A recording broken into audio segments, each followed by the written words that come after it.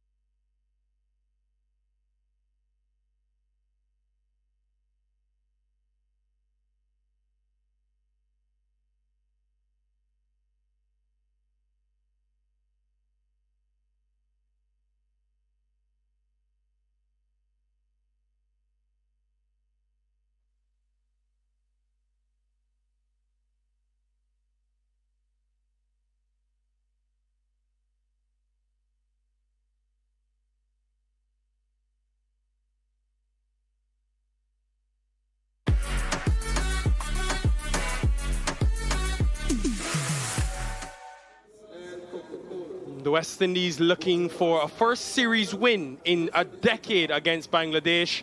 They'll be hoping to win the CG United's second ODI here at Warner Park in St. Kitts. Bright sunny day, Shea Hope and the West Indies winning the toss, and for the second time in the series, Bangladesh will be batting first. They'll be hoping to have slightly better returns than they did in the first ODI. It is a lovely day here in the Twin Island Federation.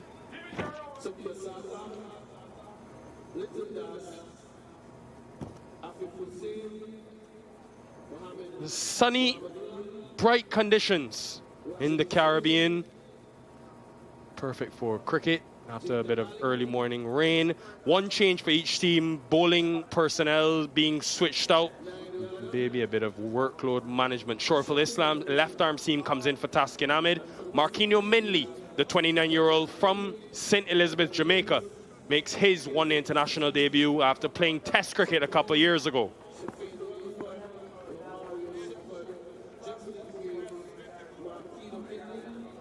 If you missed any of the action in that first ODI, it was highly entertaining thanks to the start Tanzid gave to Bangladesh with his 60, and he continues to seek more consistency in his ODI career. And we'll want to enhance that average and add to a very impressive strike rate.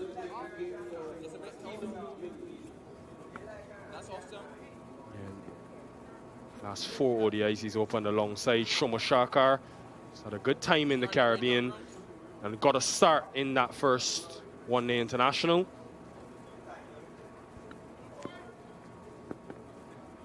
And here is Minley, 20 wickets in 6 regional Super 50 innings.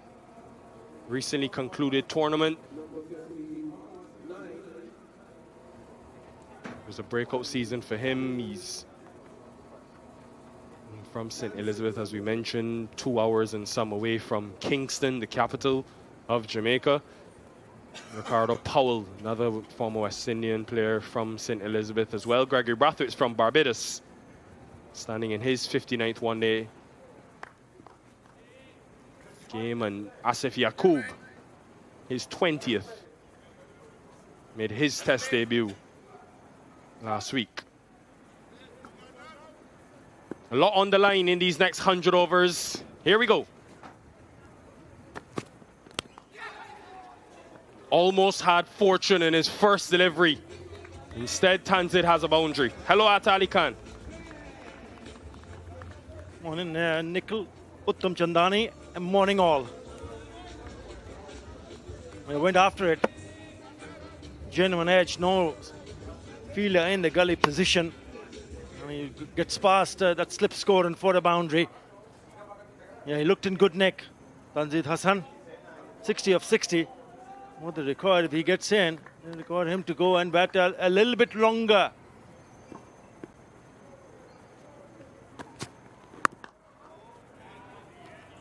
This was an angle Minley used excessively in the regional Super 50, bowling to the left-hander. He comes very wide of the crease, can angle the ball in, and then will try to use that wind, which is powerful today coming from the east, to get the ball to leave Tanzid.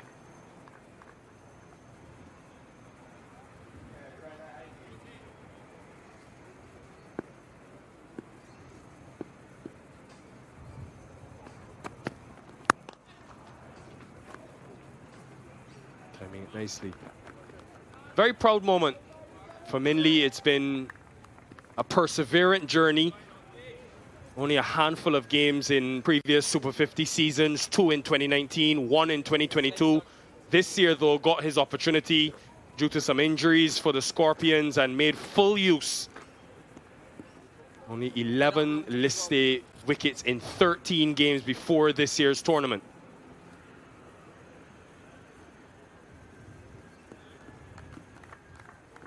Then had this terrific season. 9 in the last 2 games to help them get into the final, the Scorpions.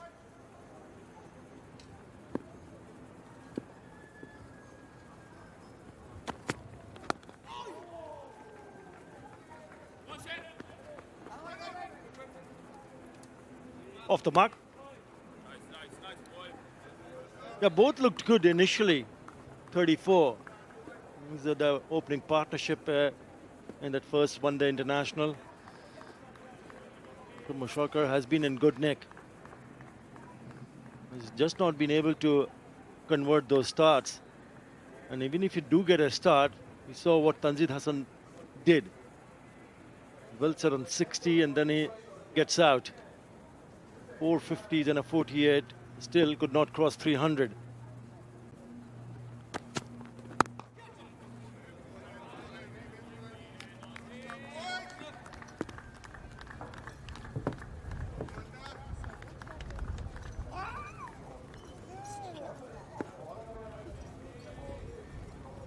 Very colorful.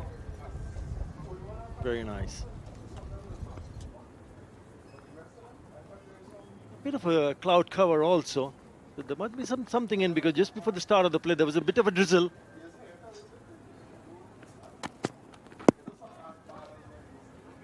Six without loss.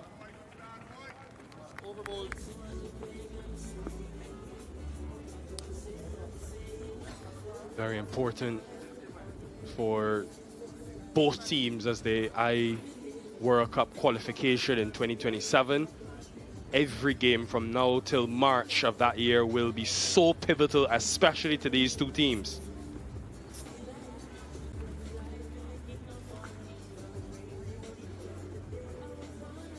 Yeah, Bangladesh and the West Indies at the foot of the table. They want to be pretty much in that top 9, given that South Africa will automatically qualify for that 2027 T20 World Cup, along with Zimbabwe. We're not in the top 10. And Jaden Seals, who would want to better his consistency with the new ball. His first spell from the lows at Road End, where he's operating now, went for 23 runs, his 3 overs. So we'll be hoping to use that breeze.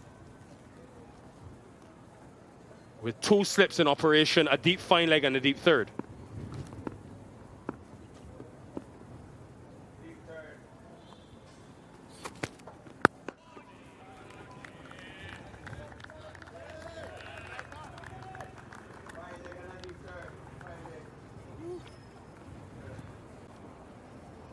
Now you go, hint of movement, good seam presentation.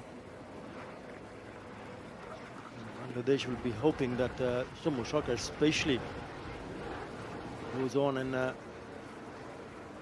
take a little bit more responsibility as an opener. So important, so very crucial because it's do or die game for them. They need to win this one to stay alive in the series. Nicely tucked away.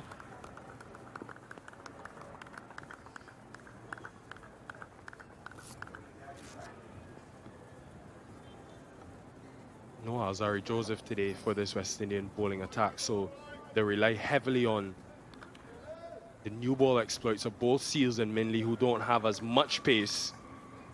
And then they'll need the likes of Shepherd and Justin Graves, who we saw do well in the middle to back end of the innings with their variations and pace off. Certainly was on the slowest side at times, this surface, and when bowlers took pace off the ball, it seemed to just hold in the surface. And given that it's the same pitch, we could see a lot more of those variations with the older ball.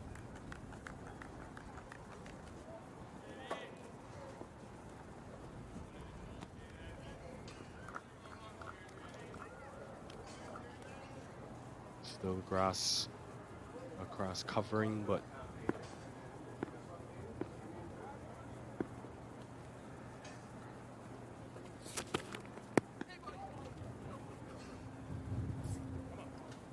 looks as such a good batting surface.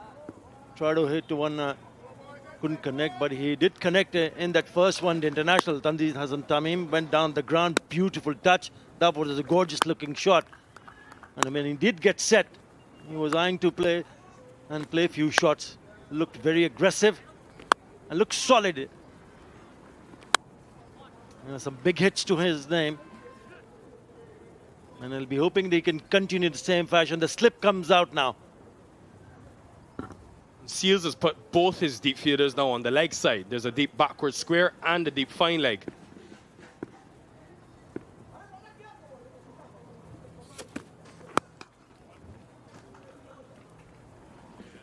When you see that happening, the slips coming out, it just gives you an indication of the kind of surface that they're playing at. They think that the batters will be eyeing to hit in front as initially. Again, as a hint of movement. And he's got a good line because he's cramped the batters. He's not allowed the batters to free their arms. Maybe to the left-handers, he can go a little bit wide outside the off stump, maybe fourth stump, fifth stump line, and pitch it a little bit up. Because there is movement, there is swing, in-swing available. Really good start from Jaden Seals. On the money, 8 for none.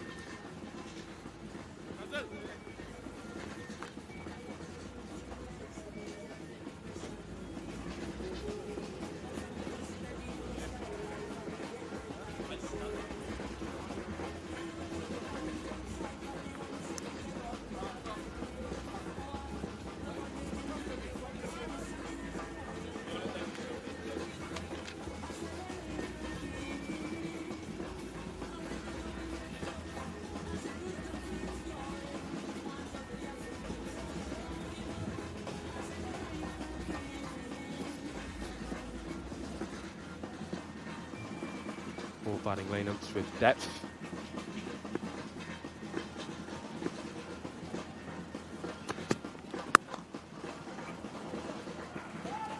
Really nice balance involved in the stroke. He's really shown us a lot, Tanzid. We've seen the ability down the ground. He can hit you square with the few pulls and cuts that he's played. One thing I'm interested in, and I think is a discussion we can have throughout the day, we always talk about that good length area, but what he showed was he can use his feet and almost hit the West Indian seamers off that length and discourage them from bowling on that length, especially at Warner Park where there's smaller boundaries and we see a lot of guys hitting the ball on the up. So I have two questions. One, as a bowler, how do you react? Get back to it. Yeah, which area are you trying to target? And two, how effective is it then to use your feet when you know guys like a Jaden Seals, for example, is so consistent?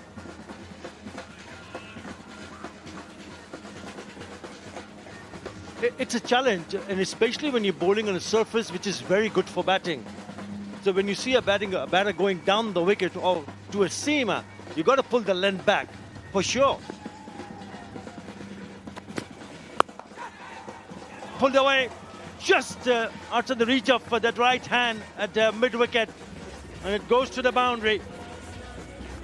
Because when you see a batter do that, and then he's forcing the bowlers to actually bowl short, like that, and he's waiting in anticipation because the short ball is going to come. It came from the toe end of the bat. Ooh, so close.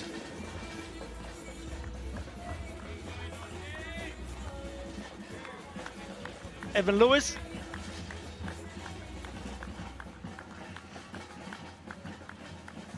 Nearly picked up a wicket.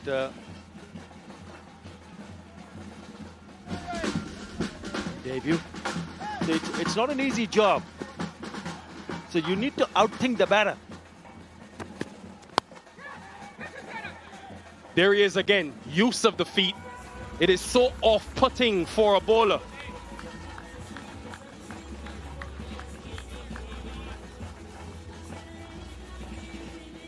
That's the way he bats. He takes on the bowler. Tanzid Hassan Tamim.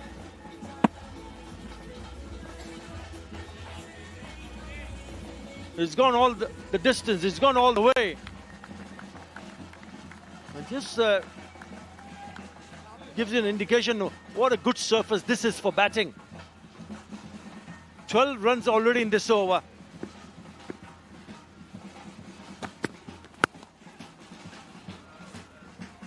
And then he comes down the wicket. And that's the challenge for the bowler. Maybe pace off also. Not a bad idea. Cramp him for room, the batters, and hope for the best.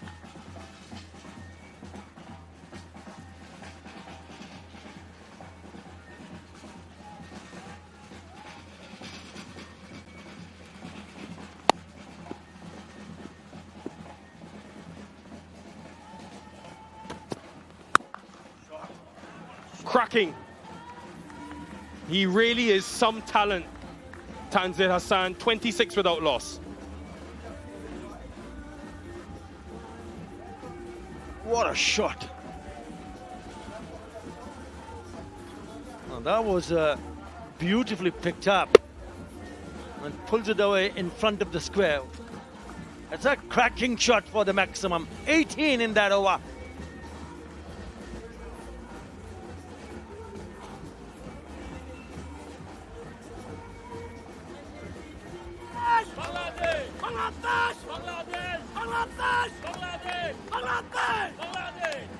Tigers faithful in again at Warner Park.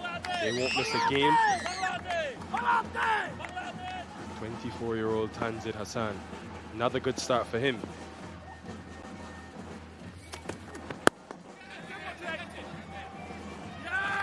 Good control of length from Jaden Seals. West Indies have got Shoma Sharkar again cheaply. It was probably eyeing to hit it over the top of the infield.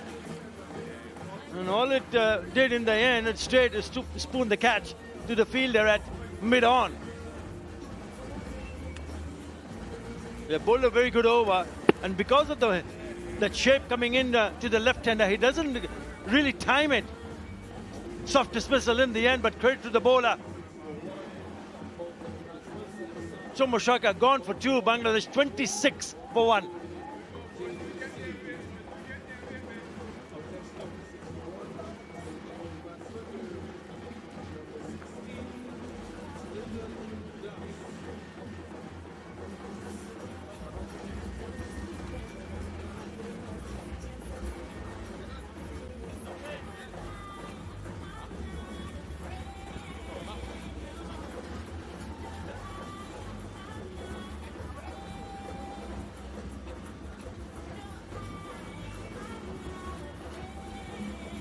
Liton Kumar Dash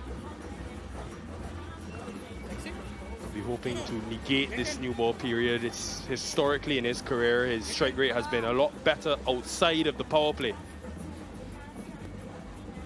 We all know the destruction he can cause when he spends time at the crease.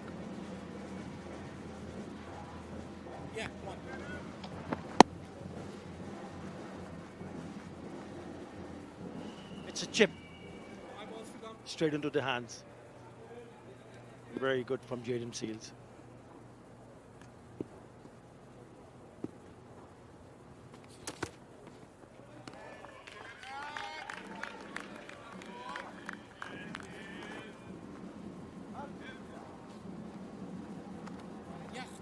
Certainly some movement here, and I wouldn't be surprised if there's an extra fielder and the slips comes in. There he is. There's another slip in place. They've got 3 slips because of the fact that it's got moving. That is Tanzid Hassan at his best. Again, he's raced over to 24, just 14 deliveries, smashing 18 in that previous over. The apex distance is 80 meters.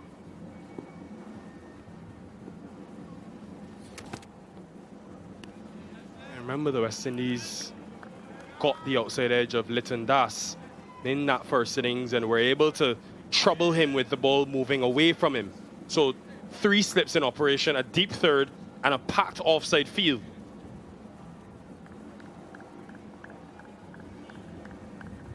Yeah, they do realize that there's enough movement to the left-handers, in-swing, to right-handers, out-swingers. That's the reason why now they have 3 slips in place. Jaden Seals bowling really good areas.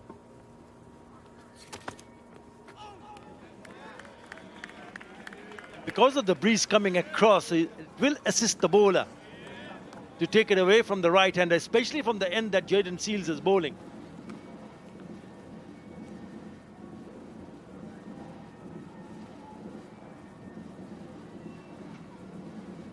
Wonder, given the movement we're seeing, does he stick with Mehidy? Shepherd dismissed Das in that first ODI. Does he go to him earlier, given how well he's bowled with the new ball?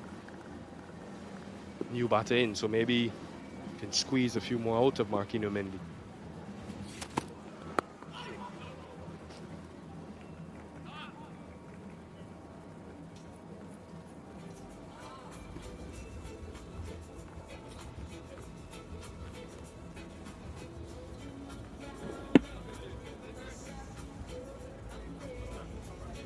played with soft hands.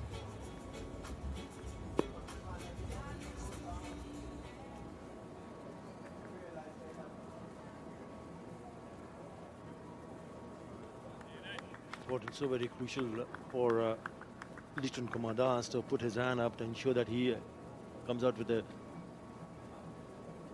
good one with the bat.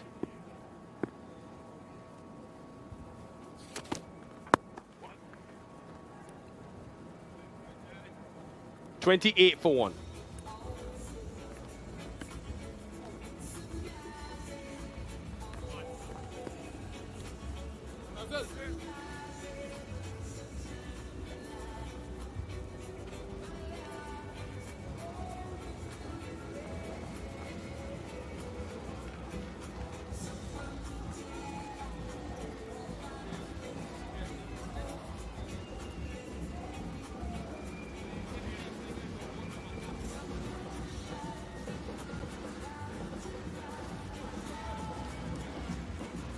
Beautiful day here at Warner Park. Good start for Tanzid Hassan again, who will be trying to follow up his half century. It's been a difficulty for him in his career.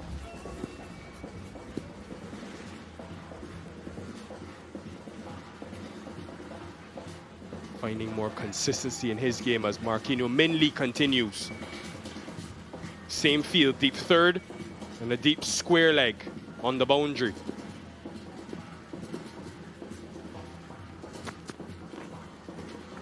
Starts wide. We did see Tanzid, and we've spoken how well he's hit the ball off a good length area at a, but different lengths to different batters. And Shoma Sharkar trying to hit and do similar off that similar good length area. Just have a look at that bat at the last moment. Just turns, twist, and it doesn't time it on the good length area. He's been very good, Jaden Seals. Yeah, what about Tanzid Hassan Tamim? Now he's on again a really good start here. He needs to capitalize. There has been an issue with him because when you see him bat the way he bats with a little bit of flamboyance. But it's important that you capitalize, you cash in. It's a 50-over match. If you go continue to bat, let's say 40 overs, surely he's got to get 100. If not more.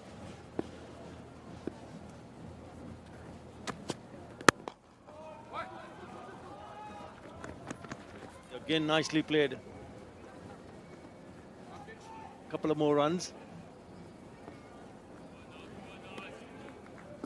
Just looking at the dismissal of Shoma Sharkar, right? And we'll talk a lot about length, and especially here at Warner Park, folks, because of the boundary sizes and how much batters drive the ball.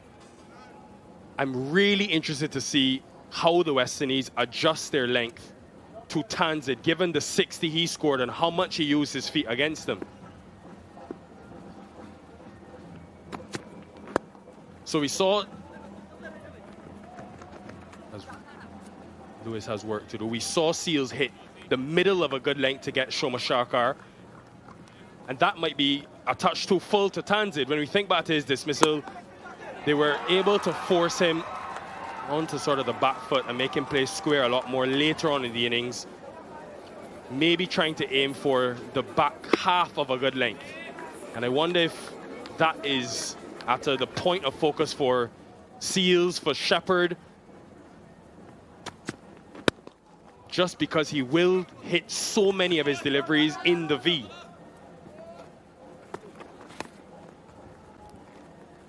And also a very strong square of the wicket on both sides. So he picks up the length very quickly. He's not only just going down the wicket and smashing down the ground all the time. Keen to rotate the strike also. And whenever there's an opportunity, he does pick up a boundary. He hardly misses out. Now he's raced over to 30. Got to take a little bit more responsibility.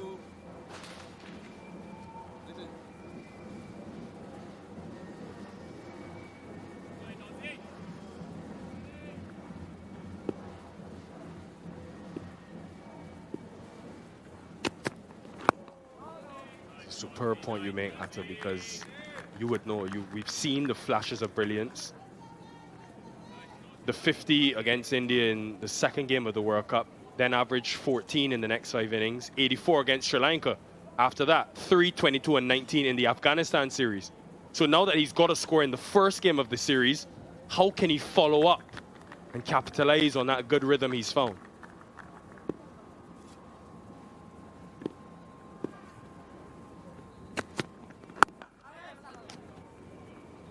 Better from Mindley, 34 for 1.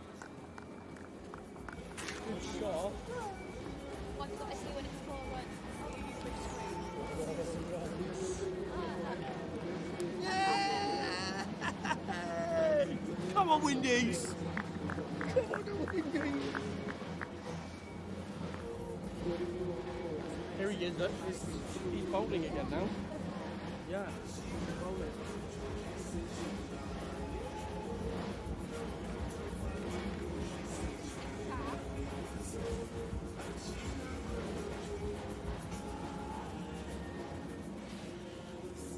He's bowled really well. Jaden Seals.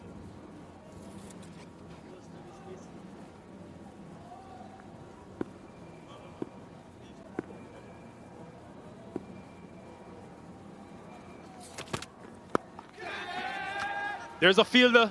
Oh, it doesn't carry. But Seals particularly set the extra fielder deep on the leg side boundary in the previous over. Yeah, maybe that's the plan, because they know that if it's a short pitch delivery, and Tanzid Hassan Tamim, well set, will take on the shorter ones. That's why there were a couple of fielders in that direction, deep square and deep fine. The initial trigger movement is the front foot. And then he goes back and tries to hike it away, but no, didn't time it. He's lucky because there were 2 fielders there, falls short of those fielders. Hey! Come on, Seals, come on! Extra slip in place. Corridor of uncertainty for Liton Das, just outside that off stump with the ball moving away. He gets caught in 2 minds, whether to play or leave it. A little bit late to leave that. Intentions was to leave it away. Good spot that the fielder in the 3rd slip.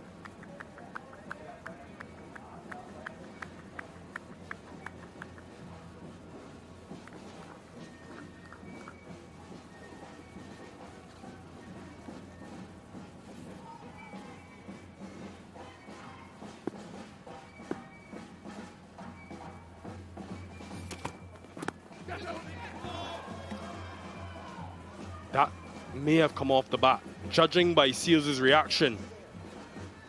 Another drop chance. Remember, they dropped Mehidy twice, the West Indies, in the first ODI. That should have been taken. Yeah, it's been short. It's been short. Went in the right direction, but just couldn't hold on to it.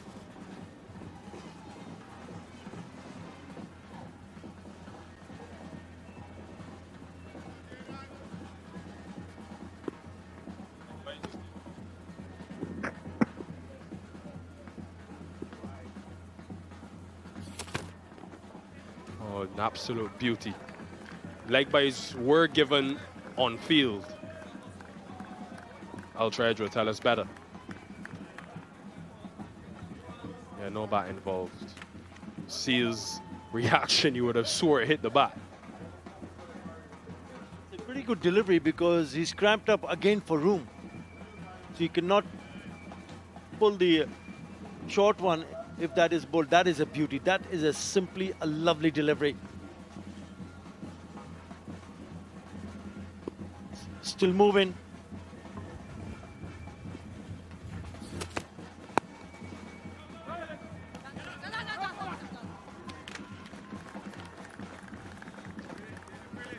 Really good holding of length from Seals in these first 3 overs. It's been something he's struggled with in his white ball career, but really has looked the part in the early stages.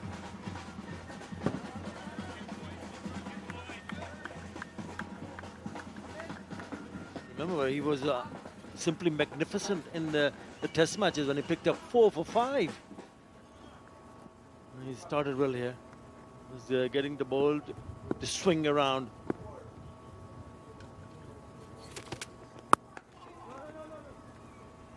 $38 for 1.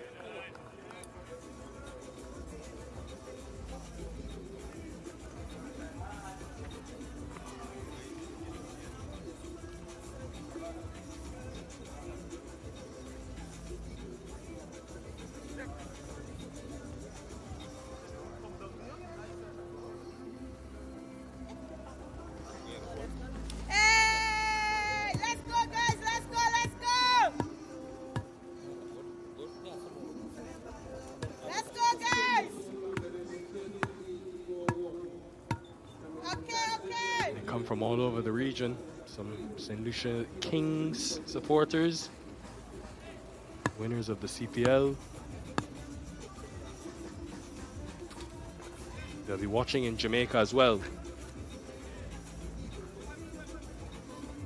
Mehidy, who helped the St. Elizabeth club win the GCA T20 title a couple of years ago. It was a triumphant win, first in a while.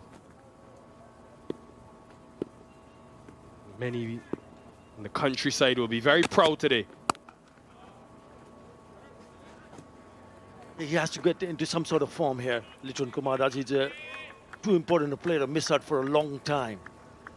And if he gets into that mindset and he stays on, then the Bangladesh batters around him, even in the dressing room, will start to feel a little bit more comfortable in terms of what kind of total is good to defend on this surface.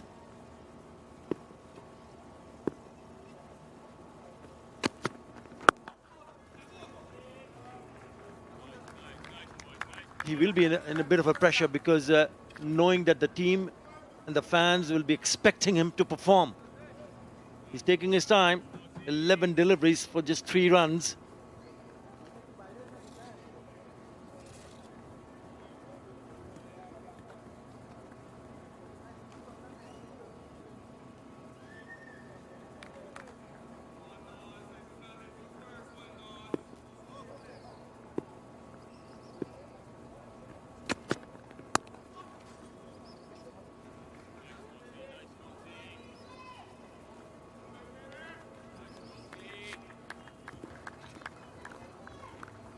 Yeah, rotation of strike, especially when he's on strike, can turn out to be an important one. Because you don't want to see a batter face too many deliveries and then get out without scoring not too many runs. 4 of 12 now. Surely he will be thinking in the back of his mind that, yes, how can I get Tanzid Hassan Tamim on strike? He's the one who's scoring us. Okay, why not let him face more? Change of angle now for Mehidy, who is predominantly around the wicket to the left-hander, now over the wicket.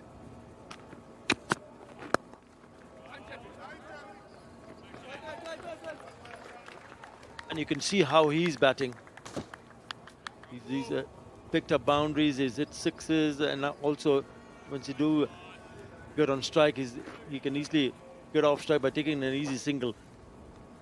That's exactly what Lichun Kumar Das needs to do. Just on the pads. Nicely tucked away. Good piece of fielding.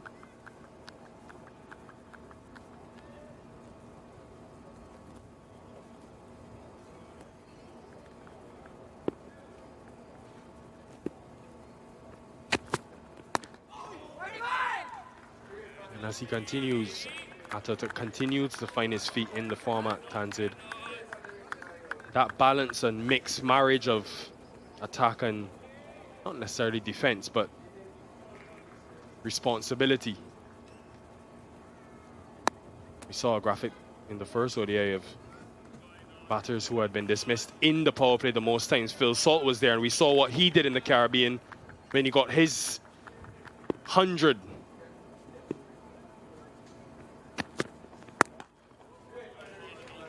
$40 for 1.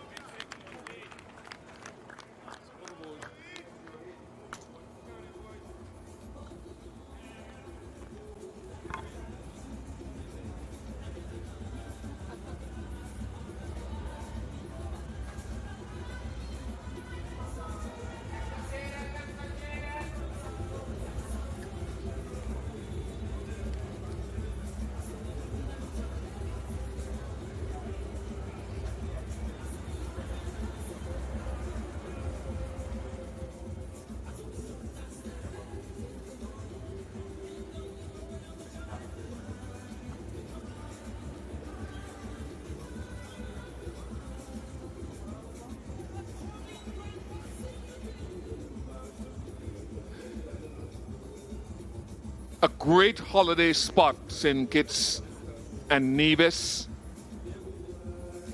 Like so many of the jewels in the island chain that constitutes the Caribbean.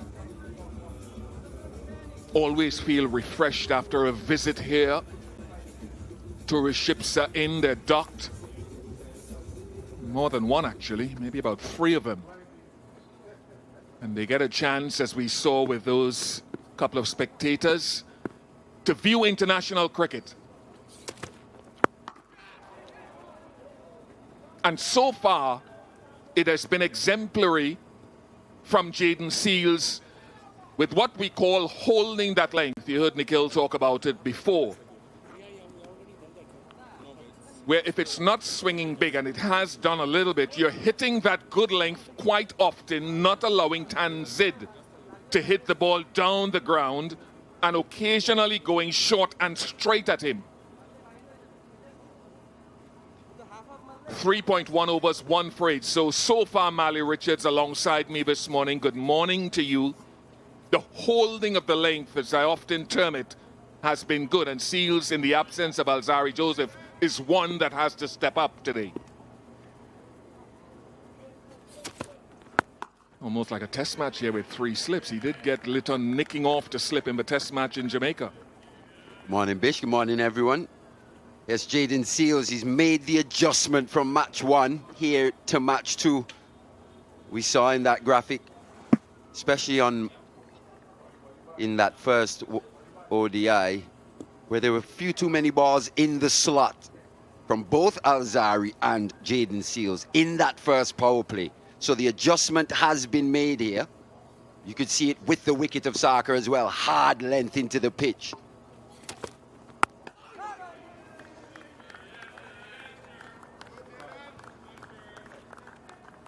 And we also saw Tanzid use his feet, look to advance to get to the pitch of a few of these deliveries. We haven't seen too much of that here this morning. And we also spoke about intensity in the right areas. And from Jayden Seales here with new ball in hand, he's been intense, he's been aggressive, but he's been disciplined as well.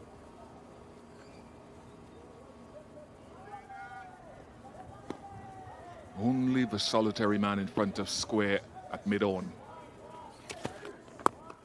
On the leg side, very good. As a bowler now, you're walking back to your mark, not looking at that shirt. That's a wonderful shirt by that young man.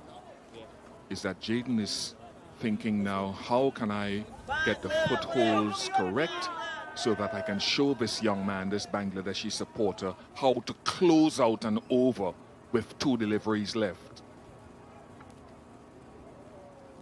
And I think with the absence of Alzarri Joseph here today as well, something which I've noticed from Jayden Seales in this series is he's relishing the role of being the leader of this attack. He's still very young, only 23 years old. Seen here. So with Alzarri out, he's been keen to assume the role of leader. And so far, he's had the results. As he said, 2 deliveries remaining, looking to escape out of this over without any further damage.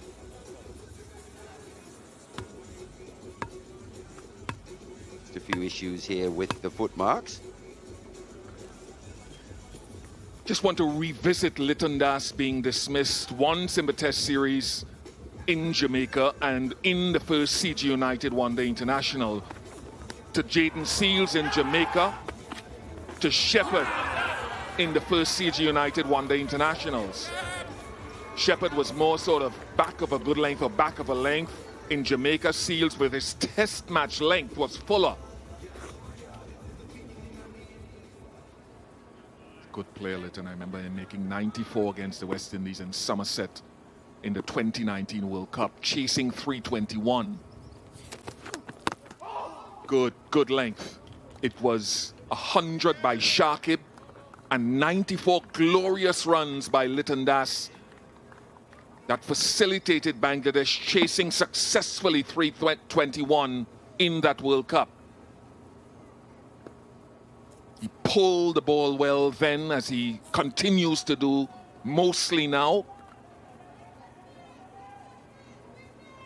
Yeah, it's been a gift and a curse, that pull shot for Litton Das almost. He's strong on anything slightly short, but it's also led to his downfall on quite a few occasions.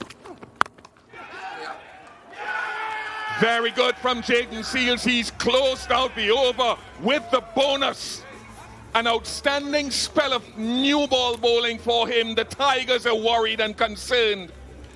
The second one goes down. Massive, massive wicket this for the West Indies. Litton Das just failing to get going once again.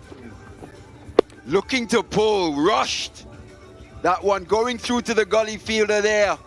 Looked like Evan Lewis taking quite a simple catch. And Jaden Seals, once again, discipline of length. That hard length into the pitch. Das has to go. He goes for 4. Bangladesh are 41 for 2.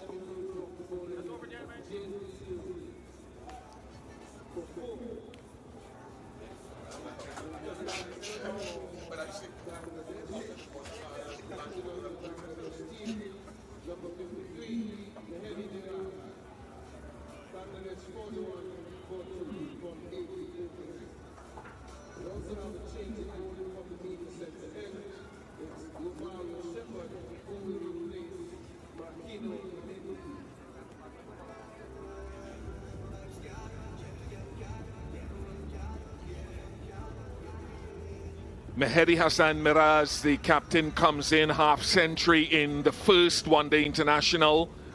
He's had a more enjoyable life, batting higher up the order in the last 50 or so one-day internationals, as compared to batting at 7 and 8. We talked about Litton Das playing the pull shot well, sometimes dismissed in Antigua, playing it twice in the first test. Shepherd is on for Marquino Mindley. Not the end he started at in the first game. The wind is against his outswinger. You would think possibly that he would have loved to have started from the Lozak Road end. We saw the amount of swing and seam available to him there, but here he is from the pavilion end.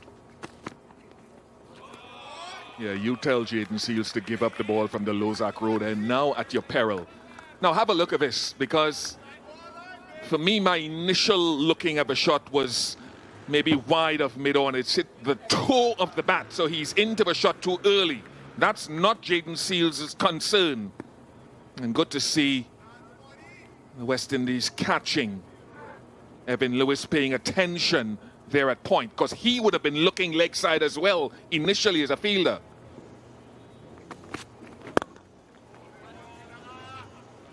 Yeah, off the toe, almost the leading edge there.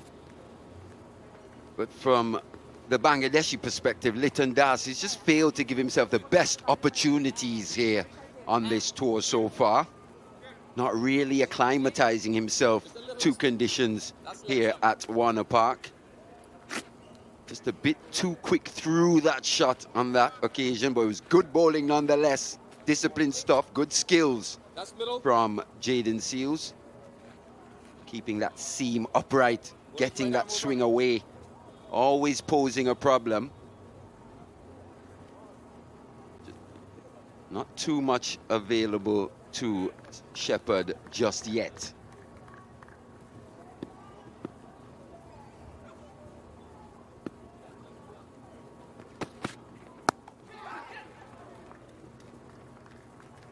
You could probably have those two offside fielders a lot finer or squarer, point and cover for Mehidy Hassan early.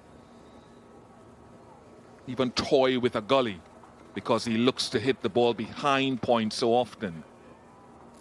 Yeah, we saw him start, at least the majority of his runs scored behind the wicket. Square on the offside.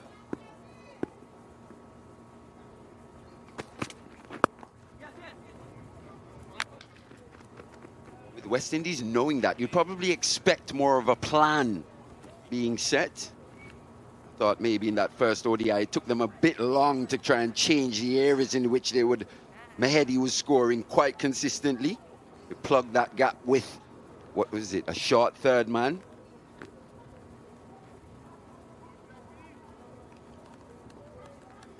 Well, that would fall on Shepherd as a senior player in the team now, as much as the captain. Wider of the crease and delivered too wide. Fair call, I think.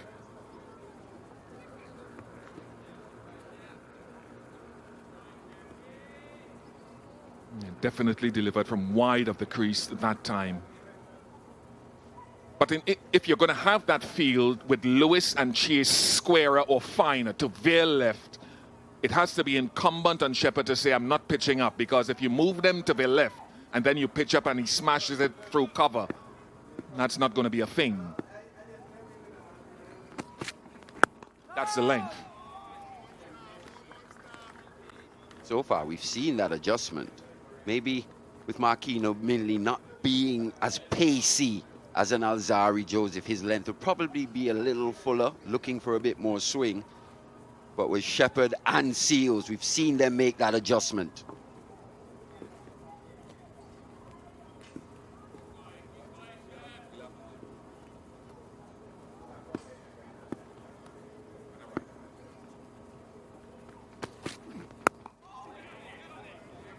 I love the length that we've seen from Shepherd, mostly from Seals, and latterly Marquino Mindley, 45 for 2.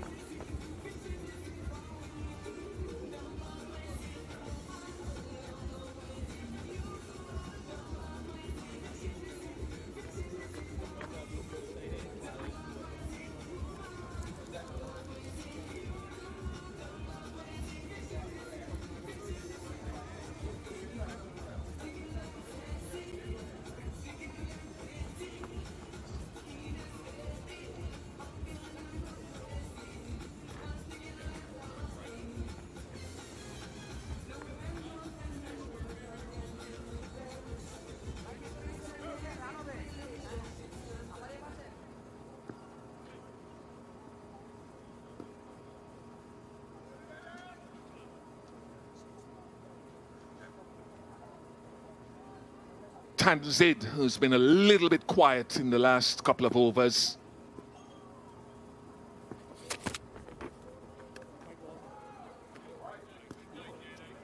One of the repercussions of bowling to a left-right combination, that would have been good again to a right-hander, that delivery. Yeah, it would have been a peach to a right-hander. Just bounced and went away. It's the odd delivery from Seals, just angled down the leg side, but generally he's been very good. He's grouped his deliveries quite well. Deep backward square and fine leg. Because of that, it's defeated Tanzid and Shea Hope. And again, a couple of keys to it is the length combined with line and the inward movement. It was Shepherd in match one that had that ball moving all about from the Lozak Road end. This time it's Seals. How did that miss? Just going past that off stump, touchdown outside, came back quite sharply over the top of the stumps, and Shea Hope couldn't at least get something on that one. So he went away for 4. Looks like he's, oh no, he's gonna stay over the wicket here to Tanzid. And he has to. That's why he's got the 2 deep fielders leg side, for that shape delivery.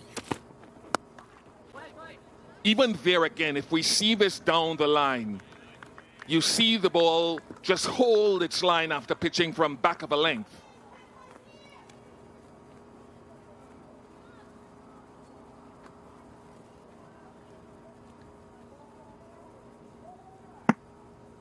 Bounce and holding its line. So that's why he's got the only 2 fielders allowed outside the inner ring, leg side, because of the shape. Left of screen.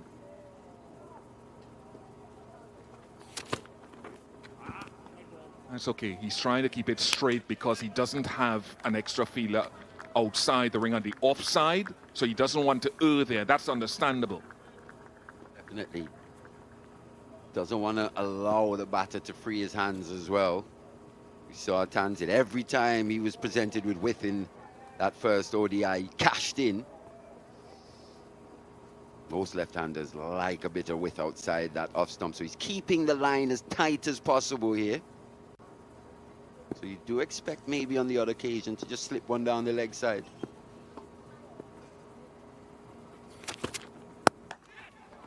It does give him the width.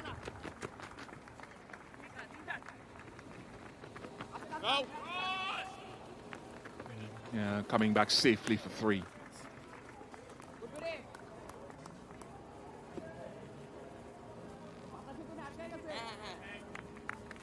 You have to compliment Lewis, who chased that for the catch off Litton Das, because it's similar to when you're fielding at gully. When you see a batter shaped to play leg side or onside, as Litton was doing here, he's looking to pull there. So your eyes automatically shift somewhere to that leg side. And it went flat and it went quick to Lewis. So he had to be alert. It may look simple. If it was lobbed, if it was one thing, but it went off the toe flat. So good awareness and attention span at point by Lewis. 3 slips remain, as was the case for Litton Das. Still like to see Lewis to his left and Rutherford to his left.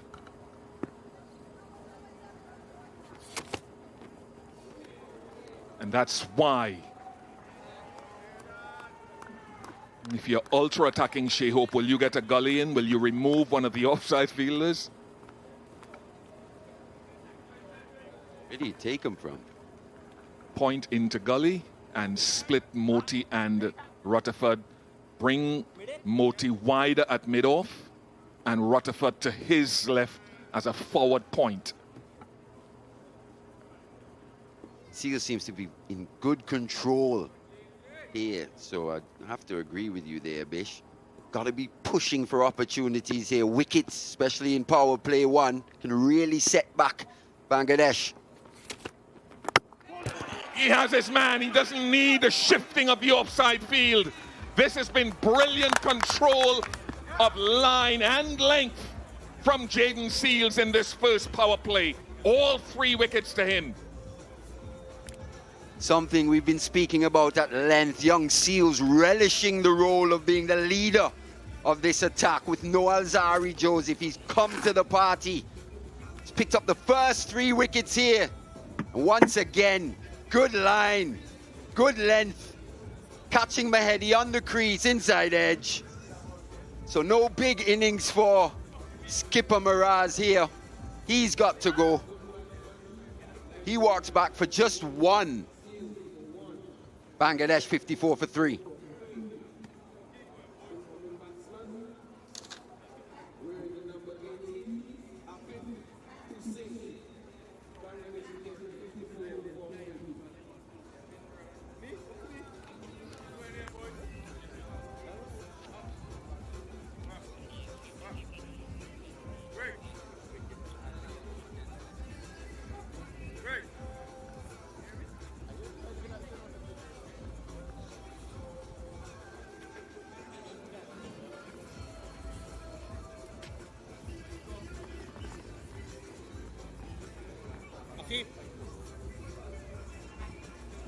Afif Hussain got a start in that first one-day international 2 days ago. Busy player, another left-hander.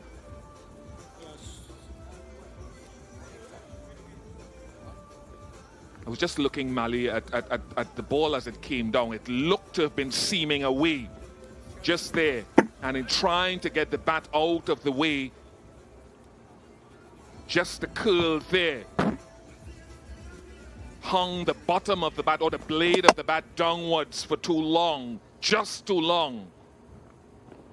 We spoke about actually looking to hit the stickers on the bat, trying to hit more higher up near the splice, staying away from the middle.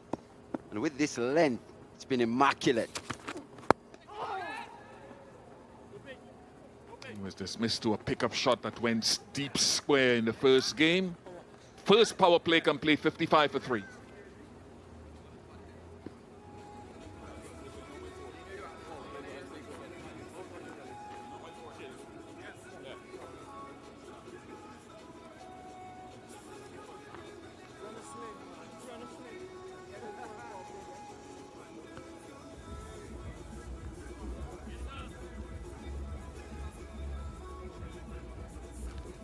Play 2, gents.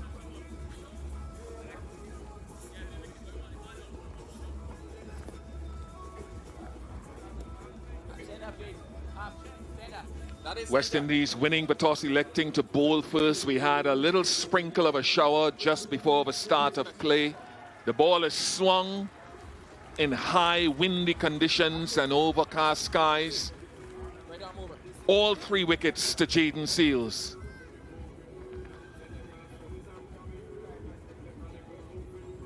And I like this move. I was thinking about it last over. And what this move tells me is that they want Shepherd to replace Seales from the Lozak Road end, where perhaps his outswinger can work. And now that I've said that, Shea Hope will totally flummox me and bring Moti on. I'm only joking. Can he get it to swing? I think for me, the question is, how long do you continue with a Jayden Seales from the Lozak Road end? He's into a nice spell of 5 overs here. Seems to be on top of his game. 5 for 14, just 14 conceded, 3 wickets. For me, I'll probably keep him going for another couple or so, and then a Romario Shepherd could possibly follow him. We saw how effective he was from the Lozak Road end. That's the one ball there that Justin Graves, the more he gets back into bowling, has to eradicate. Even in the test series, he often will give you that little floater right up to the bat too early. Go back to the length of the first ball. That's an easy ball. Don't think he deliberately tried to bowl it, just got away from him. We speak about intensity, having intensity on the ball as well, especially on this pitch. Very good batting conditions. You've got to be hitting that fuller length hard as well. Because of a slower pace, Tanzid can use his feet down the track. And as a bowler, when you're running in, as you get into your gather, you have to have your peripheral vision on his feet to see whether he's coming or not. That shot tells me that he's had this plan, Tanzid. Anything from the medium paces just on a length, he's going to look to use his feet. Even if he's not there, he's going to look to muscle it to these short, straight boundaries. Just has to make solid enough contact and into the boundary for 4. I think Shea Hope will chance coming up to the stumps for Graves. And that's a full ball again. And unfortunately, Jayden Seales does not stop it. But that's the one that Justin Graves does not want to serve up. Yeah, the margin for error for the medium paces is even smaller here. Very good pitch for batting this, but he's taking the pitch out of the equation. Too full on that delivery from Graves. Just had to make solid contact with Tanzid, and he's been in good form. He had a half century in that first innings. Continuing in the same vein here, 46 of 32 now.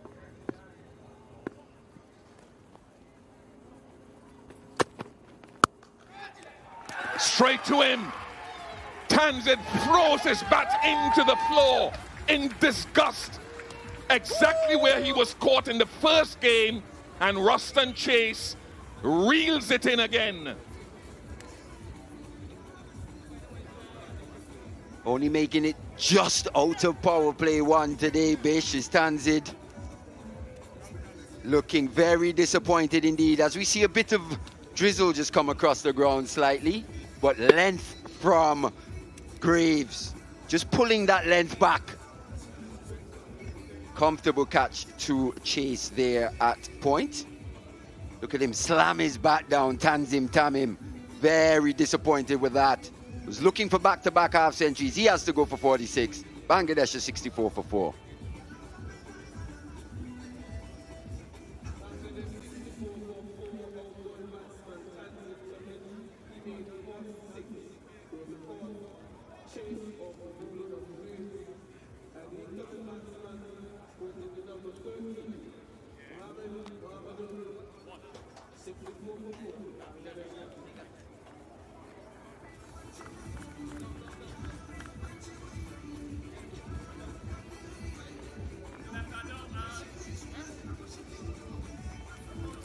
first wicket in one-day internationals for Justin Graves.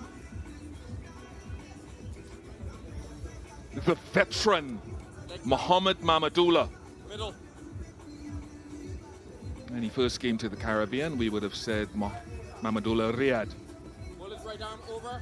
One delivery remaining. But this certainly is a reaction after the shot. It's exactly as we said before, where he got out in the first game. The reaction after the shot tells you everything. Just looking to use the pace there. Only managing to pick out Chase. And that's the length we're talking about. Nice hard length to Mahmudullah from Graves. And I think Bangladesh just a little guilty of going a bit too hard too early here. End of the over, 64 for 4.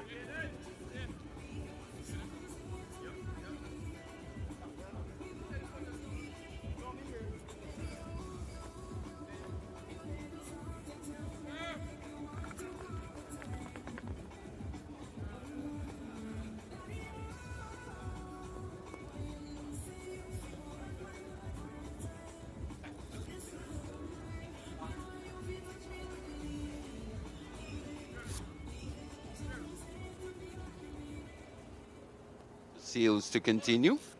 But I was just saying before the break that I think Bangladesh have just been a bit guilty of going too hard too early here. Lost 4 wickets, only 11 overs gone. And if you think back to the way the West Indies would have played in that first ODI, the top 3 batters really struggling to get off the start. Top 3 actually striking at below 60. And then if you think the way Rutherford played, the way Hope played, and how comfortable the win was in the end, Bangladesh haven't given themselves the best chance here to post an imposing total in what is still very, very good batting conditions here in Warner Park.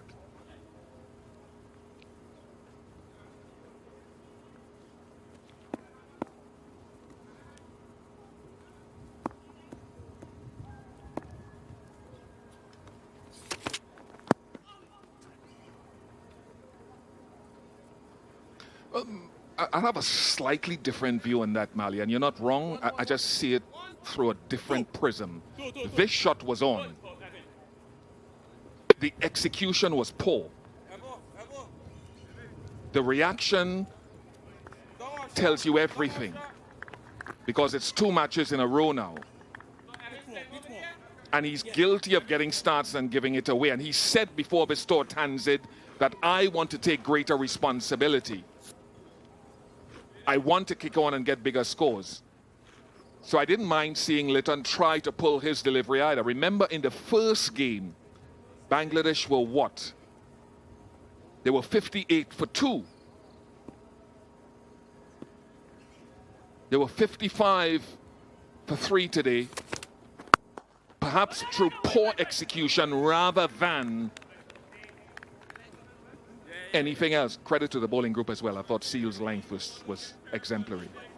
Look at the dismissal of the first game. Dismissal of the second game. You got to whack that. To bat the ball. Yeah, probably expect Tanzid to go a bit harder at those. So if he does just manage to take the edge, it flies away, or it makes it a much more difficult catch.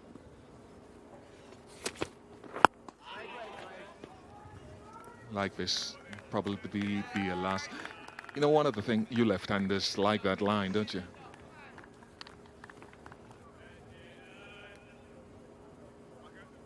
When Jaden Seals has struggled to learn the one-day game. Let's be fair, okay? I'll be fair on that. I know a lot of viewers outside there, but the one thing that I've said, Mali, I've said it continuously.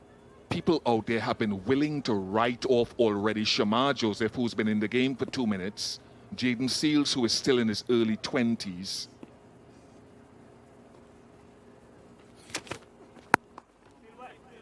I think it's unfair for people sitting out there to look at a 24, 25-year-old in the game for 2 minutes, a 22, 23-year-old, and say that this is not their format so early in their careers. give them time to learn this sort of length. I remember at age 22, 23, I knew nothing about the game. Cannot be writing people off and determining they're not good for this format or that format in 22, 23 or 2 minutes in the game. Come on, got to be patient and give them time, whether it's T20 or ODIs.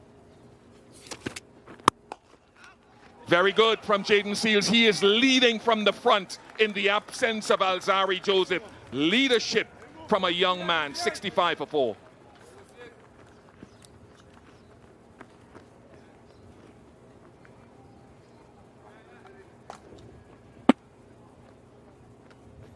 Fantastic save that from young Seals, putting his body on the line.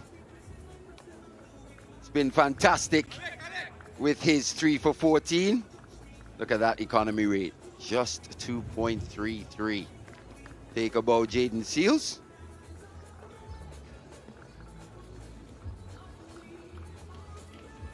Three for 14. Jaden Seals, look at that economy rate, just 2.33. Looks like he's going to go off the field. Take a bow, young man. You put in a hell of a performance in spell 1 so far. Let's hope for a bit more from a West Indian perspective going forward.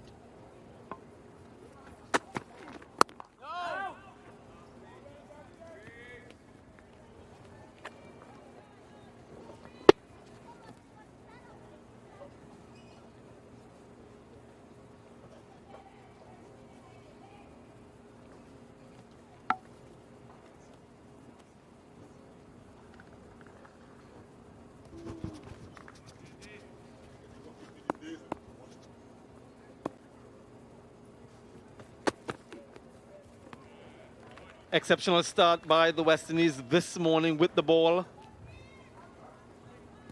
They've made the adjustments. They've assessed the conditions. A little bit more moisture today than we saw a couple of days ago. Mainly on debut. A little bit expensive. Seals though. Look at that. 3 for 14 and made in those 6 overs as well. Just a solitary over for Shepherd, and Graves now looking to lend his support.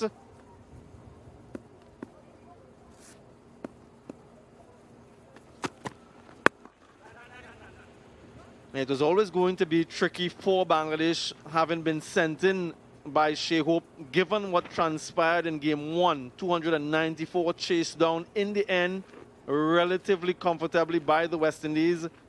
And knowing that somewhere above 300 is a total to challenge this team in these conditions, small boundaries and a very good batting surface. And so the thought might have been to go a little bit hard early.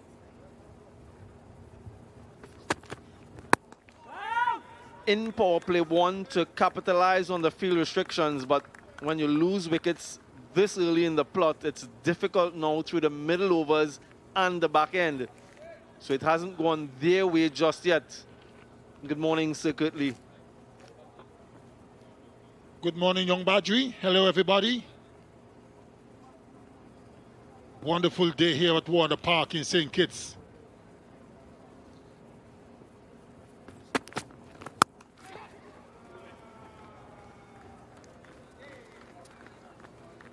Wonderful day for cricket. Sun is out in all its glory.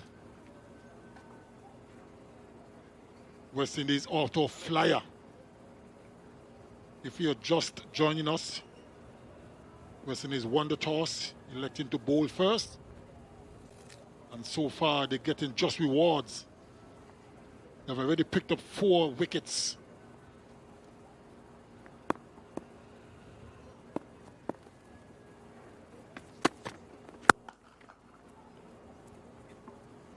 Tidy over from Graves, 68 for 4.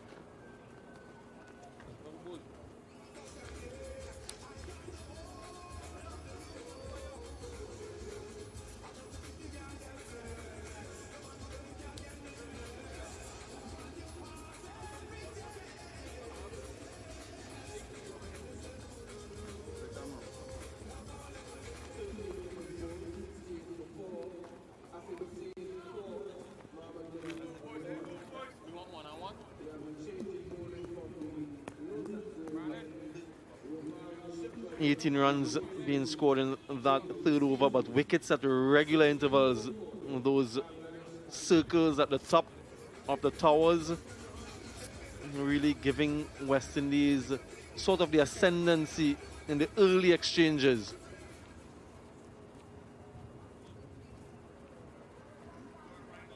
Shepherd from the Lozak Road end, perhaps his preferred end, wrong the wicket to the left-handed Afif.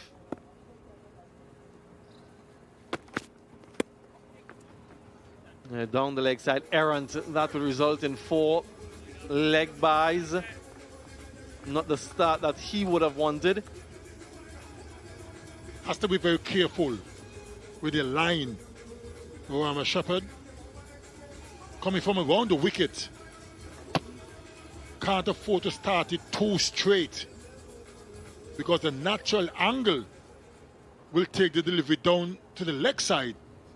And with that lowish, slingy kind of action, has to start a bit outside off stump. Much better. Much better. That's where you got to bowl it. Good length, good line. Just went past the outside edge. Yeah, good adjustment. With that low arm action and around the wicket, it's sort of easy for him to angle down the leg side, so he has to be conscious of that.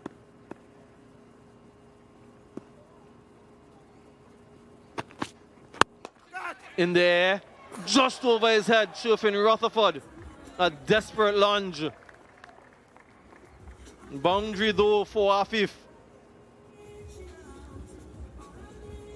How far away was that from Rutherford at mid-on?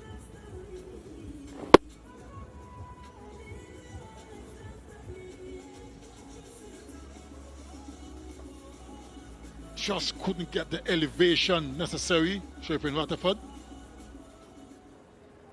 That's why he's not a basketball player, young Badri.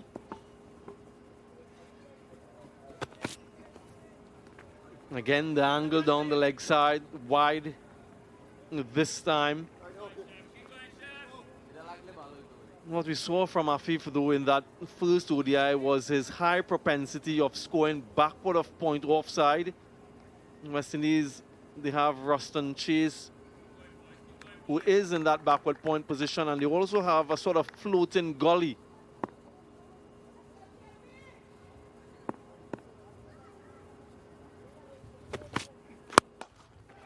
This one is more confident, full face of the bat, and gets himself another 4. Authoritative from Afif. Such a good surface to bat on. If you miss your length, like Shepherd did, you will be punished. That was a good stroke. Full face of the bat. And posed a little bit for the cameras as well. And that is the length you do not want to bowl. Not on a surface like this.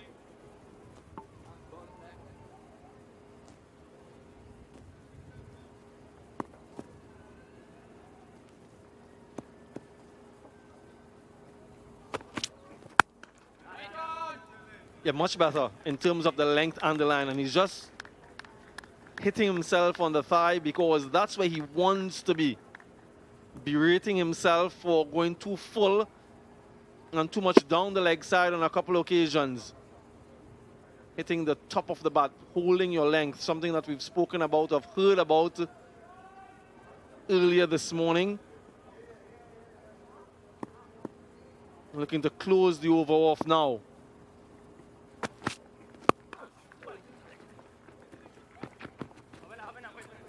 $14 runs from that Romario Shepherd over. 14 overs gone. The score 82 for 4. It's hot and steamy, and these players would welcome a little drinks break, and so it's the Blue Waters drinks break.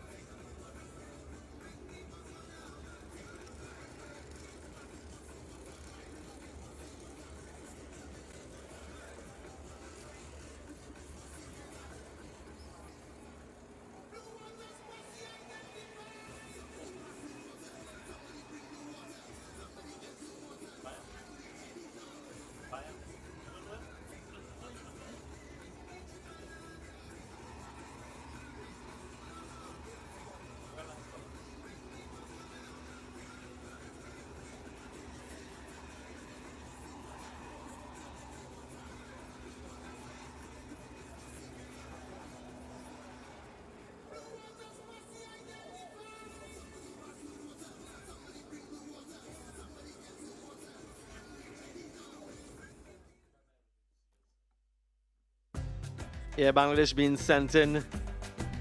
Lost those 4 wickets quite early. Tanzid with 46. He was looking menacing, but not much support, and so a lot of work to do for the middle and lower order. Jaden Seals picked up 3 wickets in 6 overs. He was really lethal.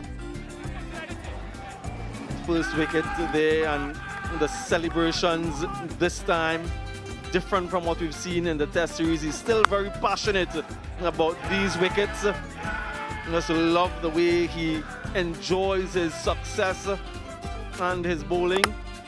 And then getting rid of the captain, Mehidy Hassan. No words. Silent success from Jaden Seals. Nice to see. And Minley on debut, going at 8 runs and over. No doubt he'll be looking to change that around when given an opportunity next. A maiden in those 6 overs for Seals. Yeah, what a place to be in St. Kitts. The culture, the music, the fashion, and the warm and friendly people. The music festival, save the date, folks. If you have an opportunity to come across here, there's so much to do, to experience, to enjoy for everyone. 26th to 28th of June next year. Don't miss out.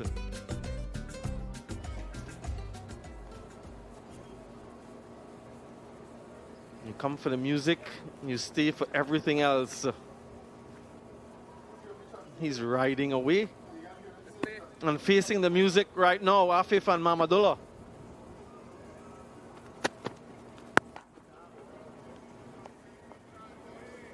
Shehope mentioned at the end of play in that first ODI, secretly, the importance of having someone like Justin Graves.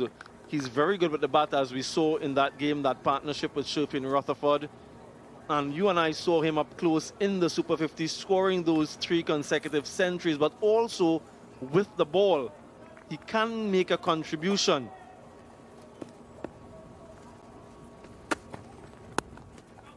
And on a surface like this, where there's not much assistance for the spinners, Gulakesh Moti was wicketless in the last game, just a few overs for Ruston Chase. With his off spin, someone like Graves becomes almost invaluable. A lot of people tend to underestimate his bowling ability. Justin Graves, he used to bowl a lot more earlier in his career, but sustained an injury that prevented him from bowling for a while. But he's a capable seam bowler. He can nip the ball around a bit if condition is suited.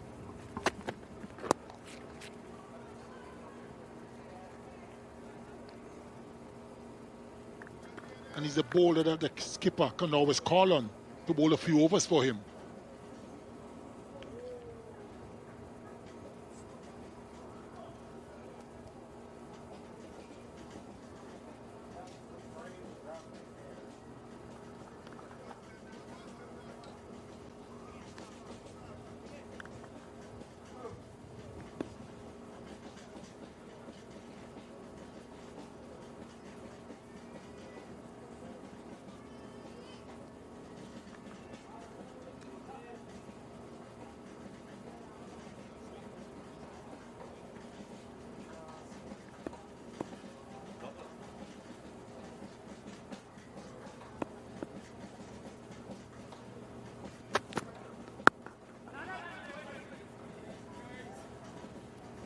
Yeah, much more assistance today for the bowlers. Given the overhead conditions earlier, let's look at the difference in swing for the West Indies in the first 15 overs. From ODI 1.9, doubled today 1.8 degrees. So that's a significant change. Jaden Seals in particular got the ball to talk.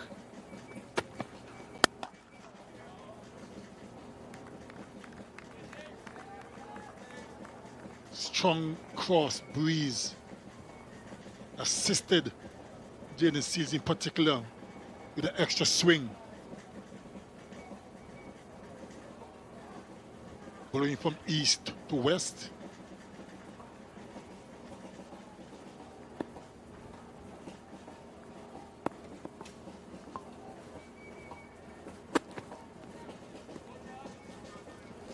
quiet over, just 2 from it, 84 for 4.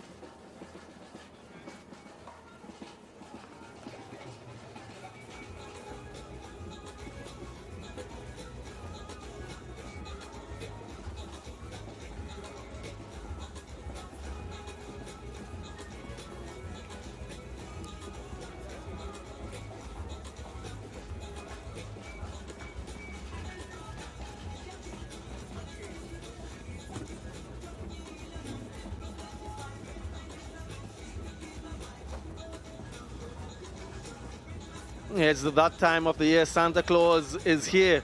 He's having a grand old time. And guess who's here? Bangladesh versus the West Indies. We're home for Christmas. We're into the 3 CG United ODIs. And that would be followed by the 3 CG United T20Is in St. Vincent, 15th, 17th, and 19th. Tickets.windiescricket.com. If you have an opportunity. Races down to that fielder, Justin Graves at deep third. Mahmudullah in 5 innings here at Warner Park. He's registered 3 half centuries, including one in the first game.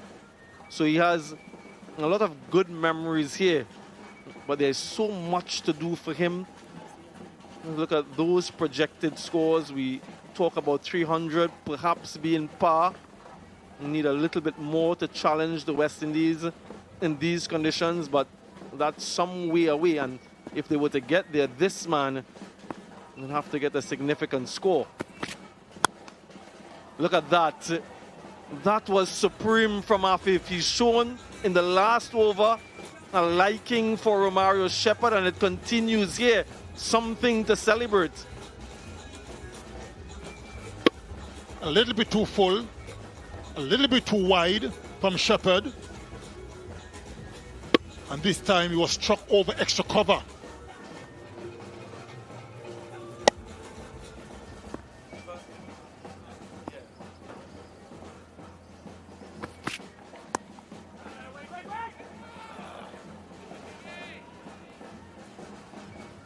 Now that's the area, that's the sort of area that they're trying to plug.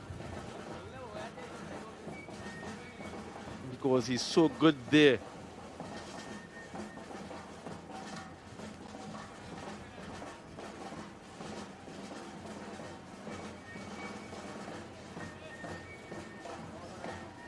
Over 100 ODIs, more than anybody else involved in this series. Mahmudullah, so much experience. He'll have to absorb some pressure and then look to deflect.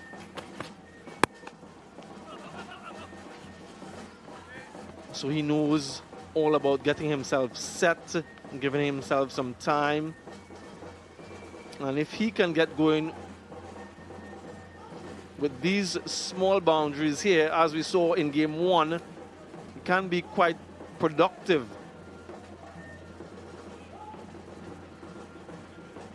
In that power play 2, Bangladesh scored 152 runs. So it wasn't too bad.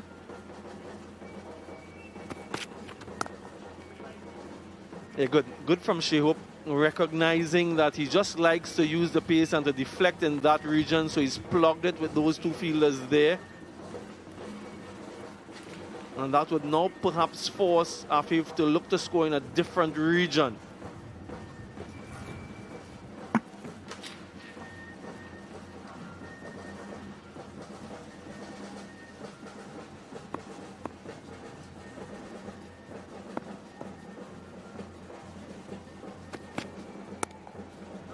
And again, same result, 91 for 4.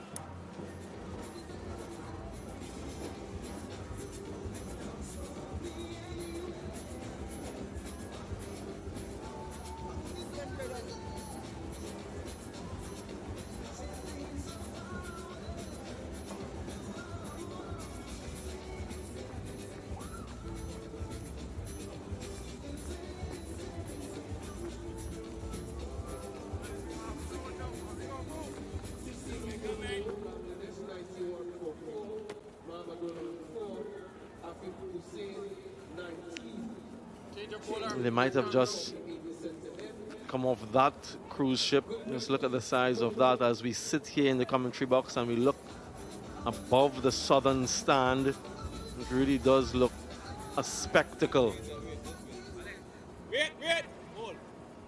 First sign of spin today. Gudakesh Moti into the attack from the pavilion end. Oh yes, good start, boys. Good start, boys. He's gone wicketless in his last 3 ODIs. Gudakesh Moti, after picking up a forfeit in the first one against England. Since then, it has been a barren spell for him. And this is where Shea Hope really looks to him to get the wickets through the middle overs.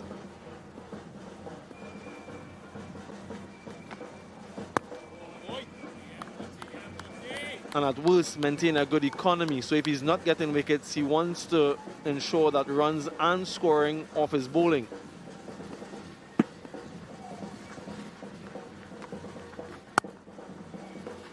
Not a bad time to come on too. With 4 wickets down, they'll be looking just to build. Be a little bit circumspect. Mid on to long on now, with 2 deliveries left in the over.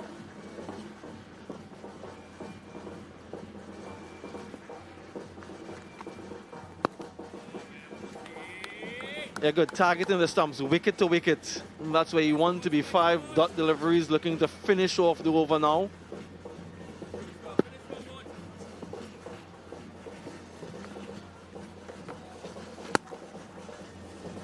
Yeah, not a bad start for Moti. Just a single from his first 92 for 4.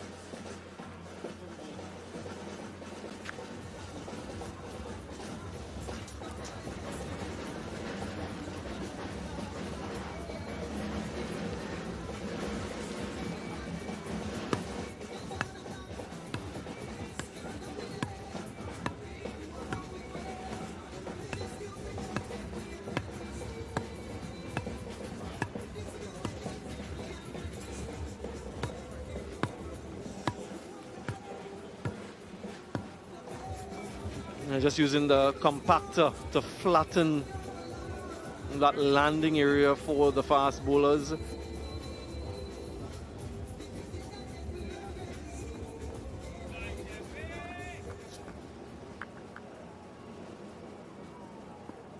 Shepherd continues.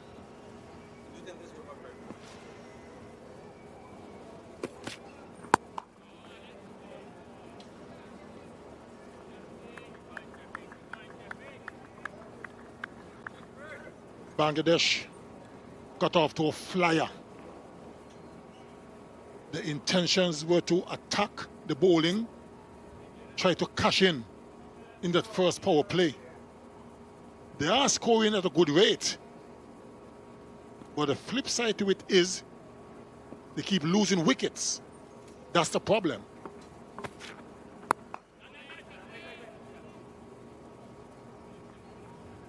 Jaden Seals has been the pick of the bowlers for the West Indies, 3 for 14 from 6. And what sort of adjustment he made from game 1 to this one?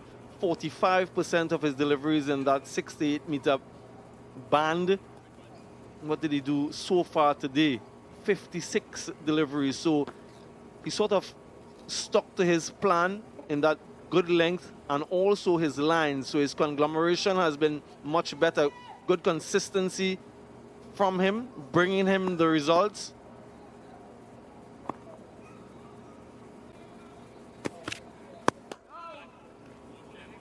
It's so important, certainly, isn't it, that you learn from your experience, that you make the adjustment and you adapt as you go from match to match. Sometimes even within the match, you can make those adaptations.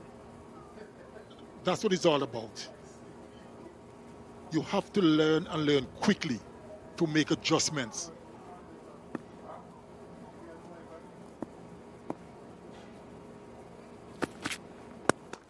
When you're out there in the middle bowling and something isn't quite right, you should not wait for the coach to tell you at the break that you're doing this wrong or you need to do that. You as a bowler, in the moment, has to work things out. And that's exactly what Jaden Seals done.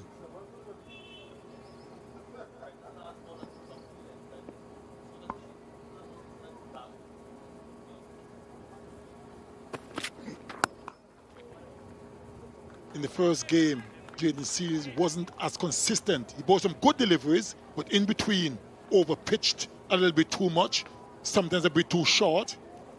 But in this particular game, he made the adjustments from the very start of his spell. And he has gotten the rewards.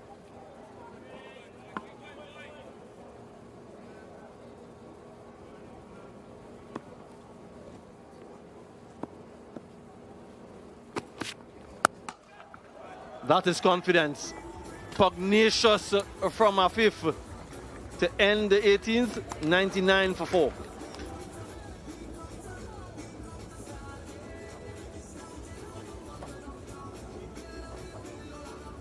He's short and he picked up the length quite early, quite quickly, swivels on it. He's really taken a liking to Romario Shepherd, punishing him.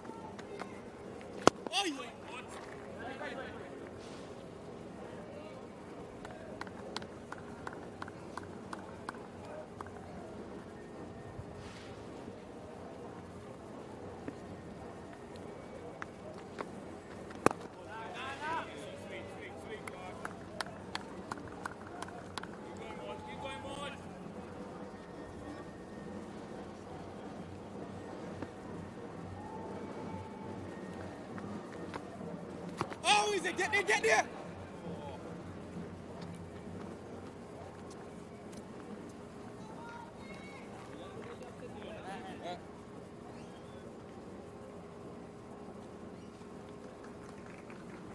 Captains of the hundreds of Bangladesh from 163 to 104.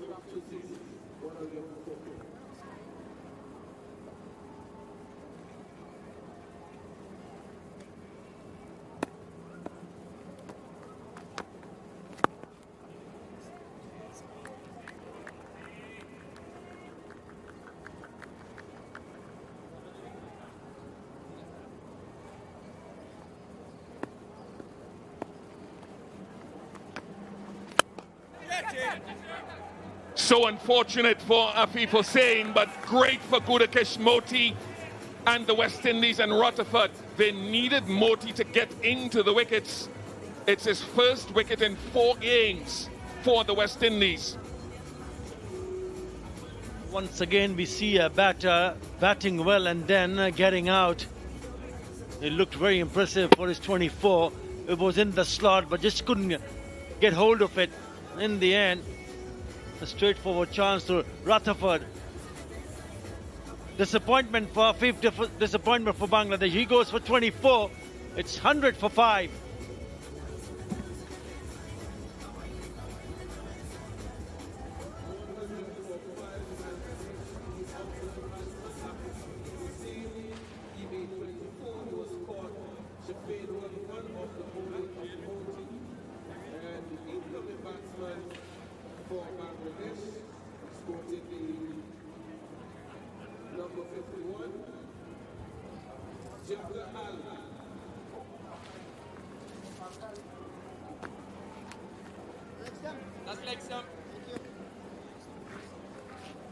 Jakir Ali, who's having a good tour. Left arm round, 1 delivery remaining in the over. That dismissal of Afif would be disappointing. Yeah, very disappointing. He played some lovely shots, but these 20s and 30s not going to help the team's cause. Has been an issue.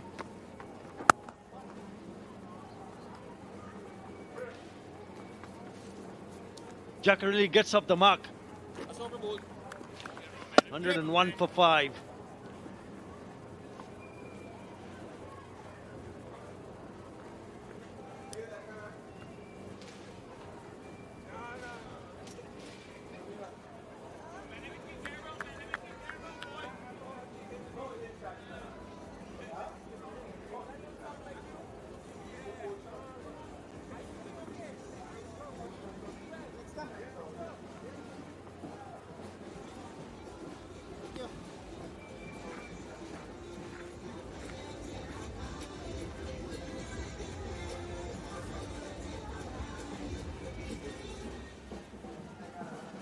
Yeah, when you mentioned that Modi got wicket after a couple of games, but remember he was very economical in that first match when he gave away 40 deliveries, or rather runs in those 10 overs that he bowled. And always coming at you at good areas. He was just cramping both the batters. He's been bowling well. And then, all of a sudden, Afif Hussain feels that yes, he can hit it out of the park. Doesn't time it. Really good piece of bowling. Very impressive. He was not among the wickets in the first ODI, but I thought he was very, very good. 42 in 10 on a flat surface.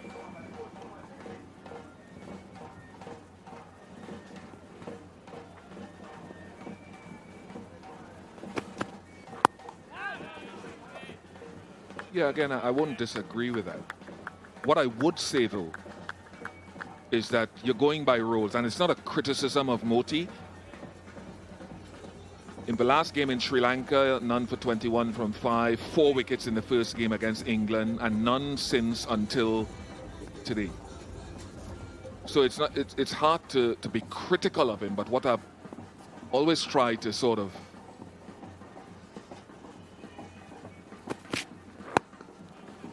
what I'm trying to put forward is Darren Sammy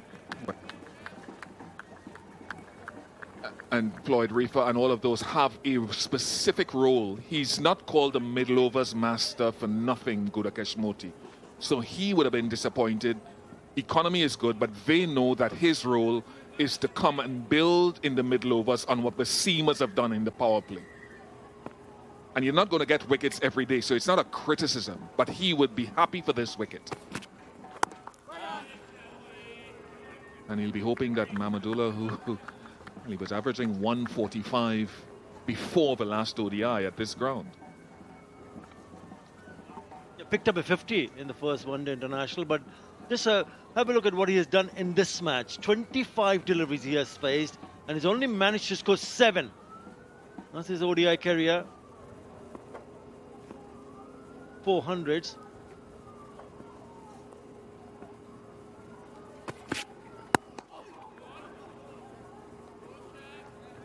And again, the responsibility falling on the shoulders of this pair. Remember, they were the one who nearly took Bangladesh to a very good total while they added 92 runs.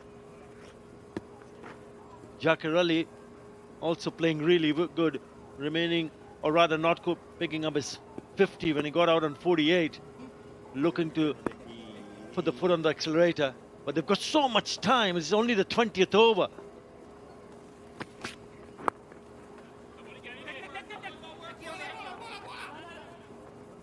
In that customary little leg side area for a single, 104 for 5.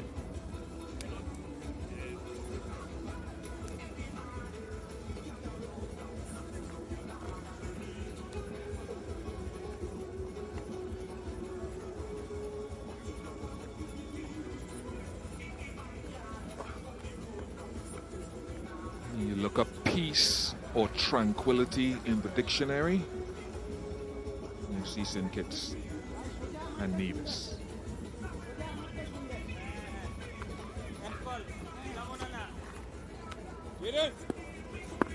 Such a wonderful place. Tranquil for the most part. Everywhere has its issues.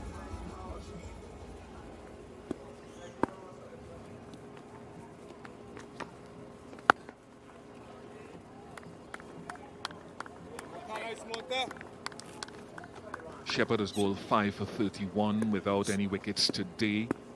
Minley 4 for 32 without any wickets. So my mind goes now to where does Shea Hope go from that Lozak Road end for the next over with these two batters at the crease, quality batters. Mahmudullah is now averaging over 200 at this venue in One Day International.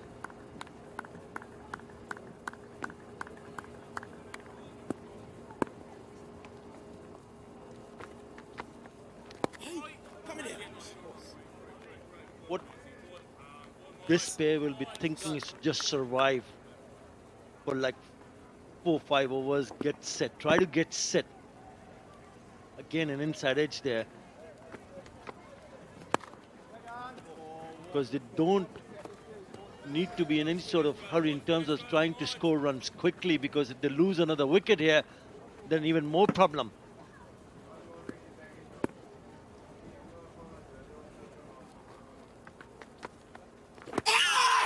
Close, close, gone! Moti in the wickets, the middle over master. He'll wonder, Jacker, if it's hit him outside the line of off stump. He has reviewed it.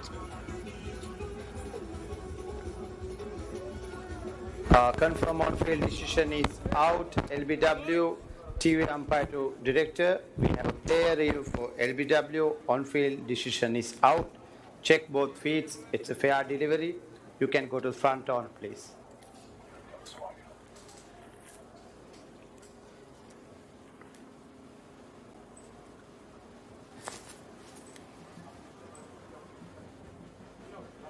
Okay, would like to see the ultra-edge, if there's any bat in all. Waiting for the ultra-edge, Greg.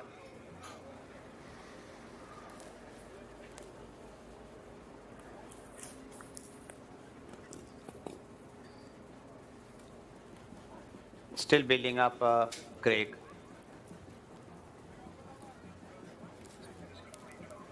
Okay. Okay. Nice and slow.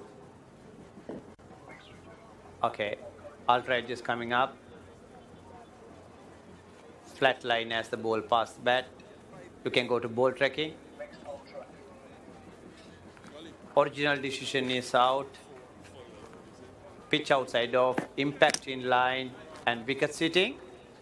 Greg, you can stay with your original decision. Out. You're on the screen. Make your signal. Well, that's what you can do if you keep bowling and attacking the stumps. Jacarelli this time gone for 3. Bangladesh in a spot of bother. 104 for 6.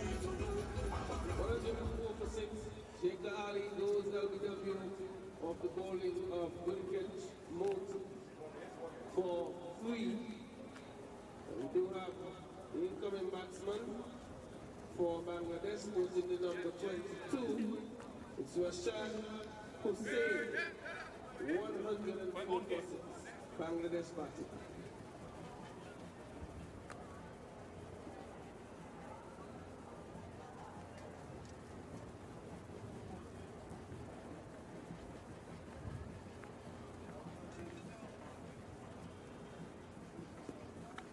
Rashad Hussain, the highest score, 48 not out in one-day internationals. Good enough for half century in T20 internationals, can smack it. Jaden Seals is back from the Lozak Road end. Yeah, he's been very accurate in terms of attacking the stumps. But no chance when he missed that because of the back foot so deep back in his crease. There you go, look at that right foot. Very good from Mehidy. Picks up his second.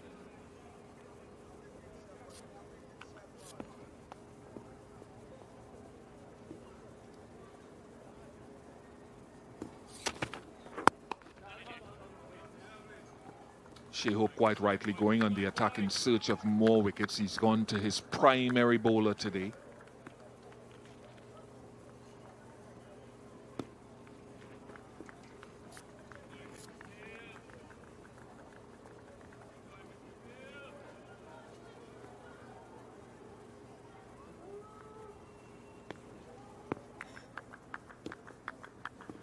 everyone got one of those shirts. We used to commentate in those.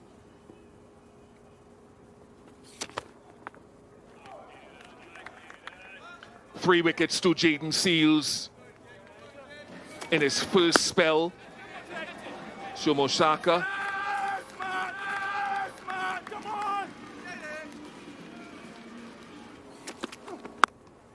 Then Liton Das.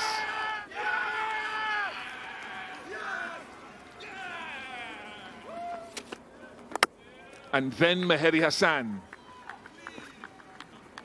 And what I like about that, and it has been mentioned before, is that he does not look in the direction of the batter who he's dismissed. And that's my personal thing. He doesn't have to speak to anyone of the batters, but he goes about doing his job and letting the ball do the talking. And I know him reasonably well. Know his family reasonably well. And I prefer this from him because the other thing is too dangerous. He's already seen the match referee's office far too much in his career already. I'll stay away from that. Good. Channel your energy in the right direction. Keep learning. Keep performing. Very good control of length still. Yeah, also the fact that he's the end that he's bowling on from, he's used that breeze blowing across to his advantage. And we saw him early on moving the ball away from the right-hander and bringing the ball back into the left-handers. Excellent line, and then the control was outstanding. And that's the breeze that I'm talking about. You can see the breeze from right to left of screen. So to the right-hander, the ball moves away. This time it's a short one. Fielded.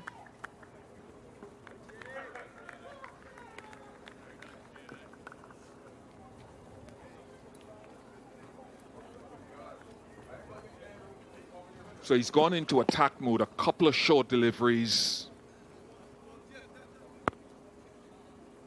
One to Mahmudullah, couple to Mahmudullah. Trying to get those wickets.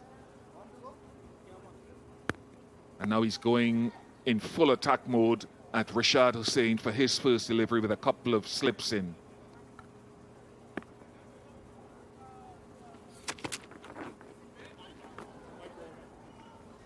Shea Hope, his footwork today hasn't been spectacular. He's been late on a number of deliveries coming to him and grounded them.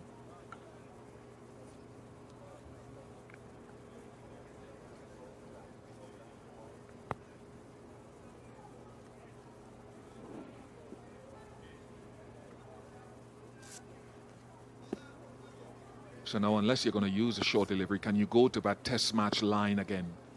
Just be front half of a good length on the off stump. Very good. 107 for 6.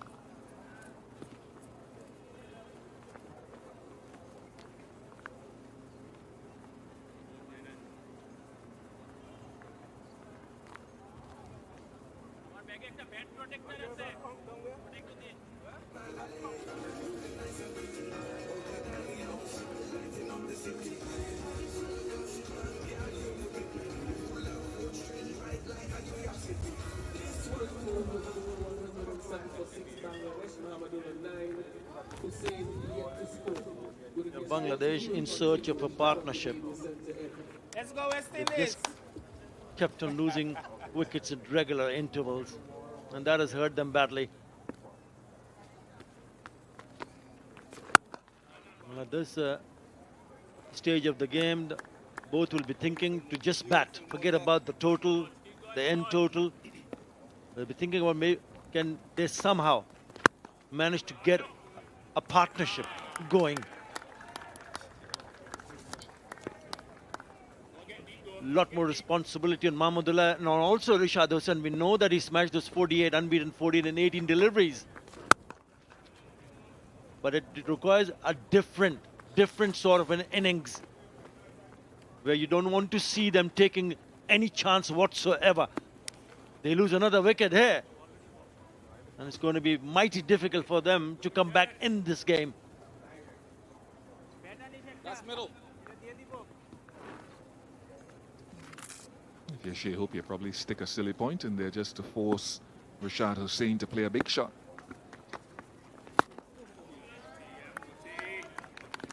There's something I want to tease to our viewers about that over in which Jacquer Ali fell. We often talk about Kavem Hodge, for example, playing forward and back to the same length, sometimes to his detriment. Oh, yes, boy. Stay tuned.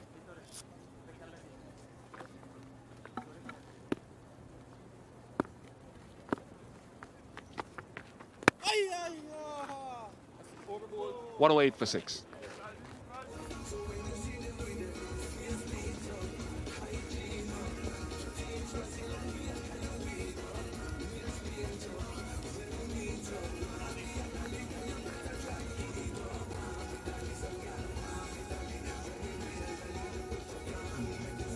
Jediah Blades, the left-arm seamer from Barbados, who is now at the academy, drafted in with all the injuries to Matthew Ford, etc.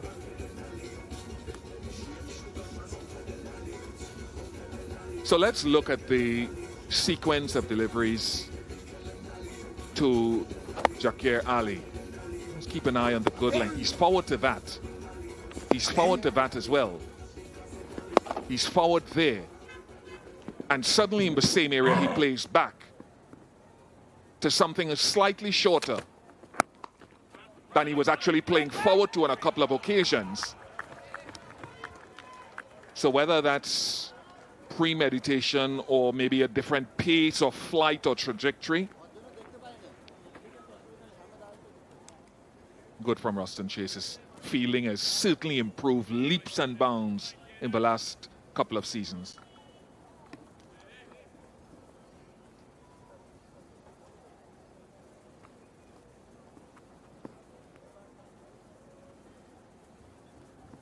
Popular shirts.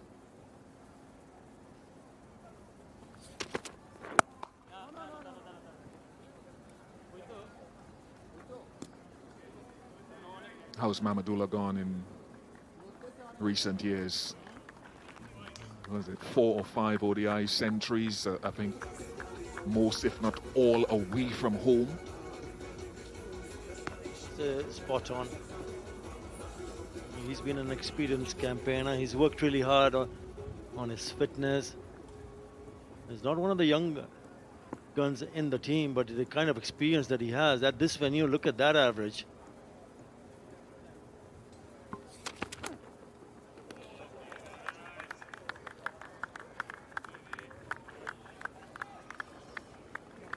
Just been dismissed once at this venue, but he'll have to do it one more time for his team, because if Bangladesh would want to see that total from 108 for 6 to even 250, he has to play a really good part with the bat.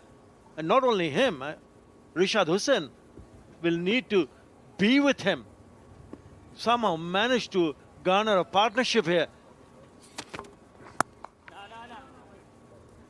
He was good in the first one-day international, 92 adding with Jacquer Ali. Picked up a 50. Not afraid to go down the surface. Also taking on the seamers. There you go, one more time. Played some big shots. He has been the finisher for Bangladesh for a very, very long time. But the problem with him at the moment is that he does not have too many batters to bat with.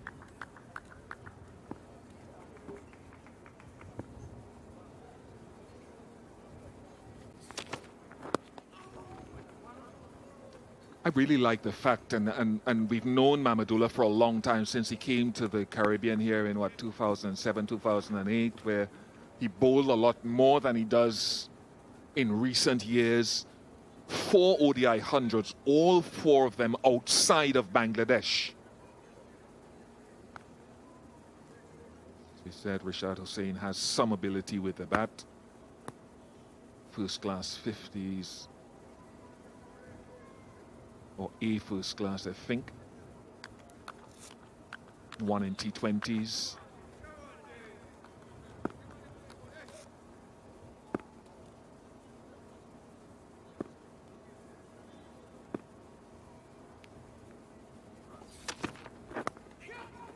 Went to ground immediately.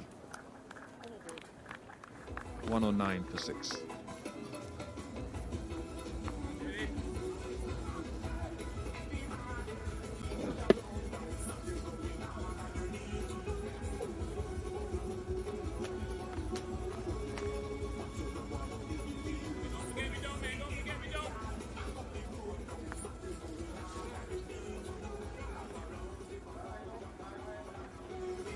I wonder when Mehidy comes back into the attack.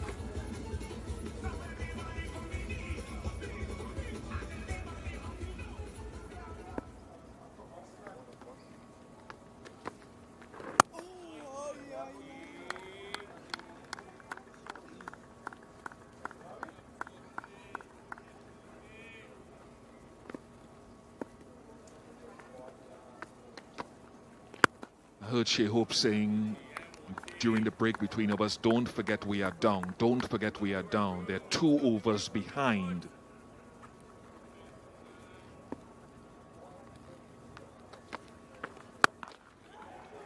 Nice, he picked the length very, very quickly there. Quality shot from Mahmudullah. Yeah, he's a quality player. He was defensive for a while, knowing that he's not going to take any chances. But the moment it was pitch short, his eyes lit up, and bang, out she goes for the maximum. Terrific hit.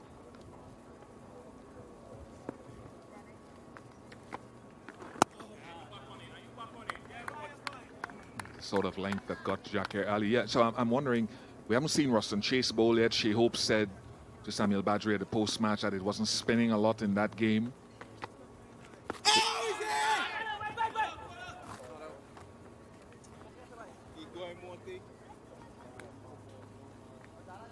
Maybe just sliding down in the mind of the umpire. So Mehidy has to come back and bowl a couple of overs for them.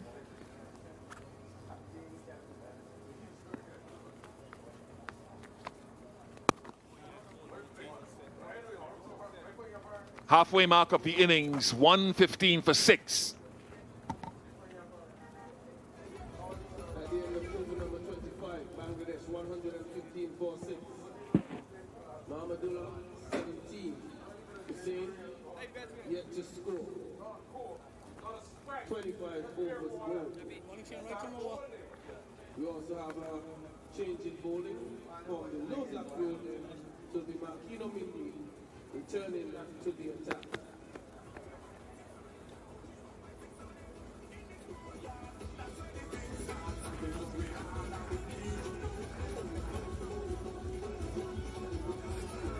Problem has been the loss of wickets.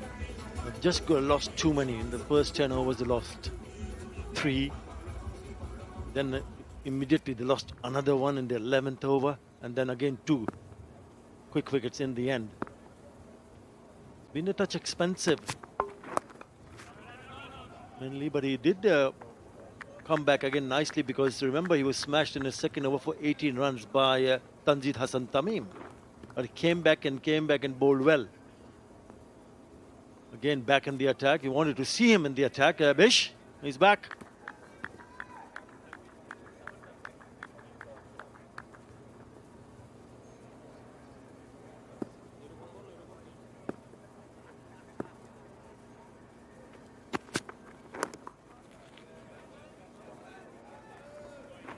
It's only medium fast. Mehidy. He's slimly built. Good enough athlete. I remember him making an appearance, as we all do, in Australia a couple of tours ago, shortly after flying all the way out there and having to play the test match, which would have been very hard on him.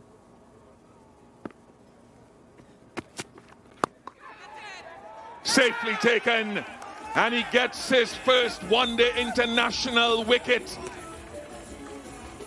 on debut. They might check for the clean catch. I thought it looked good in real time from that man again, Ruston Chase. Okay. Yeah, he gives it out. Umpire review for fair catch. We have checked the both feet is a fair delivery.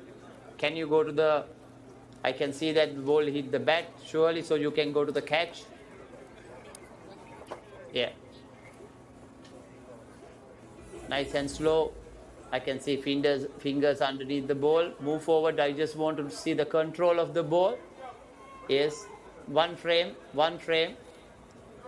Okay. He has the control over the ball. I have a decision on the big screen.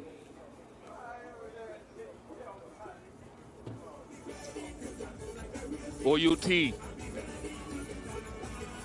Another one down for Bangladesh. Big trouble.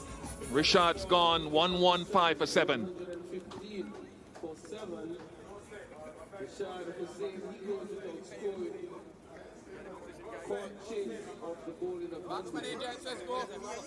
Incoming batsman for Bangladesh. Wearing number 41, Tasmin Sakib. 115 for 7. Mahmudullah is on 17.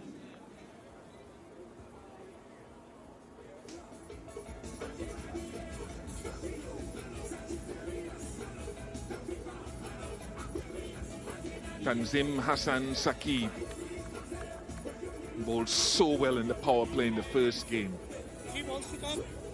He's here because of this. That's what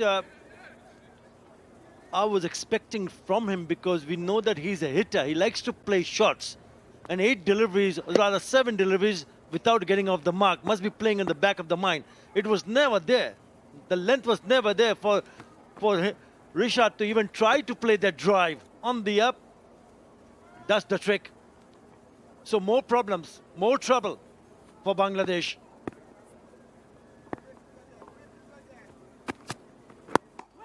The length was good. It hit the splice of the bat. It's great from Marquino Minley. 20 wickets in the Super 50 tournament. You heard from colleagues that he's from that St. Elizabeth area, went to school down there. Jerome Taylor, the former West Indies fast bowler, is from down, and he's very close to Jerome. Very, very close, almost mentors him. One of his dreams was to play at first-class level with Taylor, which he eventually did. Just a simple method. Gets very close into the stumps at the point of release. Just hit the splice and straightened. And when you see a bowler being smashed for 18 runs, you might just see that he's been a little bit on the back foot, but he came back nicely a couple of overs after that. And now, in this over, straight away, he's given nothing away. Not a single runner, has a wicket already. A wicket maiden. Very good from Minley. 115 for 7.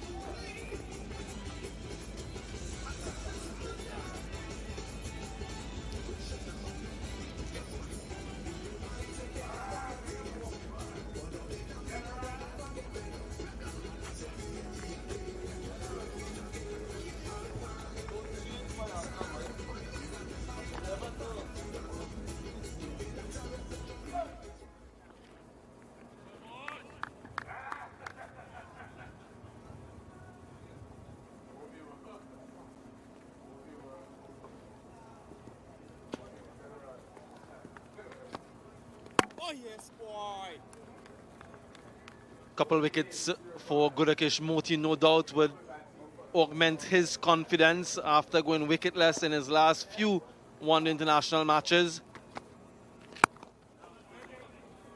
Such a skillful bowler he is, targeting the stumps and understanding the conditions, which doesn't offer much turn, so he needs to be tight on the wicket. And he will use his variations in pace and flight and trajectory. So he will still present different challenges to the batters. Hello, Nikhil.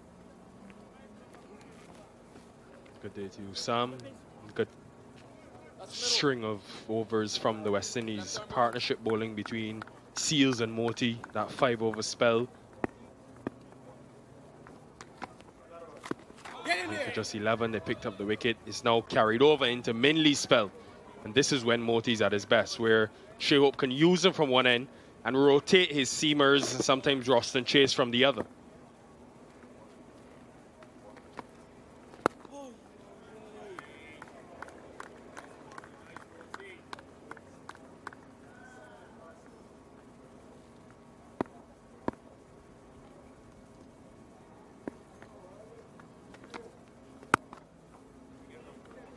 $116 for 7.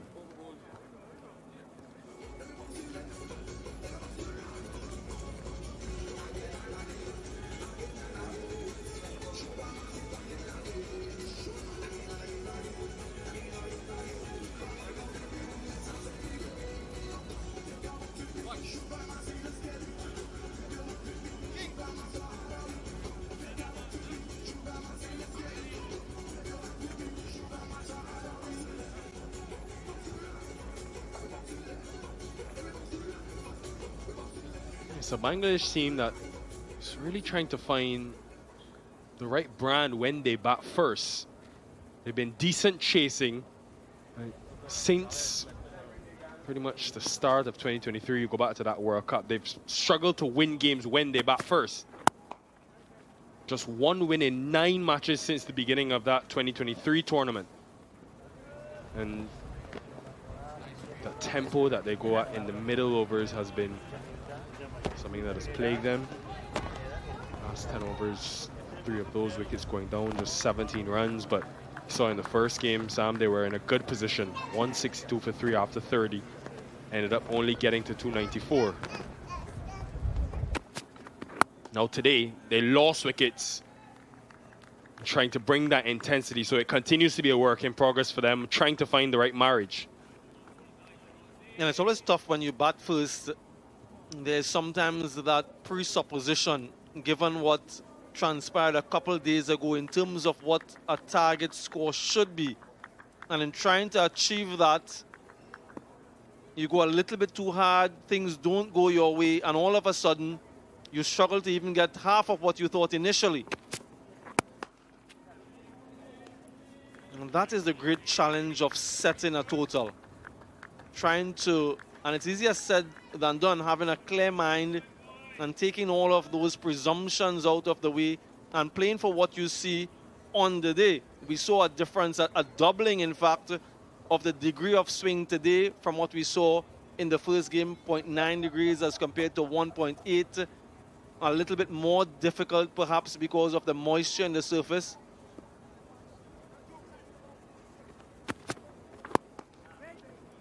So maybe, just maybe, you needed to give yourself a little bit more time. And then, once the pitch dries off, we saw how good it is for batting. And then cash in the back half of the first innings. Now you found yourself in a position where you're just trying to bat out the overs.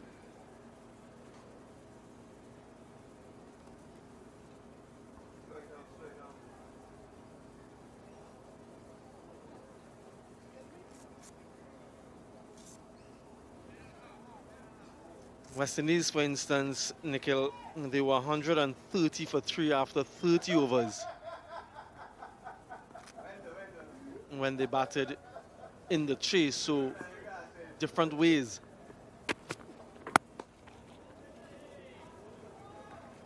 And you look at the body of work for the Tigers. I mean, in their 50 over batting, the first 10 have been good. They've got the intent from Tanzid, they've Liton Das at times. The last 10 have been good thanks to Mahmudullah and Jakar Ali. In his second series, 2 of them have struck the ball well. But a similar problem that the West Indies have faced, and something they did so well, when they do have wickets in hand and are in good positions by the 30th over, capitalize and start a bit earlier with that intensity. Doesn't help when you're 7 down, but food for thought. 117 for 7.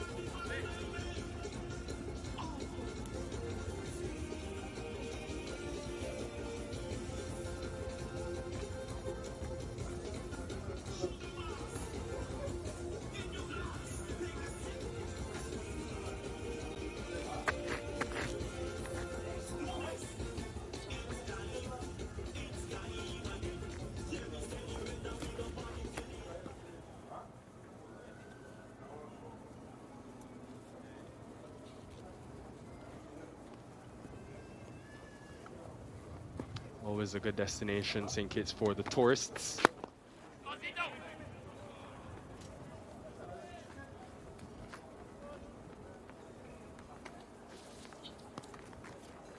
Wrong way around that pin, but nice combination that from England come to the Caribbean. That's the right way. Catch it!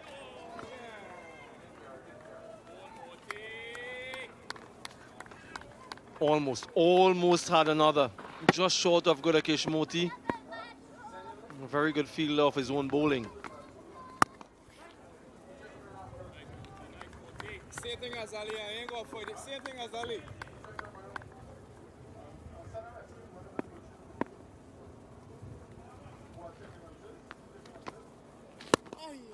What Shea Hope has done now, fielder will go back for Mahmudullah, but for Tanzim, a ball ago, he had Rutherford at long on in the circle, and this was something we saw frequently throughout the first ODI, where he's allowed 4 fielders outside the circle, but continued to try to build pressure on Bangladesh by having the extra man in. We talk a lot about the batting, but one big factor as to why Bangladesh didn't get 300 was because they consumed 97 dots in the middle. And having that extra field in can help build pressure, and a lot of those dots could have been won had that fielder been back. 119 for 7.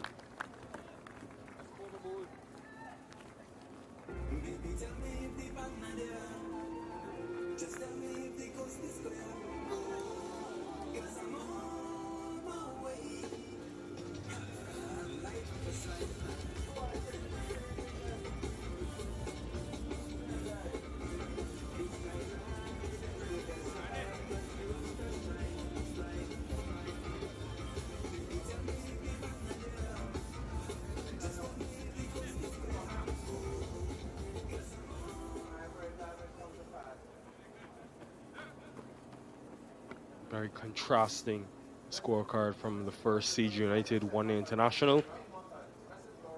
West Indies trying to win their first series in a decade against the Tigers. Minley just chipped with mid-off up. And Shepherd can't get there in the end. He didn't look the most comfortable running after that one, Romario Shepherd. Yeah, it was a labored chase, wasn't it? A check drive from Tanzim. But he gets it straight enough to evade Romario Shepherd at mid-off. His gasp, his exhalation there said what he thought.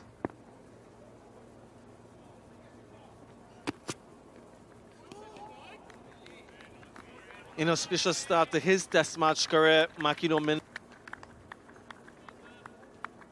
His one and only test to date, he pulled up injured after having traveled a long way from the West Indies to Australia, but on the back of a splendid Super 50 tournament. An economy of 4.29 for those 20 wickets that he's taken, and a maiden listy 5-wicket haul as well. So this year, his selection in this squad and in this match is really testament for his hard work, his body of work in that tournament, and it just goes to show the others in the region that once you put in good performances, you can be rewarded. Debut today, picked up a wicket already, so a good start in this format for him.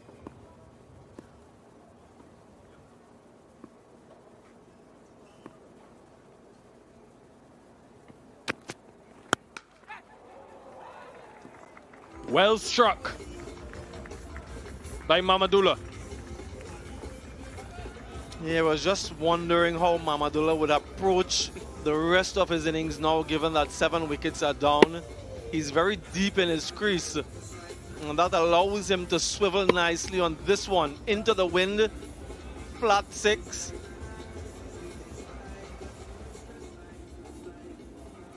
I wonder if he will just change his tempo now.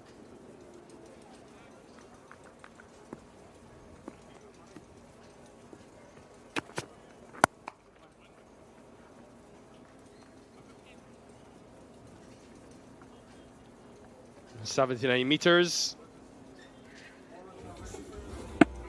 A strike from Mahmudullah. We can bring you those figures and data thanks to our Apex shot tracker. And really nice innovation we've added to the broadcast.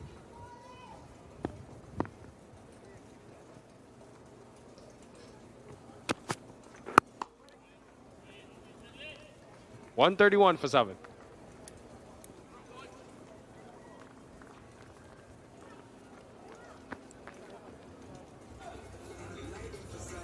Had a little trek across the Nevis yesterday. Took a fast ferry on the rough waters. It was a nice little sojourn across there to experience the smaller of the two islands. If you're in St. Kitts, you must hop across.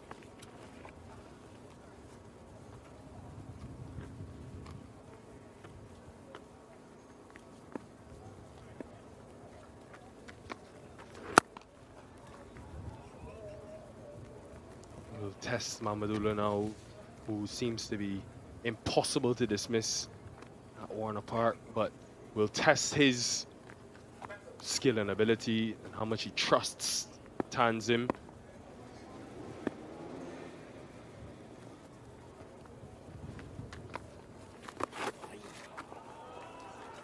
Really well played. Smart cricket and smart thinking from Tanzid. Yeah, errant, unlike Godakesh Moti. This one started in the wrong line and just went even further with the wind drifting down there. So it was always asking for trouble. Tanzid is skillful enough. Yep, he berates himself. He knows that's a disappointing delivery.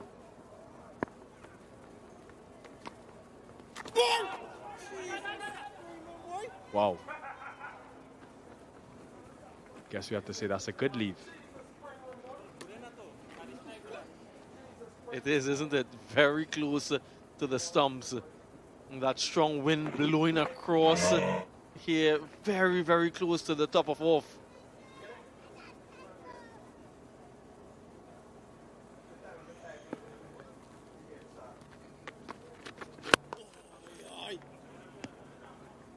Yeah, what he does generally on a pitch that doesn't offer much turn, he targets the stumps. Look at that band of deliveries, the line and the length.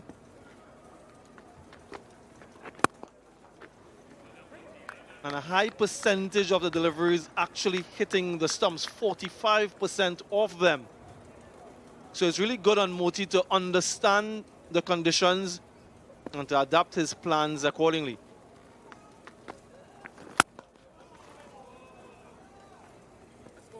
Six from the over. Another boundary found in the over, so bit of a fight back from Bangladesh with this partnership. Time for the Blue Waters drinks break.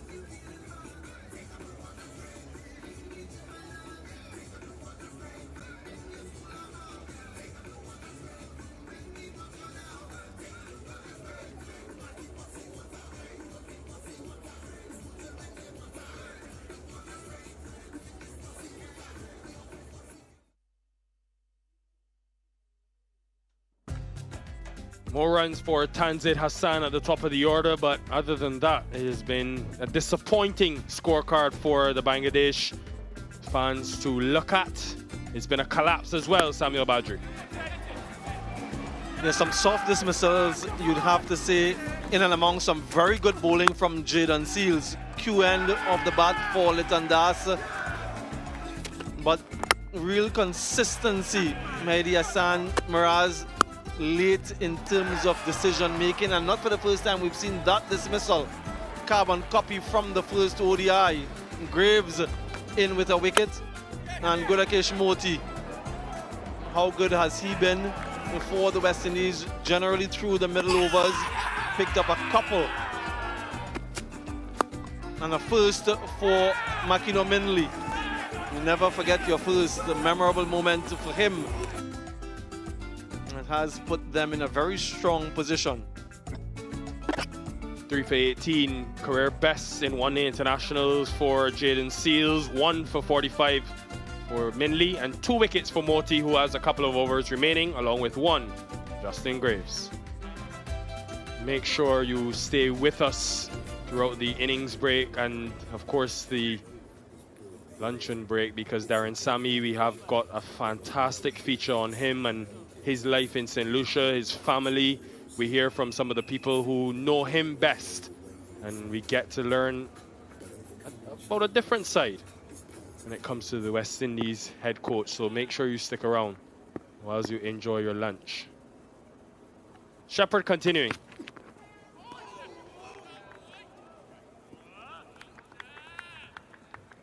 Replacing Marquinhos Minley from that Loza road end of the cross seam.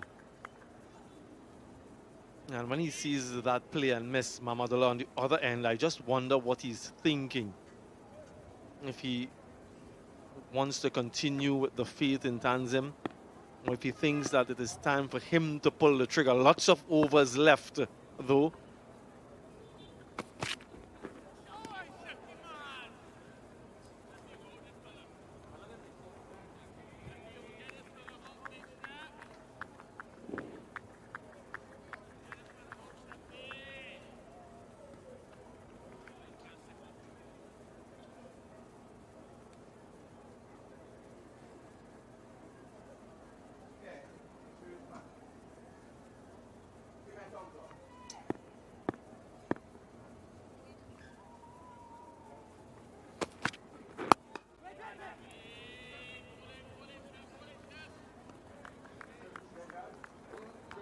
He really is a stalwart, Mahmudullah Sam. You know, coming into this series, obviously he's done so much in his career at age 38 now. One of the things that really jumped out was his record in World Cups. I mean, you think about a World Cup being the toughest place to play because the best teams in the world assemble. There's pressure associated with winning the title. 25 World Cup matches, 50 over World Cup matches for Mahmudullah. Averages 52. And that 111 he got against South Africa in India last year. I mean, that was a pinnacle of his abilities. You think about the back-to-back hundreds at the 2015 World Cup against England and New Zealand. What I want to know is, he's 38 now. The next World Cup is 2027. He'll be 41 then. They have just fallen short of Brandon King, who's been waiting to pounce that slip. Yeah, defensive prod from Tanzim. Good length from Romario Shepherd. And just falling short.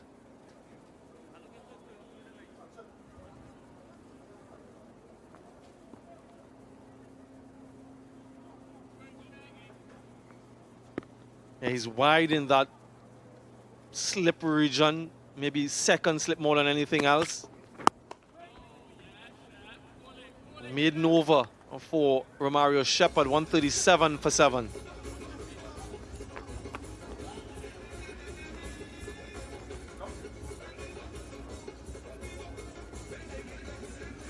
Confirmation that it just fell short of King.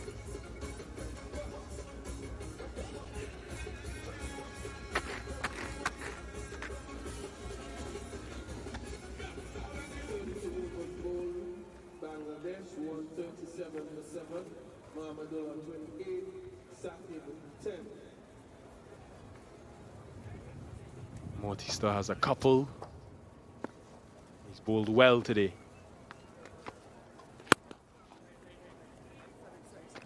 Get it, Morty! Last ball from the previous over, falling just short of Brandon King. Good effort from him because of the short straight boundaries here. And that would have raced away for 4. And this is the power that this man possesses. He has done it for so many years. And it continues to dominate the Caribbean. Yeah, the margin for error is so small when you're bowling from the pavilion end here at Warner Park as a spinner. If you bowl short, you can get pulled for 6. And if you go slightly fuller, this is the risk. So you have to be spot on. Oh, yes. Now, you mentioned that next 50 over World Cup, Nikhil, but uppermost in the agenda for Bangladesh is the next ICC event, the Champions Trophy, just a couple months away. So they're sort of fine-tuning for that. We know of the importance of every bilateral series in terms of qualification for 2027.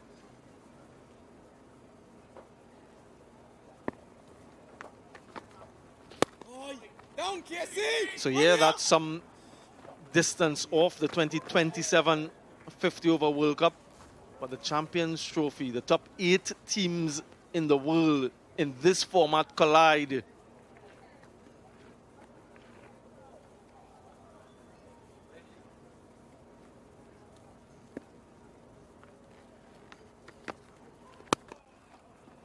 This West Indies team should be thinking about the fact that they've missed the last few and need to get back into a tournament like the Champions Trophy because it's the best 8. When you're in that tournament, you know you're playing well consistently.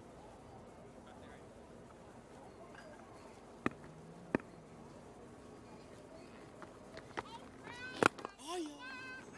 146 for 7.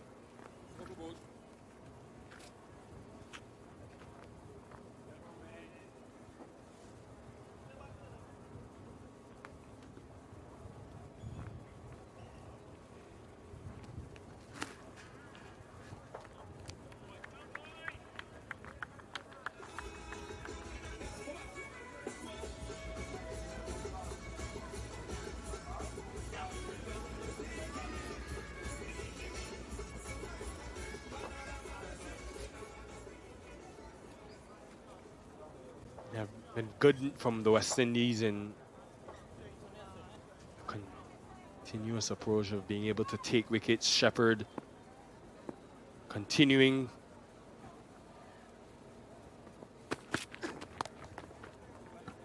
Saw this from Shea Hope where he went on the attack in the first ODI and went back to Joseph and Shepherd in the middle to try to break partnerships. And that too could have been the difference between Bangladesh getting a bigger score. Other captains may have saved their 2 senior bowlers for the back end. He went on the attack, had bowled 8 of Shepherd's overs before the 40th.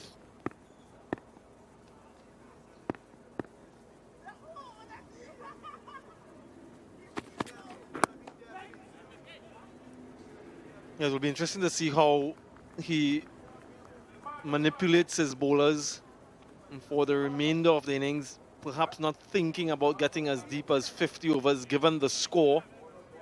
But he doesn't have Alzari Joseph today. Makino Minley on debut. He's used Justin Graves for 3 overs. We haven't seen Ruston Chase just yet.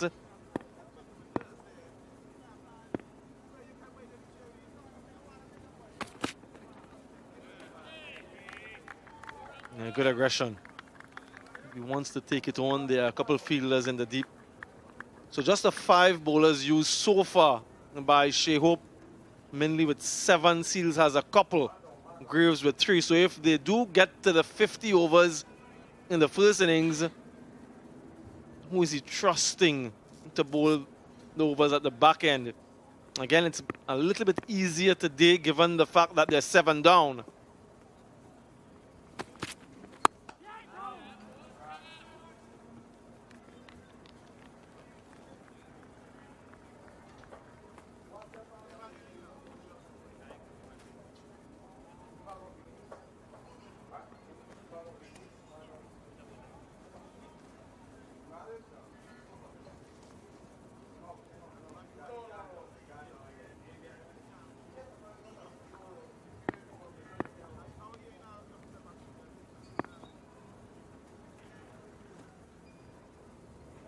Just wanted Seals to be right on the edge of that 30-yard circle, right of screen.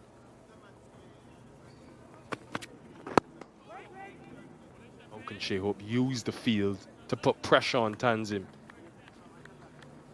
The longer he bats, better it is for Bangladesh. Can he bring maybe a catcher? He had extra cover into his eye line for Moti's over, previous over.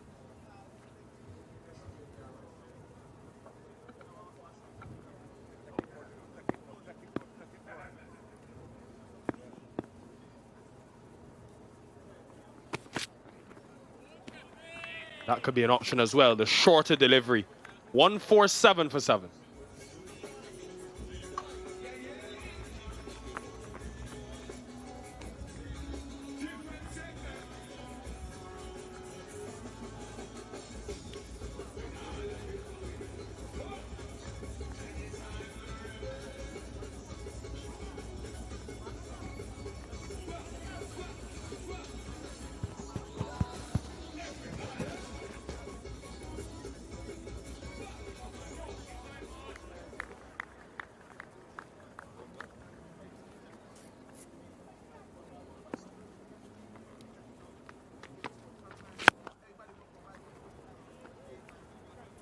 Bangladesh battling hard with Mahmudullah on 38.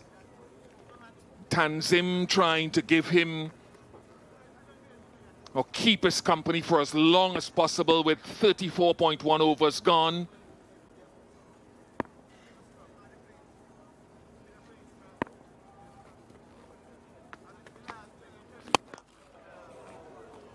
Fielder had just come up there in Shofane Rutherford, but he would only have been a spectator had he been back at long on. Nice, confident shot from Tanzim.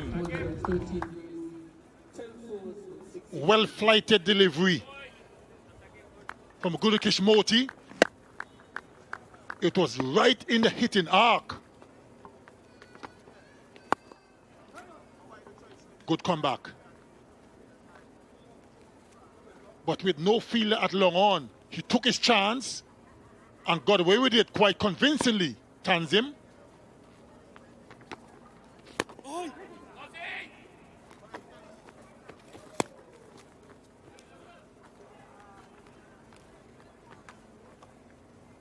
Couple of deliveries ago.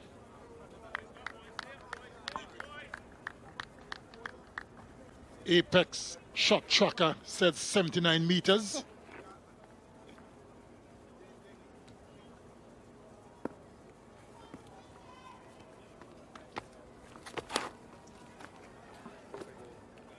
White call, just drifting down the leg side at time. Umpire Gregory Brathwaite signaling wide.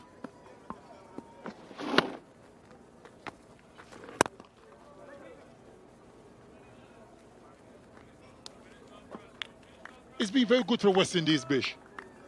Picking up 7 wickets already.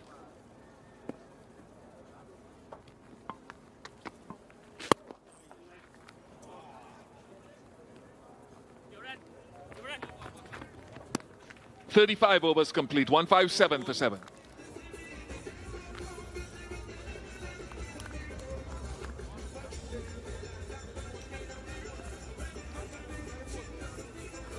End of Gudakesh Moti's 10-over spell.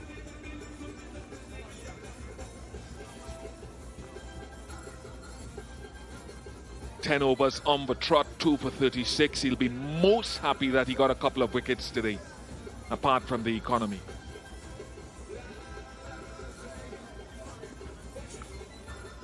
A couple of wickets today for Gudakesh Moti and economy secretly.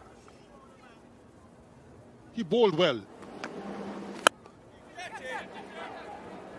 That was the first one. Easy catch to Rutherford. And then plumb LBW.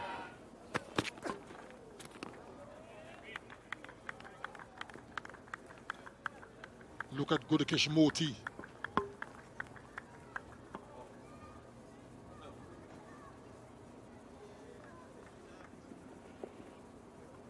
Good bouncer for Romario Shepherd. Good aggression being shown.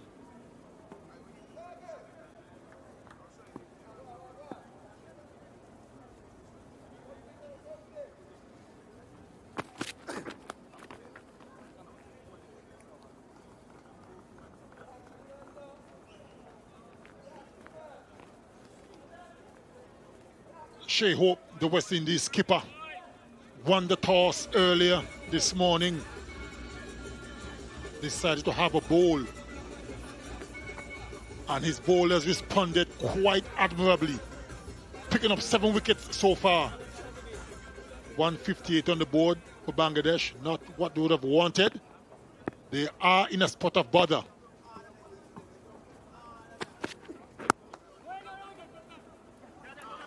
It's been admirable from Tanzid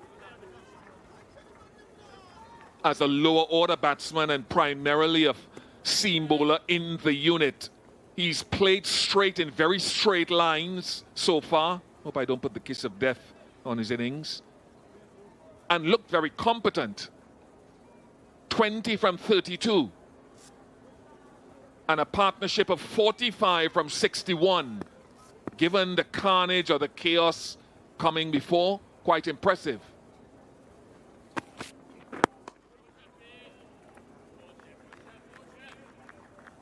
Certainly giving good support to Mahmudullah.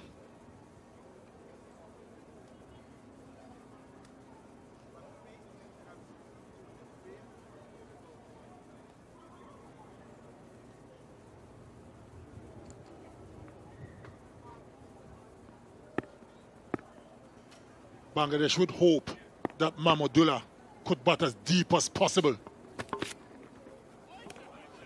Good aggression shown by Romario Shepherd. If Mahmudullah bats deep, Bish, they could get a respectable total because he is that good a player. 100%. He's been a quality player for a number of years and still has more left in him without a shadow of a doubt.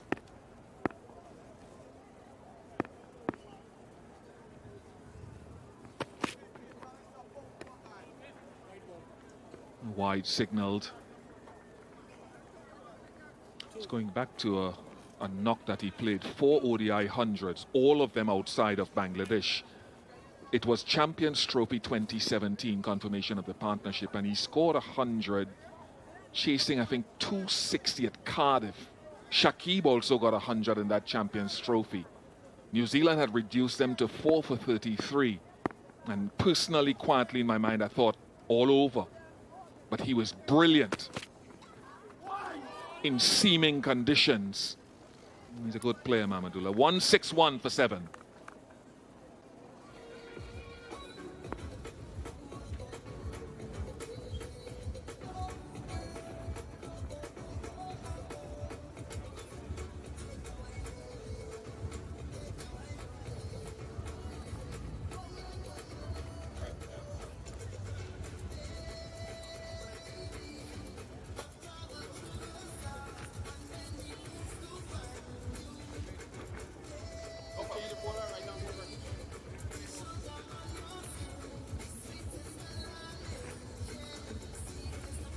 Justin Graves picked up his first ODI wicket today.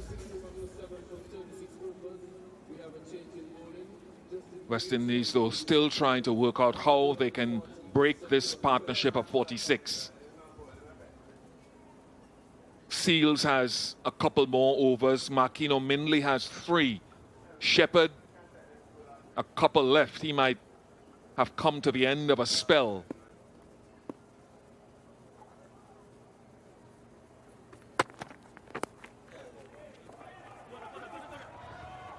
Oh, unfortunate Romario Shepherd down there. Should have stopped it. I'm not so sure if he needed to dive for that one. But this replay will tell us, give us a better indication. Nah, I don't think he should have dived, really. He got around quite easily. Should have stayed on his feet. Would have been much easier.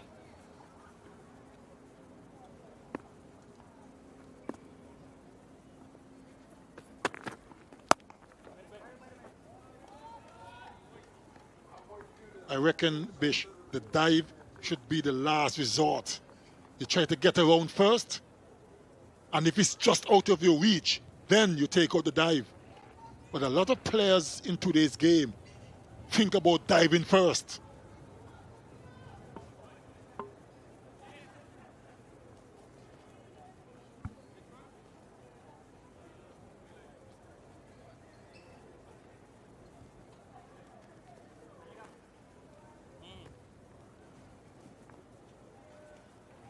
Well, these opinions are subjective. And of course, Sir Curtly Ambrose, to be fair, I've never seen Sir Curtly on the floor at any stretch in time. How many times have you dived during your career? Well, I didn't have to. I was quick enough to get to the ball.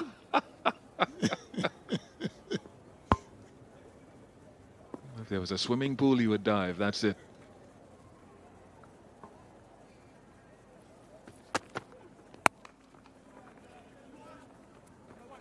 Wonder where Shea Hope goes with bowling from the Lozak Road end, the opposite end after this over. Still got to look to find a way to break this partnership, which is now 50. 51 from 69.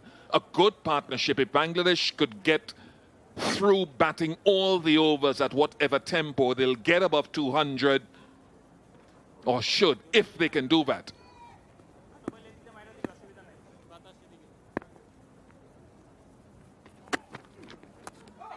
You never know, the little off-cutter, off-break from Justin Graves. He got Lytton Das up at Sabina with a good one. Apart from trying to break this partnership, I'm sure that Shea Hope, the skipper, can see that bit of an off-cutter, bit of bounce. Turn a bit too. Apart from breaking the partnership, they would love to get this remaining 3 wickets as well.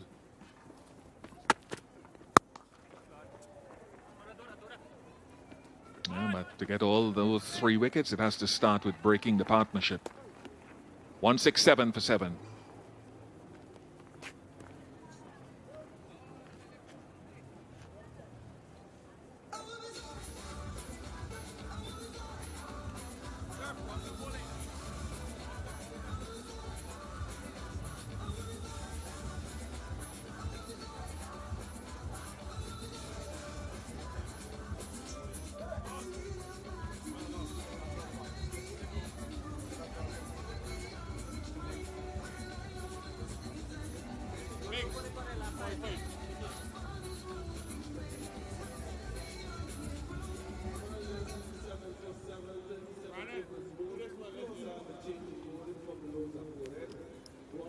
In the context of how the innings has gone, this has been a good partnership.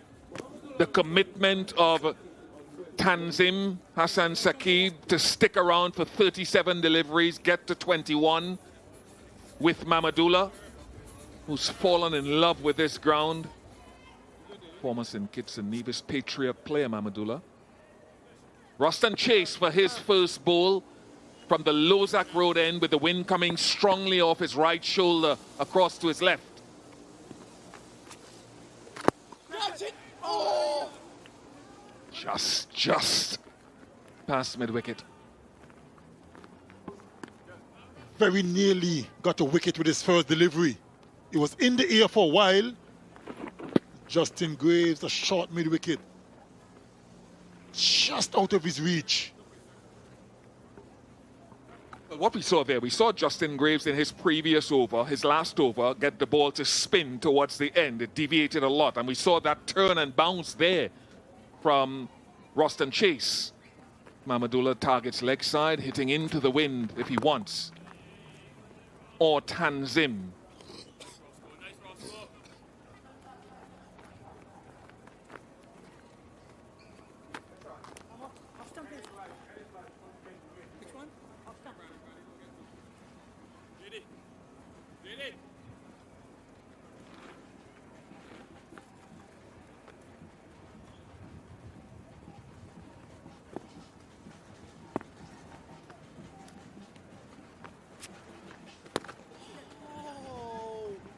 I don't think Shea Hope, the skipper, is all that concerned about the partnership at the moment, because there's only 170 on the board, so they are doing well.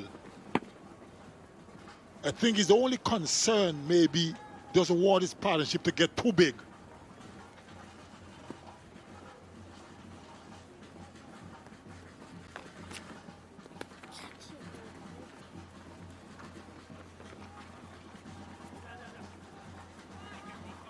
That will take Mahmudullah a little bit closer to another half century, 48 to him.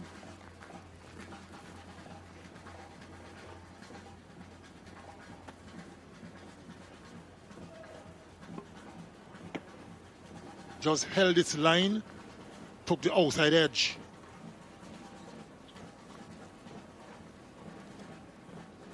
He's really doing a good job for his team.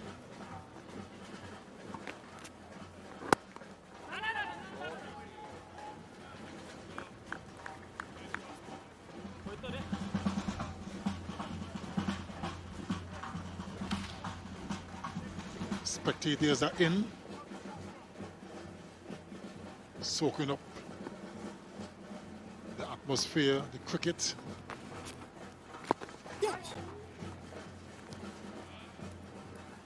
172 for 7.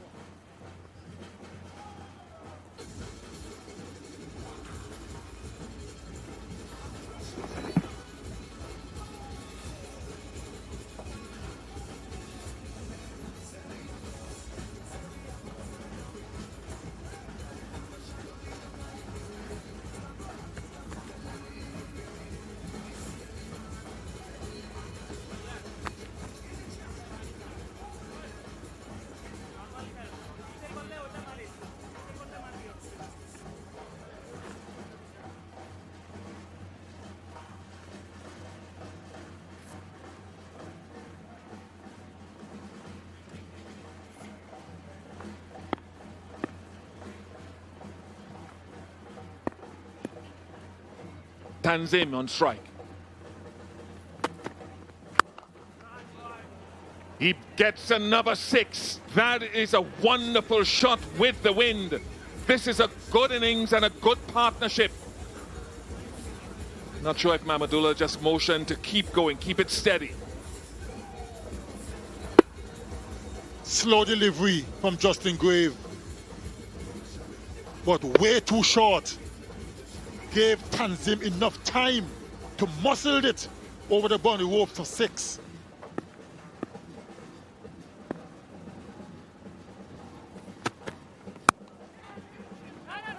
Just short, just short. Good stop. Chase truly has improved his catching and ground fielding. That shot again. 86 meters.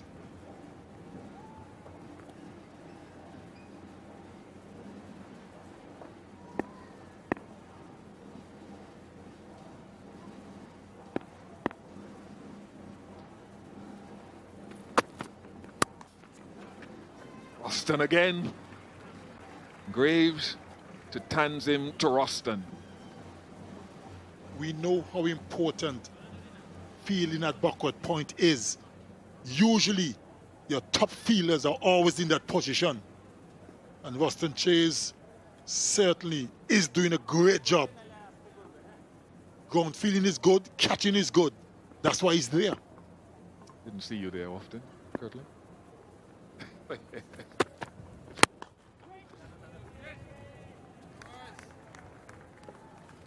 I was quite happy patrolling the boundary ropes, Bish. Life was a lot easier then. What I would say is that I think the partnership is getting a little concerning for Shehu. 63 ongoing. As I said, the lowest score defended here, successfully defended, is 241 in ODIs.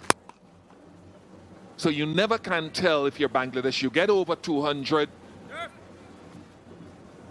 You never know. You think it's under par, and given history it might be, but you never know. So Shehope has to work out, how can I break this? Is it a change in field set? Do Do I risk getting Jaden Seals back for one?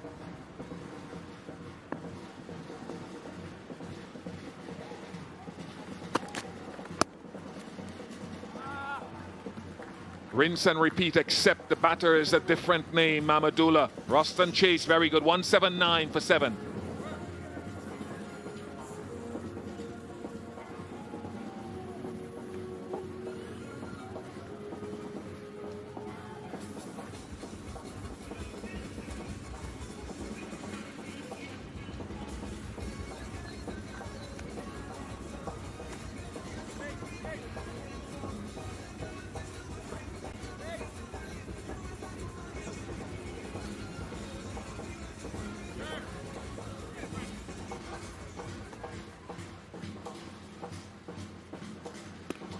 Wind coming across the ground.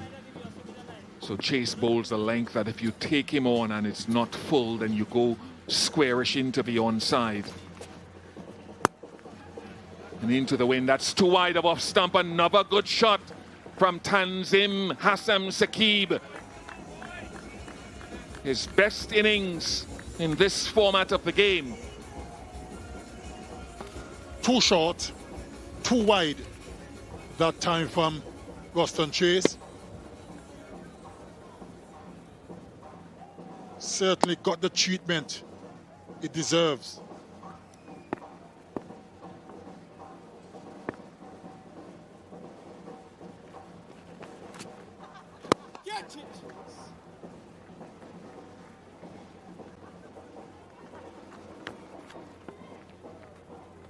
Partnership is building quite nicely.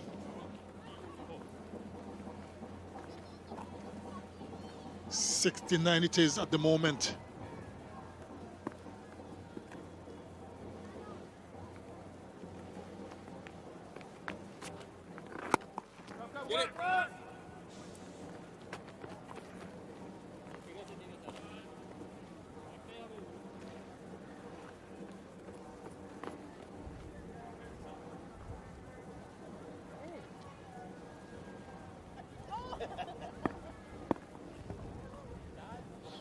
Yeah, they know they're on camera. Oh, yes, boy, yes, JC.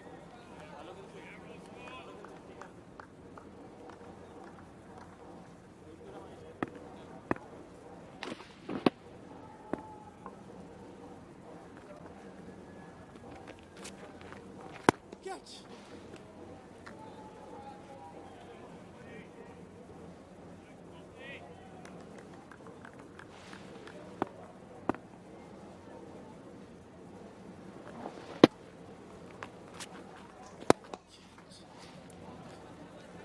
Starting to get fancy and confident. Tanzid. 40 overs complete. 186 for 7.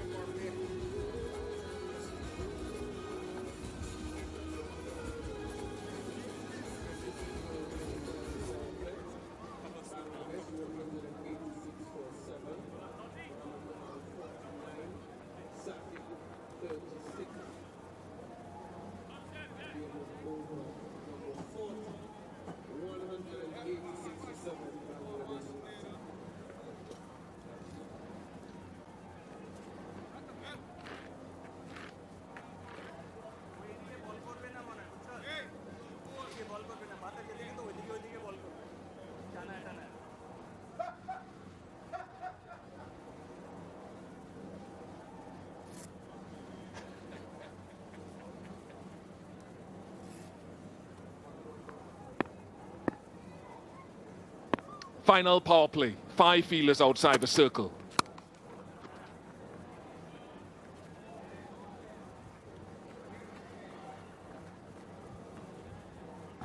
It is a concerning partnership.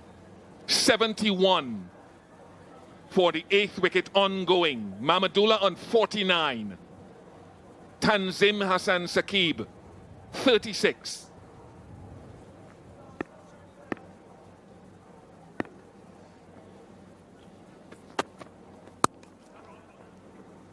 Chasing the hot spot, and yes, I think Shehope knows now that Somehow he has to get, if they get through this over, what I've considered some of his best bowlers to come back and try to break it. Seals has 2, as I mentioned before. Is he willing to risk that? One of those, spend one of those. Shepherd has 2. That is a top-class shot. It truly is. It is deserving of someone who bats higher. Maybe Tanzid is sending a message.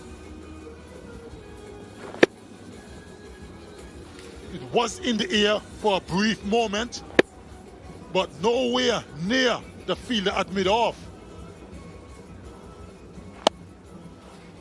Struck it well.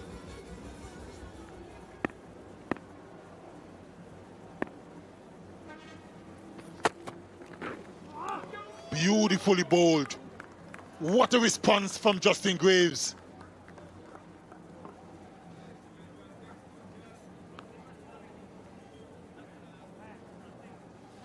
A bit of bounce as well.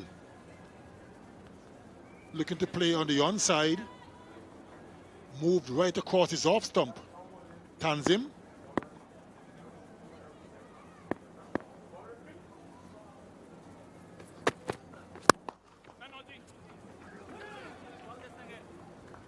Couple of overs ago, Bish, I mentioned that Shehope, the skipper, not overly worried about this partnership, but it's building rapidly. He's probably a little bit concerned now. I was trying to prompt you for the last couple of overs after I heard that. I was being subtle. It is concerning for the West Indies. I don't take scores for granted. We often say, well, history suggests over this total or that total. You never know.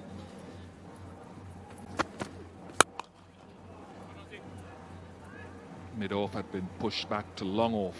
So he keeps the strike. 191 for 7.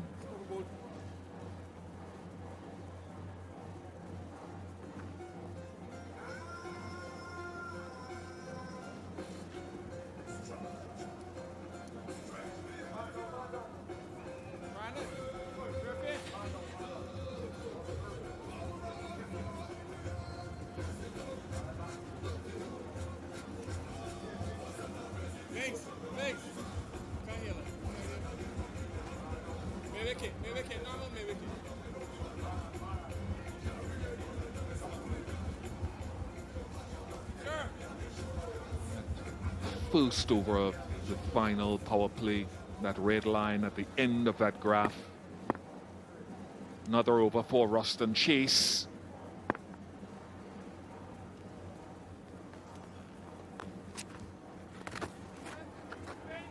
Our producer mentioned something in my ear a little while ago, folks, wherever you're watching, and this is what I say about history.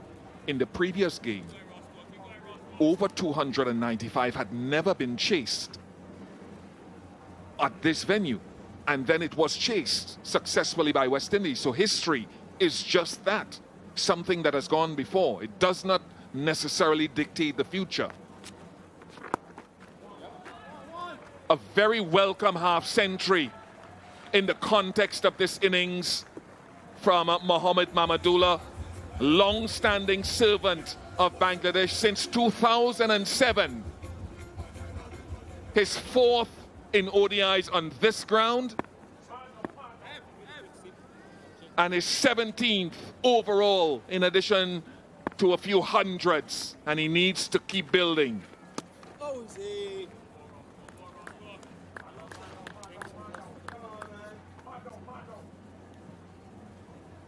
It's going to be very, very important.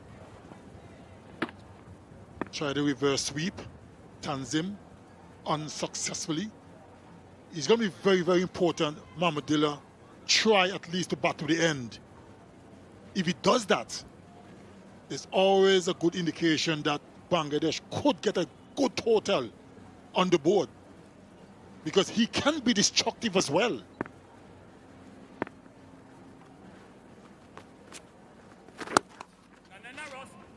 If he keeps batting like this through to the final CG United One Day International, he might get the keys to Basseterre.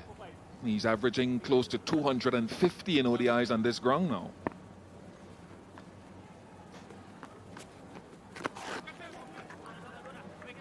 Well, Tanzid is getting fancy, expanding his range. That's why we always say in the modern game, and we talked about it when we played together, that even though your primary employment is as a bowler, you've got to always look to contribute with the bat. Work at it at practice sessions as you did, Sir Curtly Ambrose. Get better incrementally. All you need to do is form a partnership. Not easy, always. Short mid-wicket.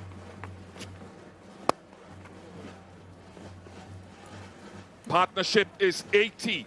195 for 7.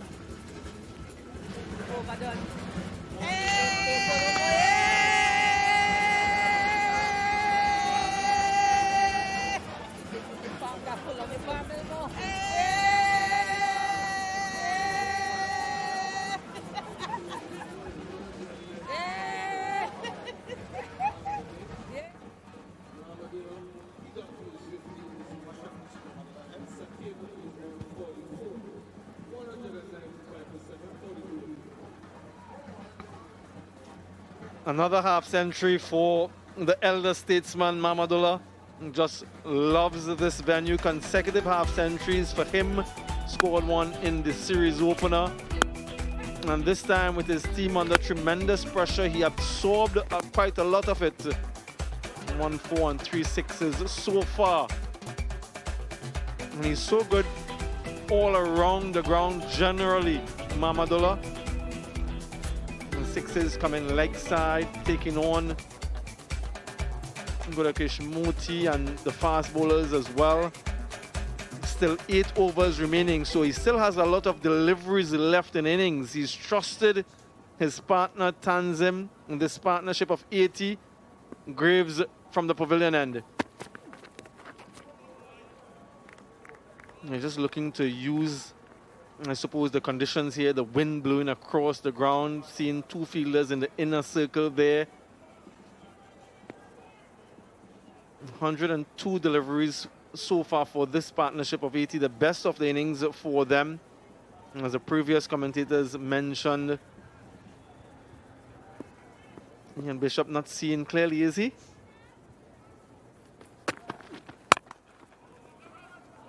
Crunched through the offside.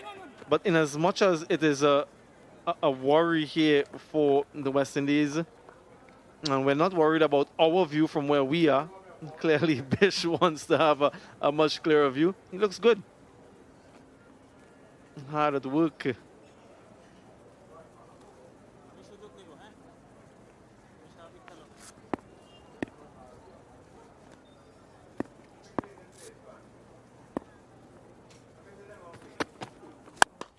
Smashed straight back past the bowler. Good work from Gregory Brathwaite to get out of the way there. Showed some good agility and good balance as well. He's not even smiling. Ended up being a full toss and smashed straight back. And just look at the footwork here, folks. Yep. Exceptionally done. That smashed. Another 6 for Mahmudullah. Really taking on Justin Graves now. Hello, Mali. Hello, Sammy B. Hello, everyone. Yes, this partnership of 88 now, bringing Bangladesh right back into this game, posting a competitive total. Once again, another Bangladeshi batter, and Mahmudullah in particular, looking to take on those straight boundaries here at Warner Park. Very short indeed. Just a little too straight from Graves. They're allowing Mahmudullah to access that one. And boy, does he love batting here in St. Kitts. Yet to be dismissed.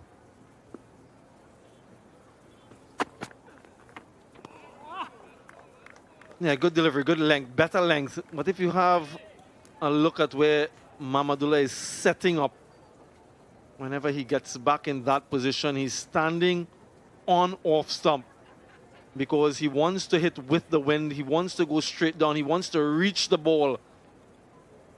So it will force Justin Graves to go a little bit wider. Look at where he's starting. He's starting outside off.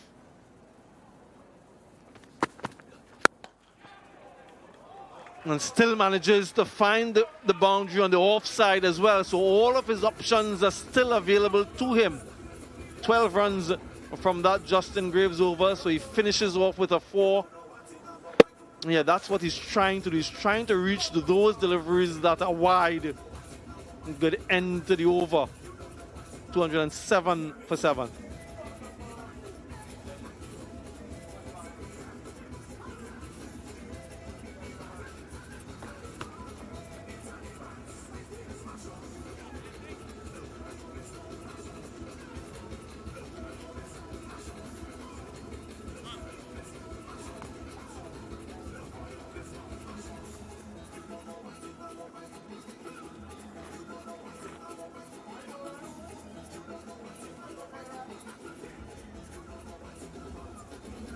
Bangladesh moving similar to that, very fast partnership towards the back end here. As a matter of fact, the highest 8-wicket partnership for Bangladesh. Straight back, what a catch. Wonderful work from Ruston Chase. He has been exceptional in the field of other bowlers. Now he takes one off his own. Breaks the partnership, the record partnership. Exactly what the West Indies would want in this situation here, Sammy.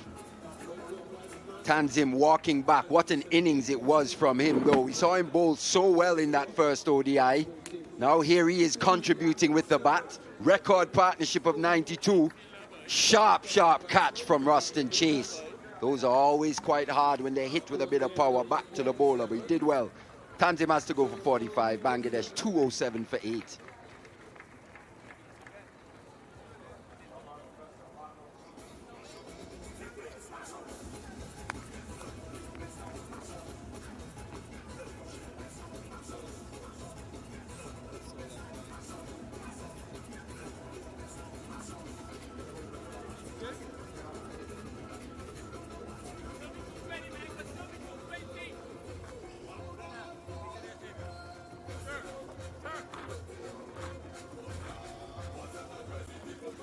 First game of the series for Shariful. Still has quite a few deliveries remaining. This is the end of Tanzim though. Short and looking to hit that one straight, but not enough height to get past Ruston Chase, who is a tall man. We've seen him take some exceptional catches at backward point. And just look at this gesture from Mahmudullah, applauding the young man for his efforts in that record partnership. A best as well for Tanzim, 45, his highest score in ODIs, previous best of 18. So that 45 was some improvement.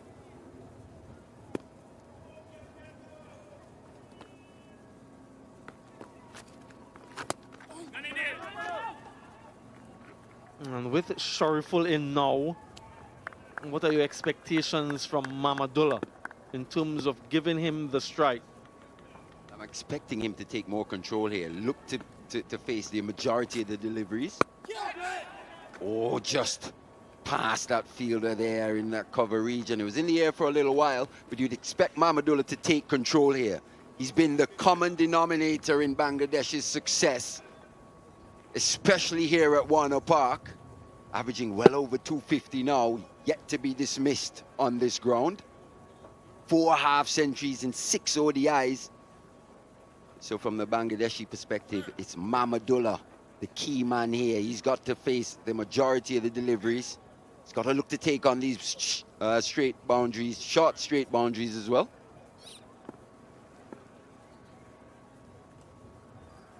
Chase looking to restrict.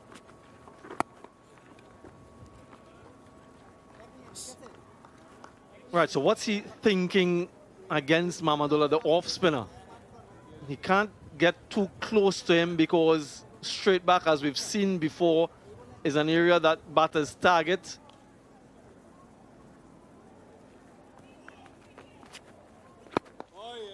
So the length is as crucial as the line. He has a couple fielders deep leg side, and hitting into usually a strong wind is where he'd want him to go.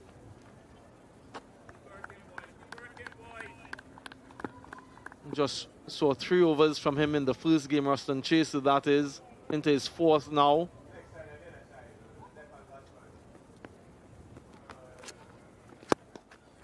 But he's usually quietly efficient. They think about the single, they think about not taking it. In the end, they don't. So Mahmudullah is on strike for the start of the 45th, 2-9 for 8.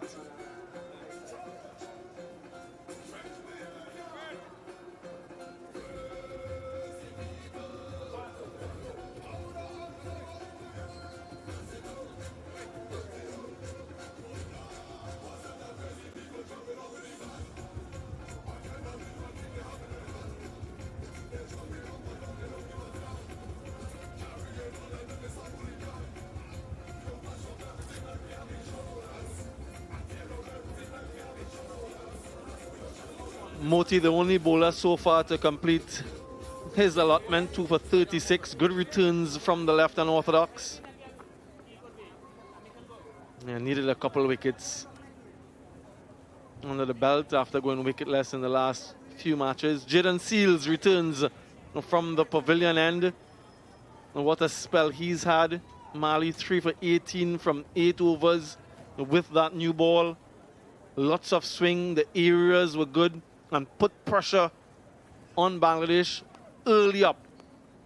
Yeah, he wasn't at his best in that first ODI, but he's come back really well. And we spoke about, with the absence of Alzari Joseph, he's really taken the mantle as the leader of this attack.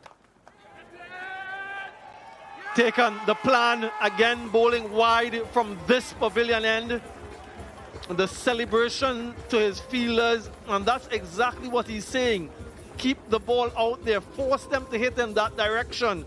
A plan coming to fruition, and Mahmudullah, quite rarely has he been dismissed here.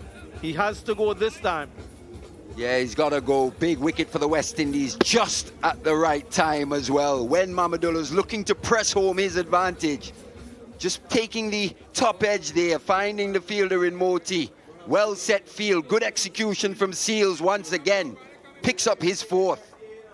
First time Mahmudullah being dismissed here at Warner Park. He goes for 62. It's 209 for 9.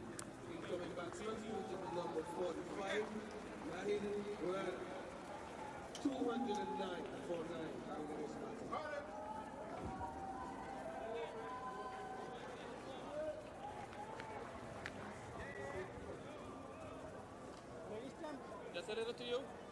That's like some. Bowler's right arm over. 5 deliveries remain.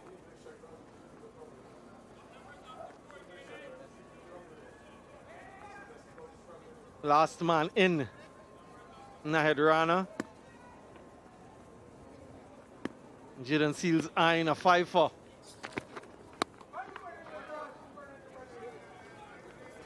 A career best return for Jaden Seals in this ODI. We've spoken ad nauseum about the line of attack here at Warner Park, given the conditions, the wind, and you want to be there at this stage of the innings for a batter who is set. As you mentioned, Mali, good field positioning, good planning, good execution, and an important wicket. Yeah, very important wicket and a very important performance in the development of a Jaden Seals in this format of the game. Looks like short square leg. Ruston Chase comes in here to Nahid, probably expecting a short one. Body line in that rib area. Really good. Gets a 4, but it doesn't matter to Jaden Seals because he almost had his man. You mentioned, Mali, the field change, so there was indecision with the footwork, almost caught at the crease. And again, the planning almost working to perfection, so easily could have gone onto the stumps.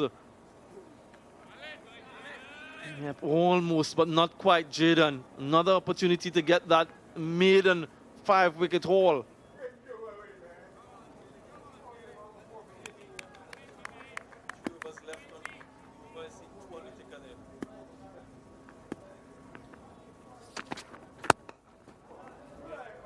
Yorker again. So he has the fielder, as you mentioned, Mali, just square leg there, thinking about a short delivery, but he's gone full a couple occasions now. Is this the one that goes short to test him just there, right off screen, Ruston Chase? It's one of these two. I'd expect him to test out the middle of the wicket here to Rana.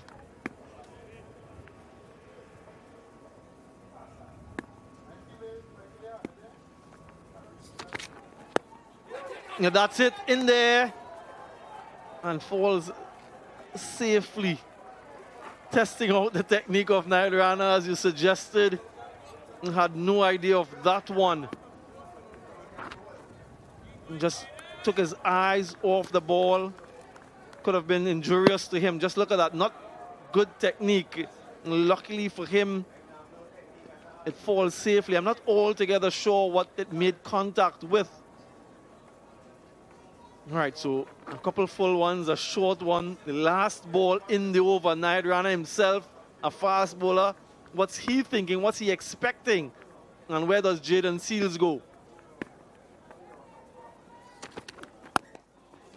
Yeah, goes for the stumps, goes for the sticks. Well watched. 213 for 9.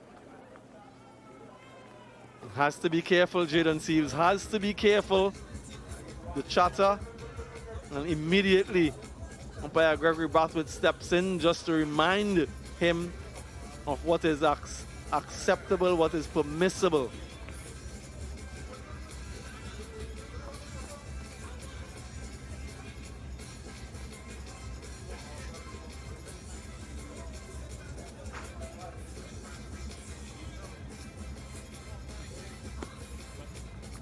Yeah, getting heated out there. A little bit of chatter from Alzari Joseph. Last ball of the previous over. Jaden Seals, beg your pardon. Yeah, well watched by Nail Rana. Yeah, just a few words from him. Alzari Joseph, news coming in, was fined 25% of his match fee in the first ODI. So it's getting steamy. In the air, just over Gudakesh Moti, and goes for 4.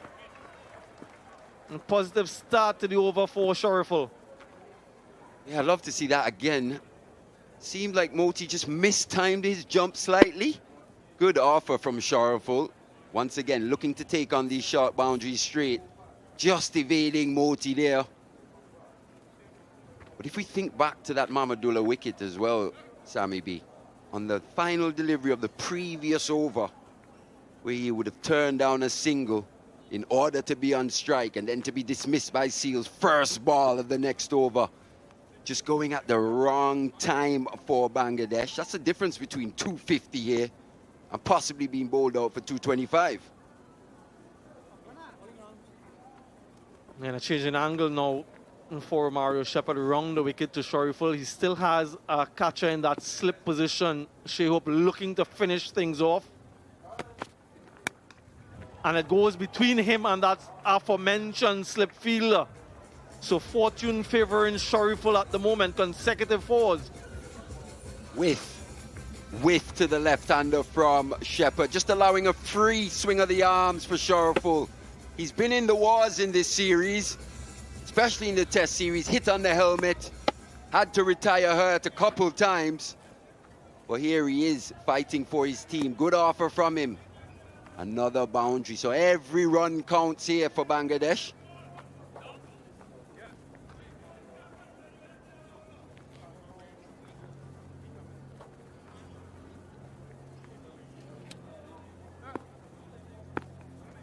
Yeah, that slip has been dispensed with. And third, that was on the boundary, comes to the inner circle. And protection leg side on the boundary. Does he go straight? Goes wide. So that's a little bit of a gamble there from Romario Shepherd, given the fact that the third is in the circle now. A bluff, good bluff. Yeah, with 9 wickets down, we're probably seeing a different style of death bowling here from Romario Shepherd. In match 1, he was going for those slower ball cutters. Field change again. Shamaine Rutherford Shafeen Rutherford comes up to the fine leg in the circle. Mid-on goes back. In the air, this is with the wind and gets enough on it, Shariful. And that's a mighty blow for 6. Dealing in boundaries in this over, 14 runs so far. So far, he's showing that he could have been trusted, Shariful. Lost the blow once again. Just a short delivery from Shepherd. No pace off, just a short delivery, and Shariful, still very good batting conditions here. Makes solid contact, going with the wind over mid-wicket. His first 6. Shepherd under a bit of pressure in this over. 14 coming from it so far, 2 deliveries remaining.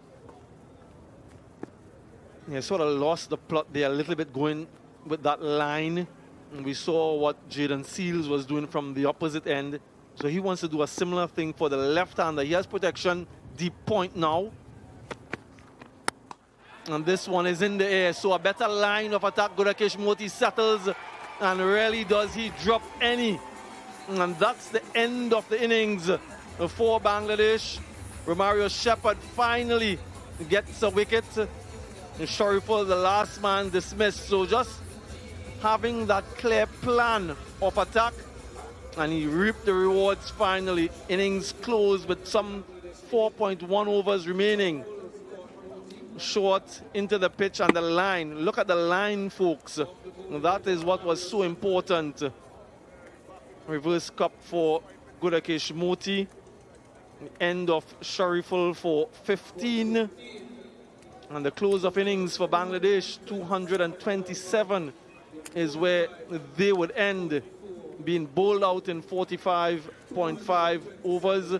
Tanzid got to 46. It was that man again, Mahmudullah, with another half century, 2 in succession for him. And he just continues to marvel and sparkle at this venue. Tanzim, a career best ODI score for him, 45, and that partnership was a wonderful partnership of 92 of 108, just to restore a bit of pride and to give them something to work with. The only one of significance in the innings, the bowling for the West Indies, career best figures for Jaden Seals, 4 for 22. A couple wickets for Gudakesh Motie. Minley on debut picked up his first scalp, and 1 for Shepherd, 1 for Ruston Chase. Let's go pitch side then with Nikhil Uttamchandani. Gudakesh Motie, Gudakesh, 2 for 36 today. How did you assess your bowling performance? I think it was pretty good for me. Mostly I was trying to hit my length and try to take the pace off it because it's a good wicket. Tell me about the surface itself. What did you understand about conditions early? Well, from Jaden starting, the ball was kind of too pace, so I was just trying to hit my length most as possible, and it worked pretty well for me. You went wicketless in the 3 previous one-day internationals. Do you find you did anything better today? No, I was just trying to work on my pace because previous I was bowling a little too fast, so I was trying to figure it out. All thanks to James, our bowling coach, yeah, and we worked pretty well in the nets, and that worked good for me. Your thoughts on the target? Well, we know 300 is a par score here, so we get them well under 300, so we need a good start from the 2 opener, and we'll take it from there. Thanks for your honesty. Go well. A couple of wickets for Gudakesh Motie. That's half the match done. But don't leave us, folks. We have some analysis, and we also have a wonderful feature about the West Indies head coach, Darren Sammy. And from those who know him best, the target, 228. Do stay with us.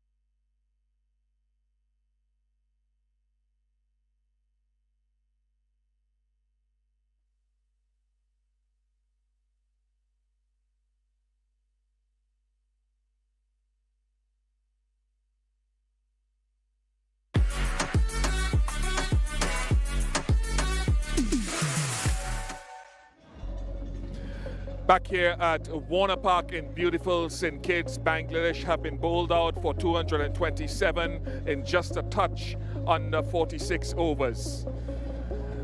Jaden Seals with 4 for 22, a couple of wickets for Gudakesh Moti as well, the lead men for the West Indies. Yeah, thank you very much for staying with us again for our mid-show here with Atar Ali Khan and Mali Richards here with me as well.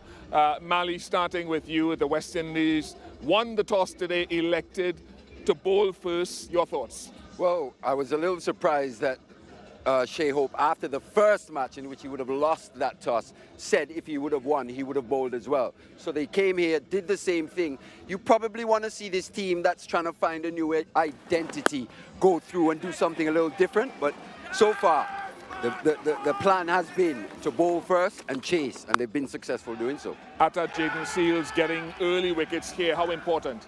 Very important. That really hurt Bangladesh in a very big way, because he picked up, out of the 4 wickets, he picked up 3. That was, I thought, the most crucial wicket at that time, because he looked good.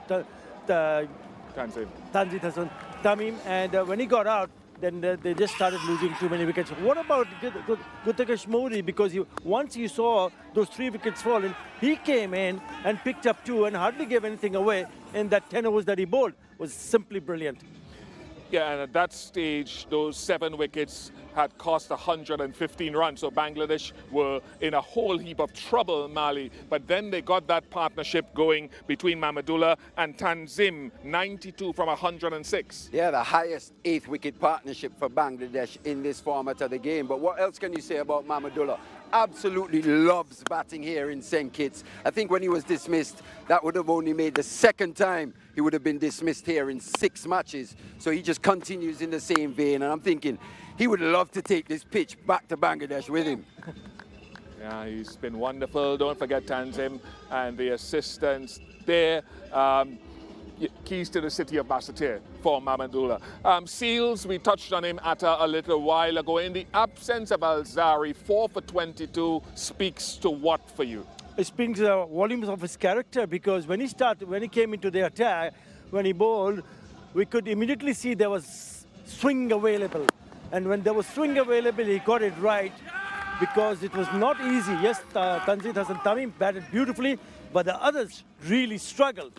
And when you see that ball moving away from the right-hander, then you're in business, because his area, on the landing area, was simply brilliant on a consistent basis. When you do that, you are among the wickets, because in this format, players are looking to score and score quickly.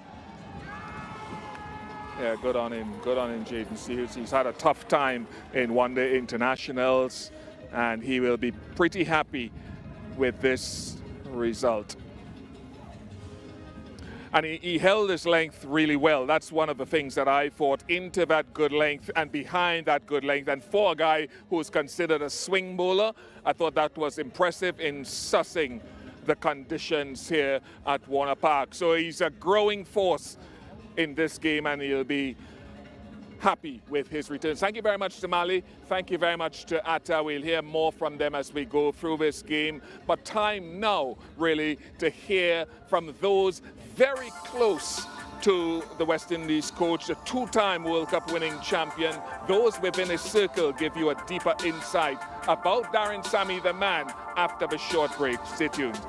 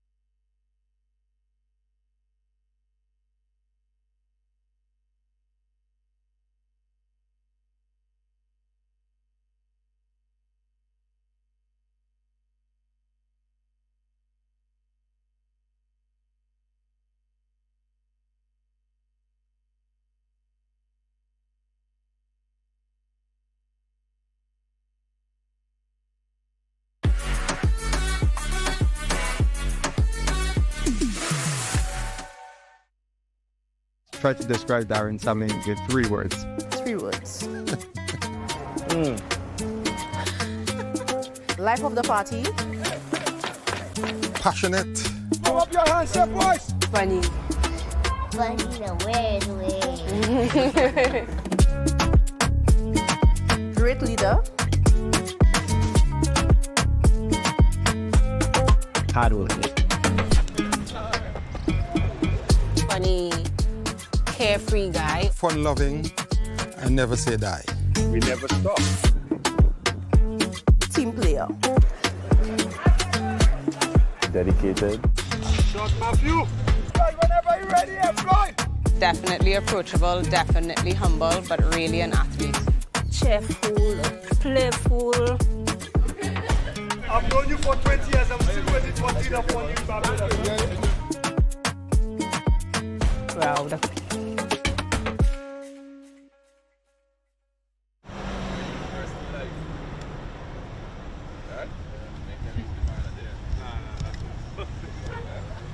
My name is Darren Sammy Jr., son of Darren Sammy, 2-time World Cup winner, captain, and currently the head coach of the West Indies cricket team.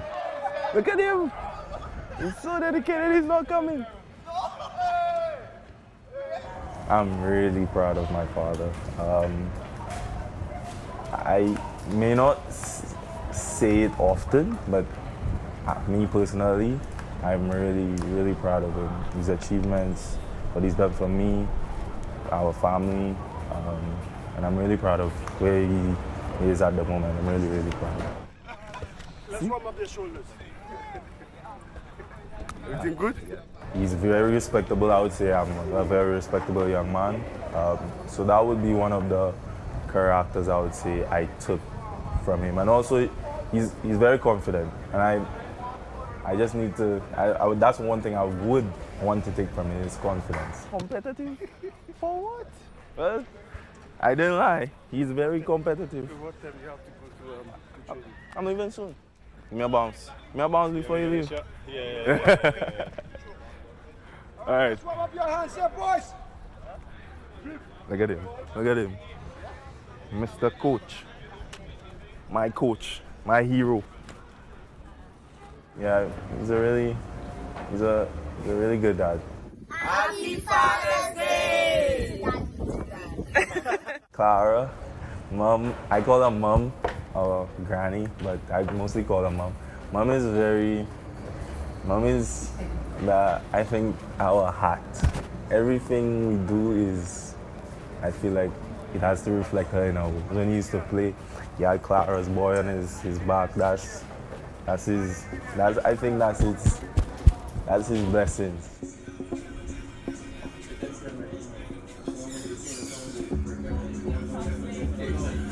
As a little boy, Darren was like a humble, well-respected, well-mannered boy. You know, I will tell you the truth. Cricket wasn't my thing. It was his father's thing. So I didn't really want him to play cricket. But when I saw the passion he had in cricket, so I had to let go. And from that time, I realized that he will do well.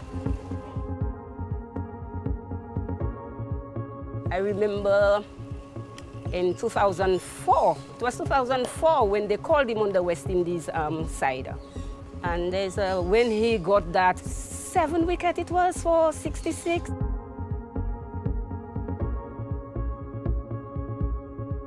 I remember when they gave him the captain of the West Indies. That was a good moment for me. I was so happy. You have to listen to me when they have cricket around here. I think I'm the loudest mouth around here, shouting, go Windies, or if it's CPL, any cricket, I will be the loudest mouth. And I always tell the people, if you see you come there and you don't want noise, please don't sit by me because I am going to make noise. Even if they're winning or losing, I am the biggest mouth.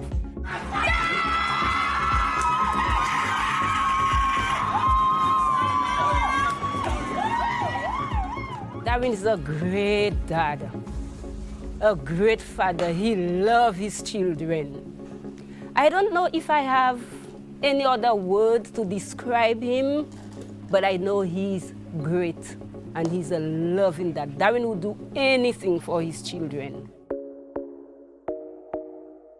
Hi, I'm Darshan Sami. Hi, I'm Sky Sami.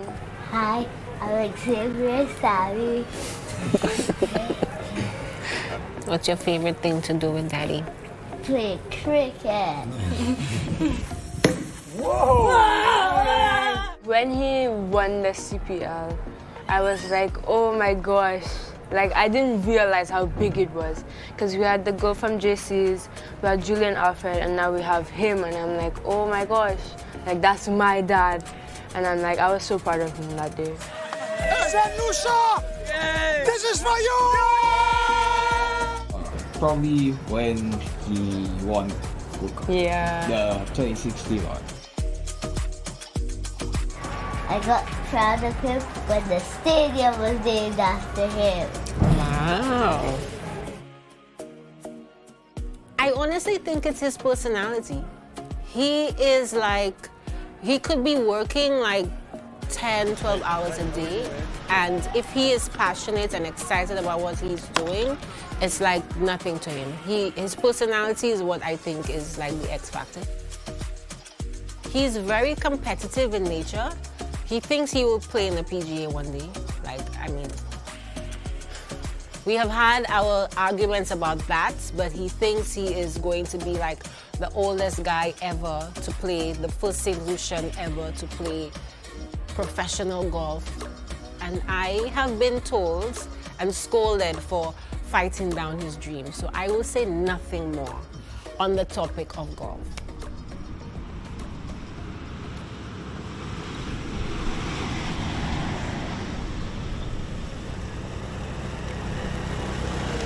My name is Simone Skinner. I am the General Manager of the Sandals Golf and Country Club here at Cap Estate, St. Lucia. I first met Darren. We were doing a charity event for a junior program called Grow Well. And while at the camp, he was then invited to try out his skills at golf.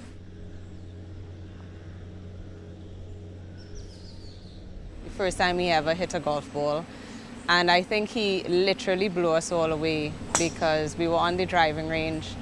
And after about 10 seconds of some very basic training from one of our pros, Darren literally started hitting the ball to the end of the driving range and totally blew us away. It's on the dance floor. Good shot, good shot, good shot. It's on the dance floor, man. Good shot, good shot. I like that. Every time we play, he wants to beat me because when I was manager, the coach Otis Gibson and I used to encourage him to come and play with us. And he used to laugh at us and say that's an old man's sport. And there's no way he was ever going to play that game. Now he is retired. He's now playing sometimes 3 times a day. Playing around a golf with Sammy is like constantly in an endless game of thrones. The competition is just ridiculous. One thing I can say is that he brings out the best in me every single time. In fact, he was the one who really tutored me, guided me, mentored me to play this game. And all of my great scores are when I'm playing with him. Darren is a person that will look out for our team members first. And, you know, he's always concerned about them having access to tickets so they can come to watch the games. And he's just so intrigued and so always involved in what's happening with them. He always has everybody's back. Good. You one have a wife. You have a wife. You see what I have to deal with here? The more you know about Sammy, the better it gets. And you just can't get bored. He walks into this place and just cheers up this place. When Sammy is out of St. Lucia, we here are miserable. Yeah. When he calls for a double shot of Hennessy, sour, on the person who loses, that's a hard pill to swallow for some of the members at times. Listen, Innings, tell him the tradition here, please. It's a double Hennessy, drinks home. We do that, but don't customer just sit out loud. He's fun to be around. He builds that camaraderie and he gets you comfortable. But he also is not afraid to have the difficult conversations, and he'll pull you up privately with total respect and integrity and tell you what he thinks, ways you can improve. I think he's an ideal role model because it's not apart from him working hard at his game and playing hard at all times. Off the field, he finds time to speak with anyone, to associate with anyone. It could be a little kid, could be an old person. That's a good idea. He brings people together, and he's that kind of person. I don't think I can put into words how proud I am, especially knowing the circumstances he grew up in and all that he has to accomplish and has accomplished and all the adversity he has had to face to get to where he is. I'm just in awe of him every day, and when he has these accomplishments, I'm still like, who is this person? Like, it's amazing. You know, some people, they name things after them when they are dead. But Darren is alive to see. His children can be here. I can be here. The family can be here in a stadium named after him. So I am very, very proud. Very, very proud, and I'm very, very happy.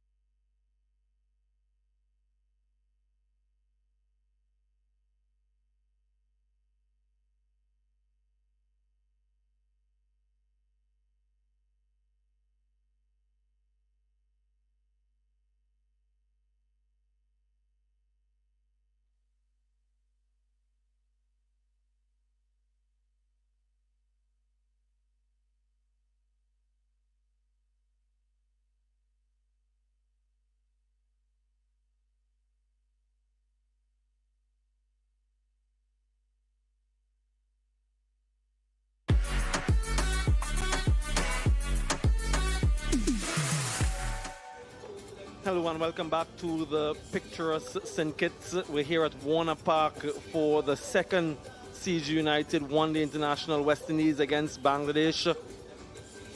West Indies winning the first and looking to take the second and to take a series win against this opposition in over a decade if they manage to. The target score of 228 has never been defended here against any opposition, so history favoring the West Indies, but we know that this game is a game of glorious uncertainties. Anything can happen.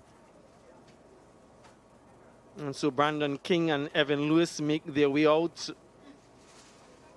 Didn't get off in the last game. 112, his best. 3 centuries to Brandon King. No doubt will be looking to give their team a good start and lay that foundation, and quite possibly, if they can, get a big score of their own. And alongside him, this man, Evan Lewis, and prior to his reintroduction in the team in that Sri Lanka series a couple of months ago, had a long hiatus away. 2021 was when he previously represented the West Indies. Before that return, Shariful Islam in for this game. Replacing Taskin Ahmed will be operating from the pavilion end, and that strong crosswind will allow him to get the ball to curl back into the right-handed Brandon King. So look out for some early swing from him.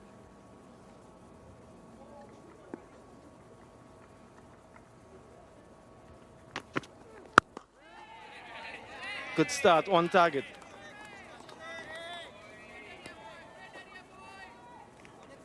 He'll be mindful of getting that front part out of the way. He really likes scoring square of the wicket, Brandon King.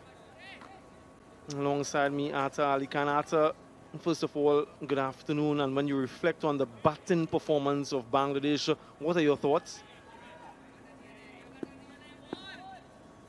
Very disappointing to be able to see on a surface like this, which has been very good for batting. This is the same surface, same pitch that was used a couple of days earlier. 294 in the first one-day international, and today they were all over the place. I thought Jaden Seal was excellent with the ball. Taking those early 3 wickets really dented the hopes of Bangladesh. Good effort. Record 8-wicket partnership. I'll have to wait and see whether this total is good enough to defend. Never has happened before, as you rightly pointed out.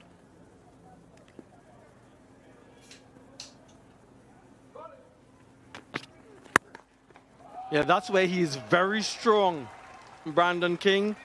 Given width, given length, and swiftly onto that one. Confident start for King. Yeah, 2 full, 2 wide.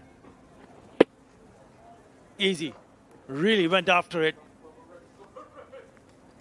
Goes very quickly to the boundary. Bangladesh would need to remember that both the openers did not have a good time in that first one-day international. You got to be a little bit more straighter, stump to stump.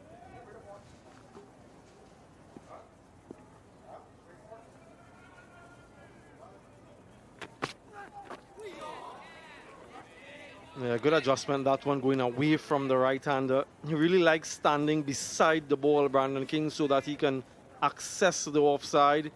Has an open stance. And a nice plane, a nice path for the bat to flow when he's in good nick. And at the risk of stating the obvious, they'll need to get early wickets to stay in this contest, Bangladesh.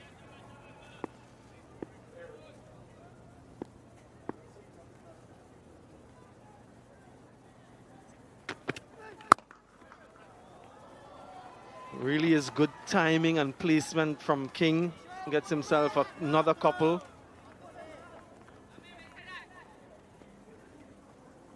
He has to get it right here because they're not defending a big total. 227 is what they managed to get. Even with that record-breaking partnership between Mahmudullah and Tanzim Hassan Saqib.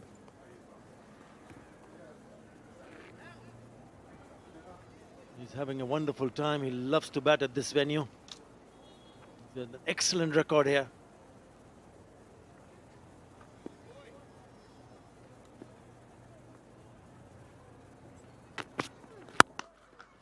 And again, that is pugnacious from Brandon King. Really regal start.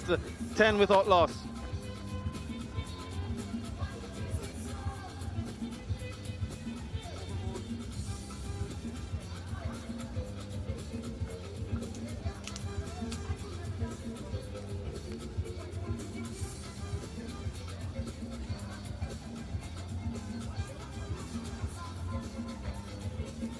Look how wide that is, and Fuller. And he cashes in.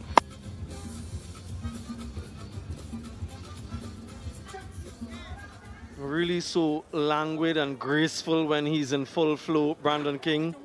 A sight to behold, and this start, 10 runs of his first 6 deliveries would perhaps just give him the confidence he needs. Tanzim Hassan Saqib from the Lozak Road end.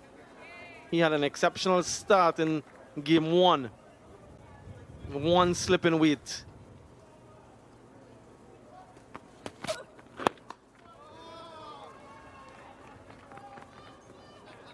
You're right, Atta Ali Khan. They need to be spot on at the start because these two will look to punish you if you're off. And they had an exceptional start in game 1 with the ball. Evan Lewis was 16 of 31, King 9 of 17 when they were dismissed. And it was due to sustained pressure. But if they get some easy boundaries and get off the strike in the first few overs to get some sort of rhythm, then it could be quite entertaining from a West Indian batting standpoint.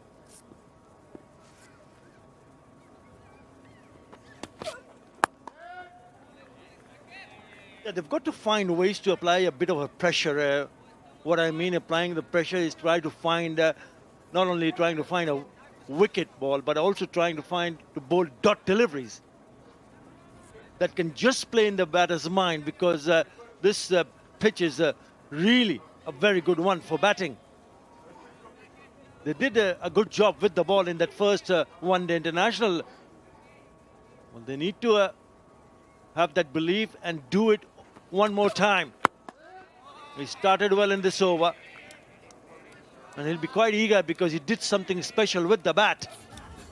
Tanzim Hassan Saqib coming at number 9 and adding that record-breaking partnership of 92 with Mahmudullah.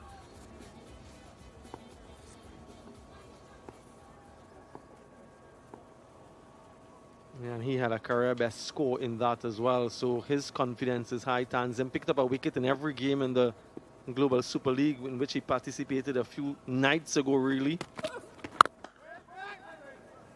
Good lengths straight away. They have sort of fortified that square offside field for Brandon King, knowing his strength. We saw the adjustment in length from Jaden Seals from game 1 to game 2. Just holding that 6 to 8 meter length more consistently and a nice tight line. So a good start in the over for Tanzim.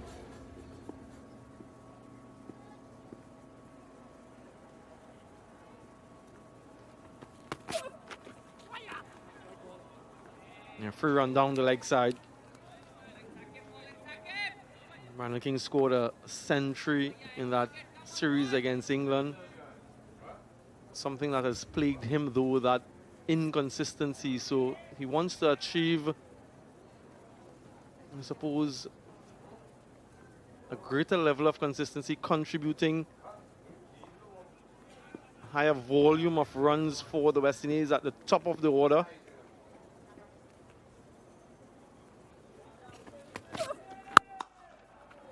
In front of point. This is quite deliberate from Brandon King because they've sort of plugged the gap square.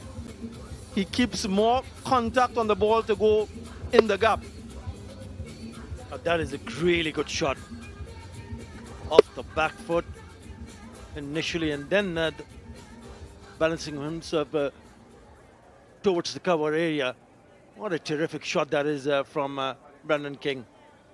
Looks to be in fine touch.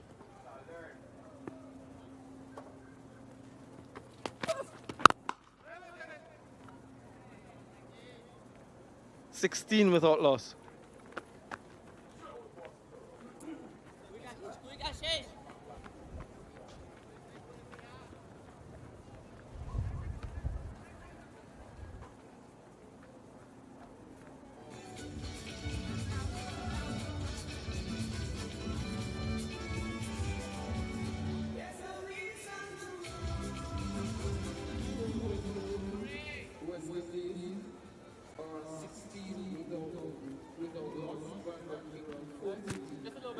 Yeah, soaking in the sunshine on the grass banks. Nice refreshing breeze blowing across the day as well. And they're set for some entertainment. Shariful continues. And for the first time, bowling to the left-handed Lewis.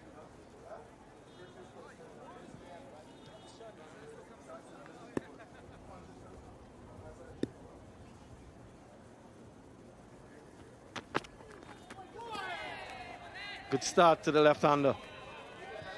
Yeah, he needs to adjust his line and length very quickly because he was all over the place in that first over that he bowled. Went for 10 runs, Shariful Islam. I would also like to see him if and when Brendan King gets on strike to change the angle and come around the wicket. Not once I saw him bowling around the wicket to the right-hander in that first over.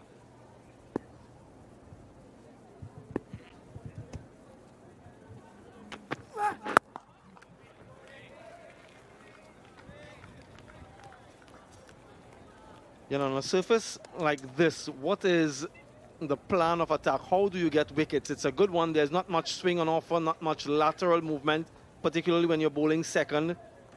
So how do you go about it? They've just got one slip, and quite understandably so, because of the low target score and because of the lack of assistance. So creating pressure by bowling dot deliveries.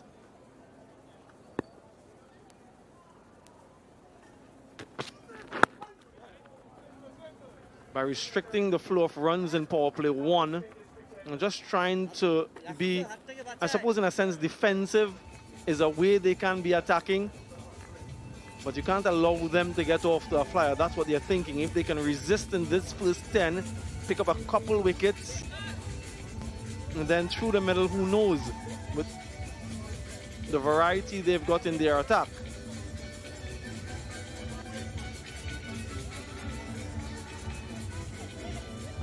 It's the wickets, Samuel, but it's the wicket that could help Bangladesh was to get close to defending this low total.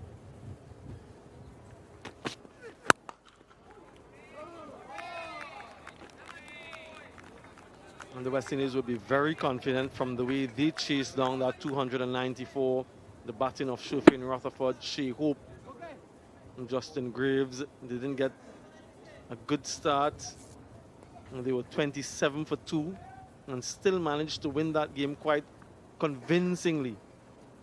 So their batting group should be enthused.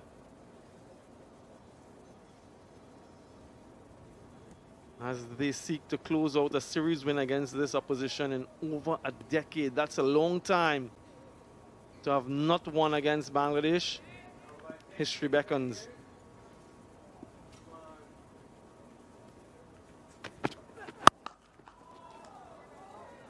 Yeah, they've put an additional fielder there because of that shot straight to him. And so King now has to make an adjustment.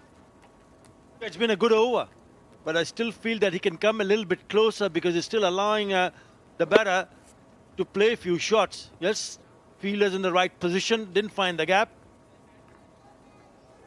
He needs to finish off nicely here, Shariful Islam. Just a single in this over.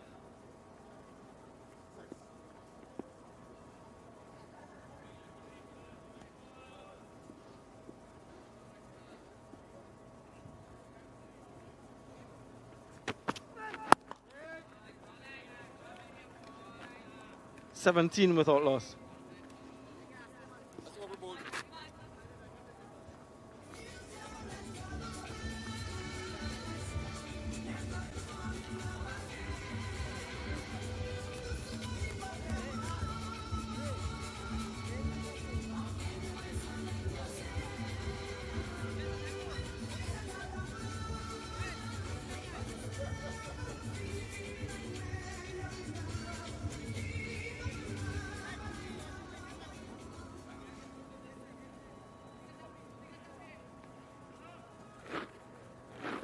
bird's eye view of the ocean.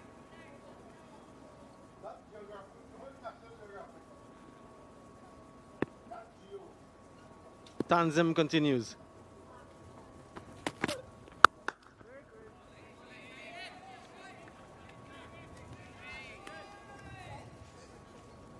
They have the one slip for Tanzim. So when Shariful bowled that last over, there wasn't any being employed, so they understand that there isn't much lateral movement as well. So where is this wicket coming from? Through pressure and maybe a false shot from the batters.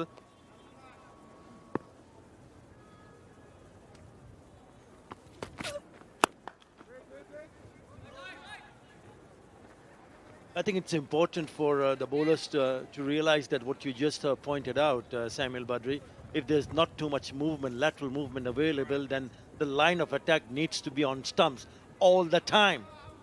Can he play a part with the ball? Rishad Hussain, the right arm leg spinner. So it's important you continue to do the hard work, ensure that you don't give anything loose.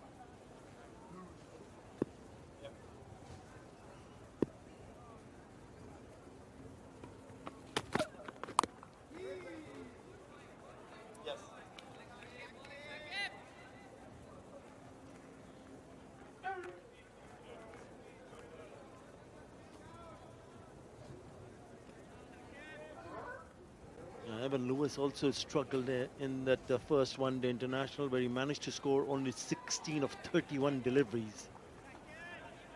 Because, credit to the bowlers, hardly gave anything away.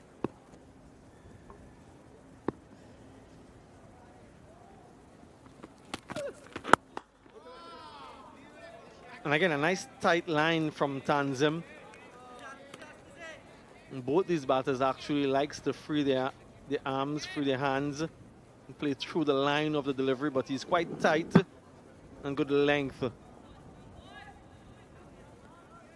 And we saw when he comes back the latter half of the innings to after that he's good with the Yorkers, so he has a lot of good attributes. The leading wicket taker for Bangladesh in the recent T20 World Cup as a seam bowler.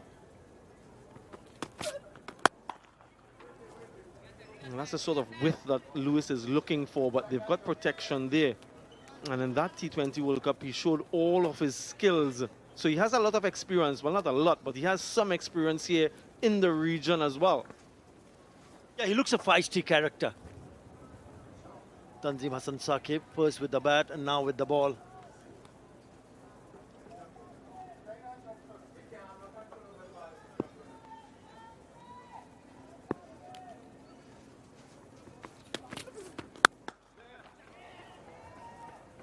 Yeah, caresses that one along the ground to spoil what would have been a maiden over 18 without loss.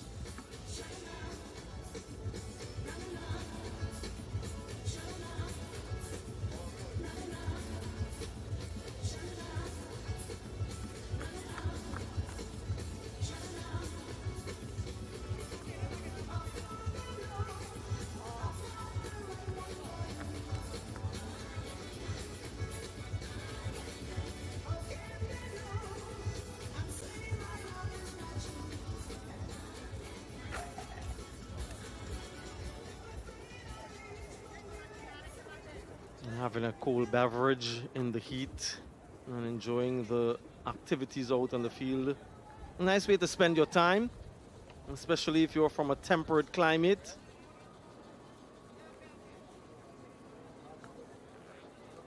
Let's hop across to St. Kitts. Shariful continues. Yeah, they've used quite a few openers in the time that Evan Lewis was out of the team. Shea Hope opened for a while. And they use Shamar Brooks, Kyle Mears, and Brandon King formed a good alliance for a period of time for the West Indies. Johnson Charles opened on occasions, Alec Athanaze. So they're still searching for what they think is the right combination at the top of the innings. When Lewis is in form, he's quite formidable.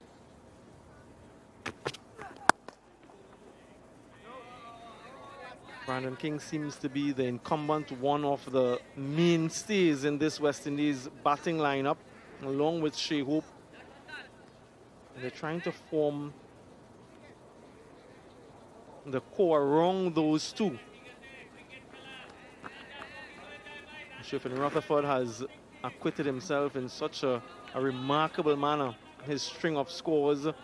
Casey Carty too scored a century recently.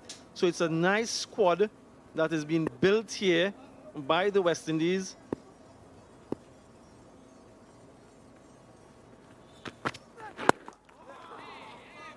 This is good, really good at the last few deliveries, dot deliveries, building some of that pressure that we were speaking about. Yeah, it's the third over on the trot that has started well for Bangladesh. Couple of overs from Tanzid. Hassan Saqib was gone for 7 in the first 2 overs. Yes, remember he went for 10 in the first over. So he bowled a really good over. The second over from Sharif Islam went for 1. So again, Evan Lewis struggling to find the gap, struggling to rotate strike. So this is good. This is the kind of pressure that they need to build from both ends.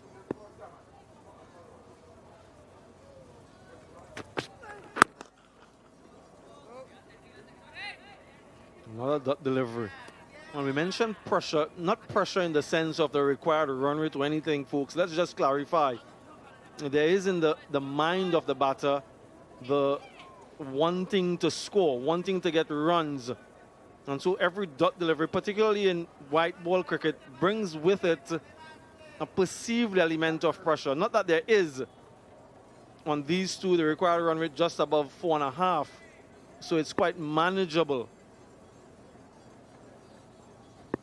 But as opening batters, and these two in particular, who like to field bat on ball, who likes to get off quite quickly, and that is what we're talking about, perceived pressure.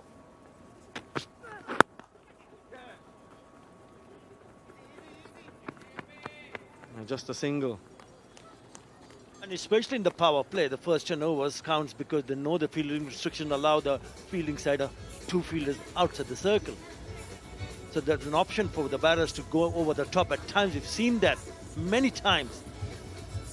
But when you're chasing a low total, you're not looking in that direction. You're just looking to make sure that you just get set, get your eye in and see where you can end up with. He started well here. Brendan King.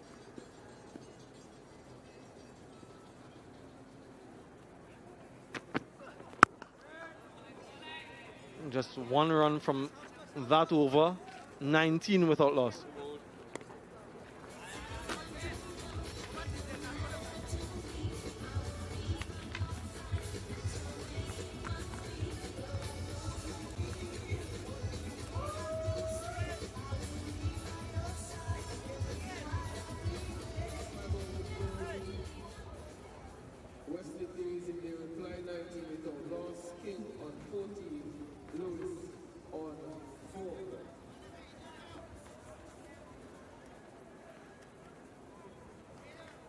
A few quiet overs from Bangladesh. The last 3 overs actually just 1 run being scored from each of them.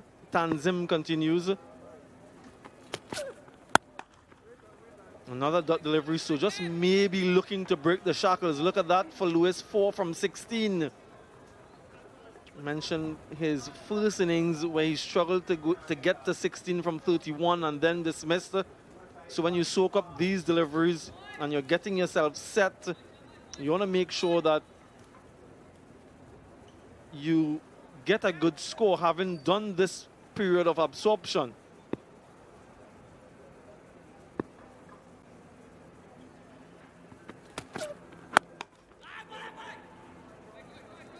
You see, he's really struggled with the timing, hasn't he? Because we all keep on repeating ourselves, what a good pitch this is for batting. 17 deliveries now, just 4 runs to his credit. Yep. Not taking any credit away from the bowlers. Bowling have been good. Very good. Well, that's the kind of stuff that Mehidy and Miraj is right there next to Tanzim Hassan Saqib to tell his bowlers over and over again, this is what I want. The dots. Yeah, a quick single this time to get off the strike. Evan Lewis. Again, the tight line and a good length, not a driving length and not short enough to pull either. A good conglomeration of deliveries from the fast bowlers.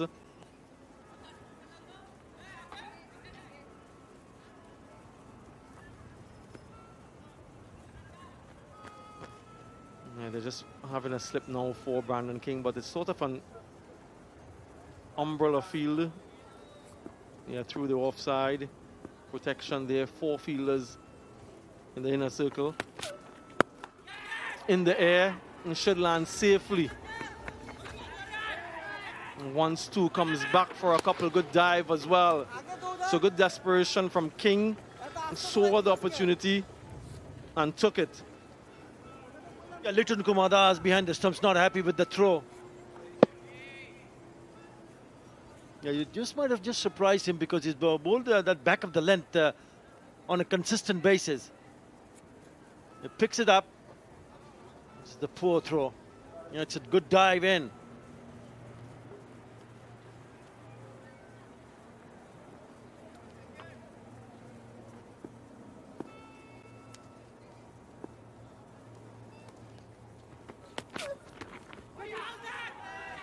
Stifle appeal down the leg side. No wide signals, so, or not yet anyway. He's perhaps waiting.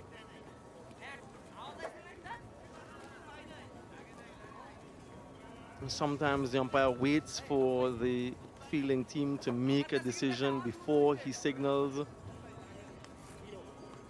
All right, so there it is. And that was delayed, just waiting for the stop clock to wind down before he makes the signal, so it's a wide.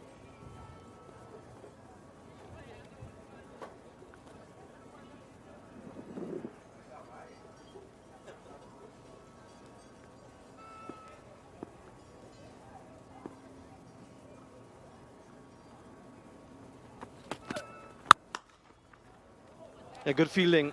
That is the area that is very strong offside, because I mentioned before he likes to stand leg side of the ball. Just look at that front foot. It doesn't go across too much to the offside. It stays inside that red line. So it allows him to stand on the leg side of the ball so that he's free flowing through the offside. And so usually what teams do to him is bowl a nice tight line, don't give him any sort of room there. That's feeding his strength.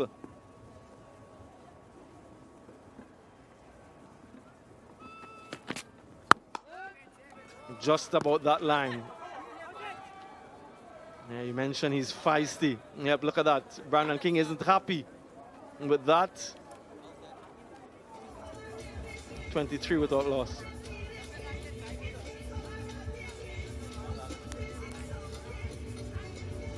Yeah, Tanzim Hassan Saqib collected the ball and just threw it back at the stumps. Brandon King was in the way.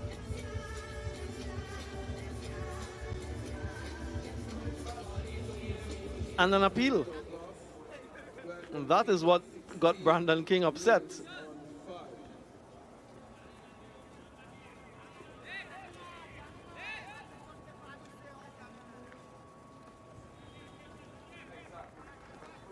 "13 runs in the last 30 deliveries. It's been a good economical spell from Bangladesh. Shariful continues.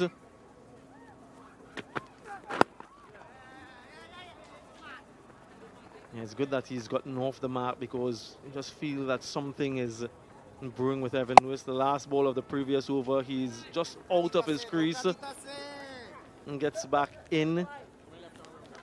And yeah, he's just signaling that you were out of your crease. I was trying to go for the stumps. Brandon King wasn't happy. A polite inquiry from the umpire as well. Yeah, this is an illustration of what he does. 44% in front of square offside for Brandon King.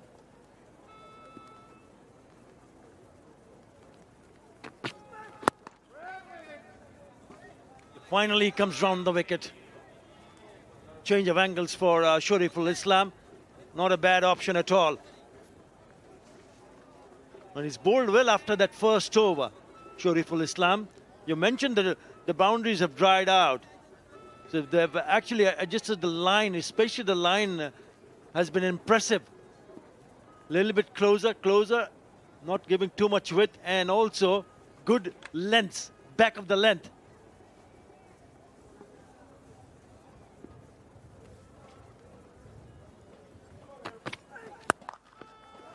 Yeah, that breaks the shackles.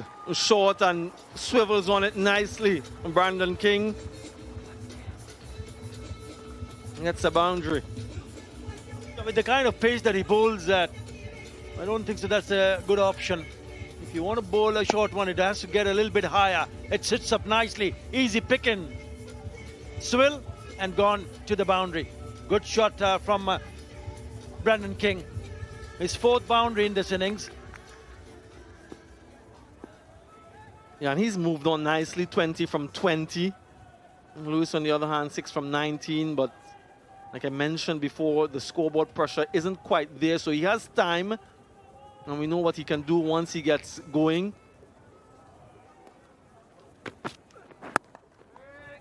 But what an opportunity for these two West Indian opening batters to really set this game up and set themselves up and get a big score. And that's what they should be thinking, to do this all on their own. A relatively low target score, very good batting conditions, small outfield, a good opposition bowling attack, yes. But think about a score. Think about getting something big for your team like Mahmudullah has done at this venue on several occasions. Have that, in a way, selfish mentality that you want to score as many as possible.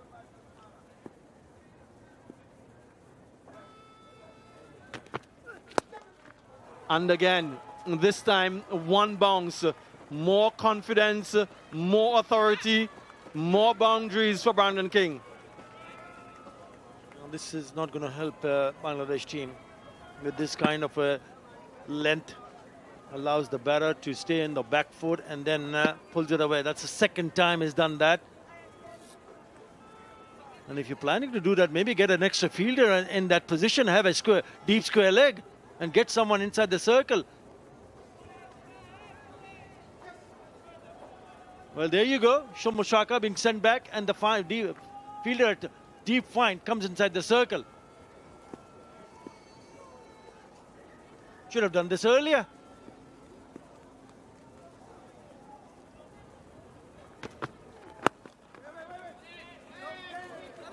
And misfield allows for a single. Nahid Rana shouldn't be too far away from the attack. 33 without loss.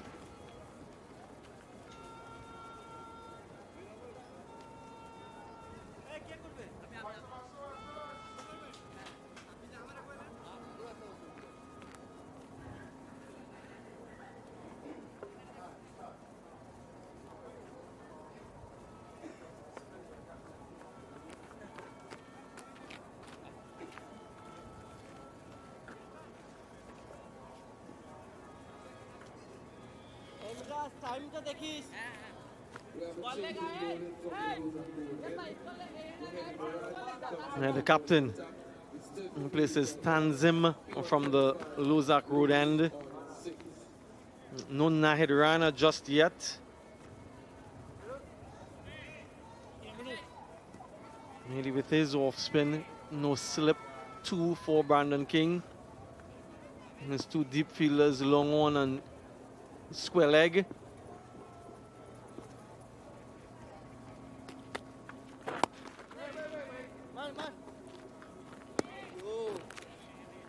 And they want to finish on the stumps, at worst finish on the stumps.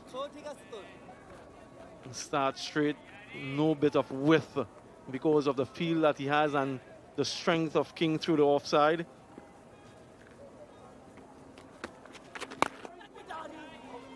Yeah, not where he wanted it, Brandon King. Gets away.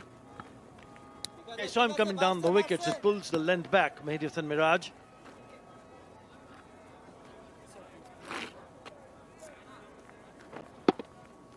Bat also twisting in his hand, inside part of the bat. Bangladesh did have an option. They have Nasir Muhammad in the squad. Left arm spinner, left arm orthodox. Still went with Rishad Hussain because Rishad can also bat. Didn't really a good effort with the bat today. Really didn't get the score. If you look at the team combination, since the top order does not make a big impression, they feel comfortable to stack a little bit more batter in the lower order instead of looking to have more options in the bowling department.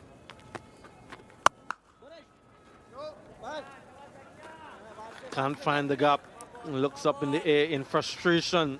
Evan Lewis, 6 from 21. Still looking to break the shackles.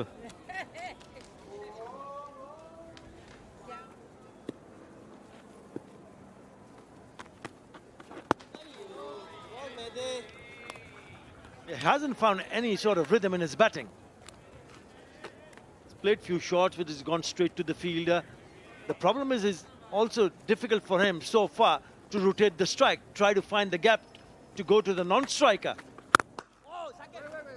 Again, straight to the fielder, it was short. A good over from the skipper, just one in that over. West Indies 34 without loss.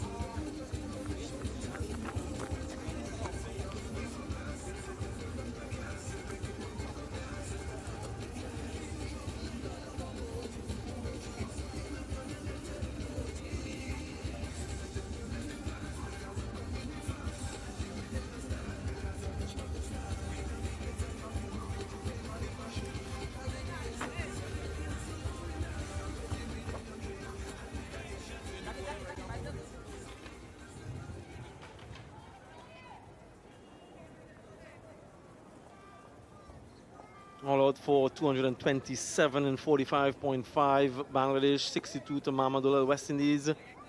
Solid start. 34 without loss.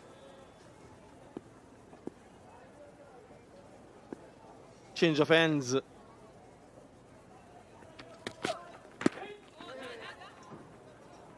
Yeah, whenever I see that boat going towards Nevis, I believe you and a few of the crew members visited Nevis yesterday, Samuel Badri. Yeah, we did. Wonderful trek across on the water taxi. That's about 7 minutes from Reggae Beach. And then we saw some cloud-shrouded mountains across there as well. It never ceases to amaze me when I look at that view, how the clouds are attracted to the top of the mountain. Yeah, it wasn't that ferry, though. Thanks for the invitation.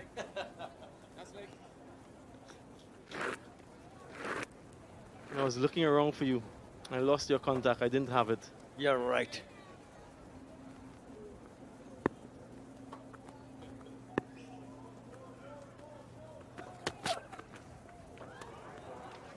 And that's too short, too high, wide. We saw one over from Mehidy from the opposite end, perhaps just to change things around. So Tanzid from here, Nahid Rana from the other end? Yeah, probably. Most likely.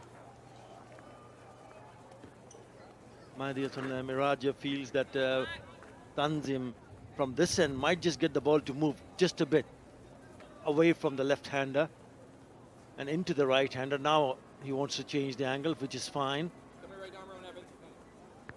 They just have to bowl tight here because Lewis is struggling.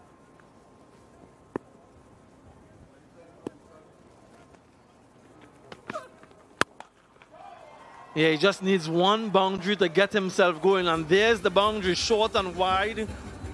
And Lewis is very strong with that particular shot. Yeah, they love it.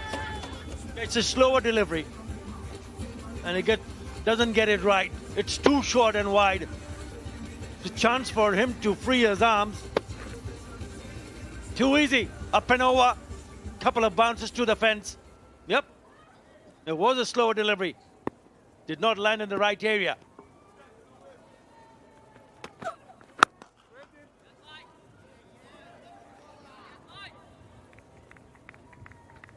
Yeah, just looking to get into some rhythm. Evan Lewis, he plays franchise cricket here in St. Kitts, so he's very familiar with Warner Park and the conditions here. He represents the St. Kitts and Nevis Patriots in the Caribbean Premier League. And I quite suspect that he's played the most number of matches here than any other player involved in this contest. And there you go. This is what he can do. And that one smacked into the lighting towers. Evan Lewis is destructive when he gets going. Yeah, that boundary really released a bit of a pressure off him. Staying around the wicket, it's short. He's picked it up nicely and put that away in handsome style for the maximum. Top shot.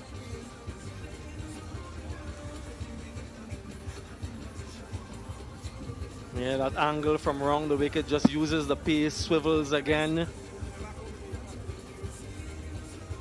Changes the angle, this time goes over the wicket. 12 from the over.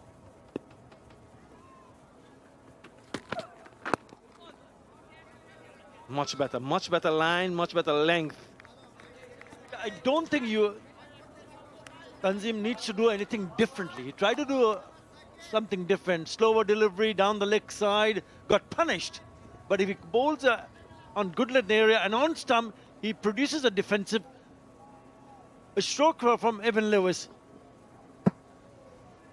Yeah, a couple deliveries ago, this was dispatched. What does the Apex tracker say? Ball tracker. And that 6 was 81 meters. Another 4 to that. 2 4s and a 6 and a 16 run over. 50 up for the West Indies. And 50 without loss.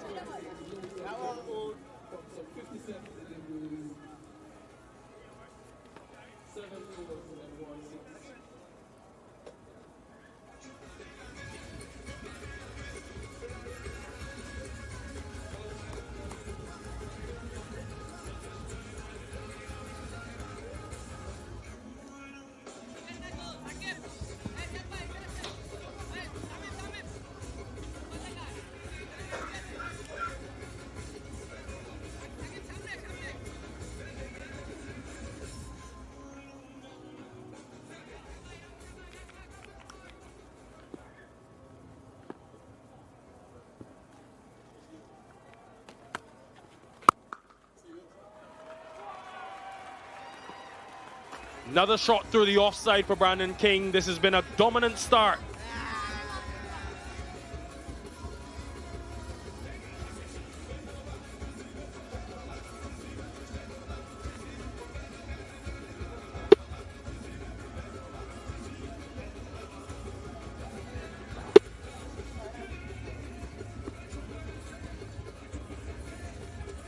Very interesting from Mehidy that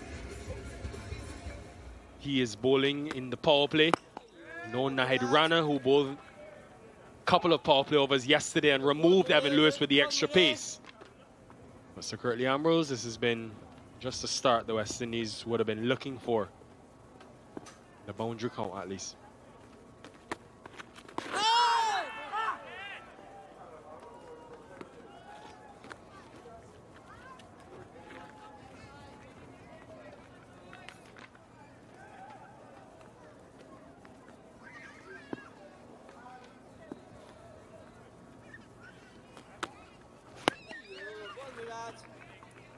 What a start for the West Indies. They've raced to 54 without loss.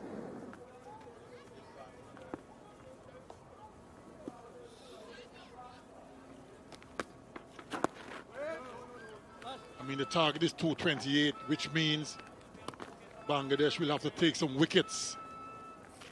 It's going to be very difficult to defend those 228, so wickets are going to be key. No success with them as yet. Straight to the fielder. 4 from the over. 54 without loss after 10.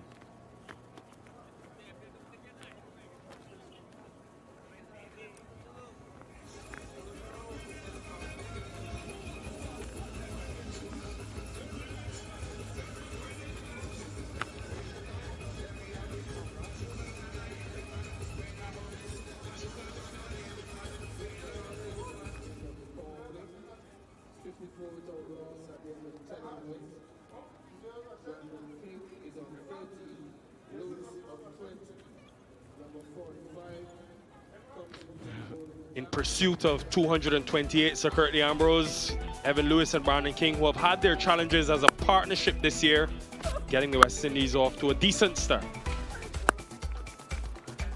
Play some good, powerful strokes. Not afraid to go big when an opportunity presents itself.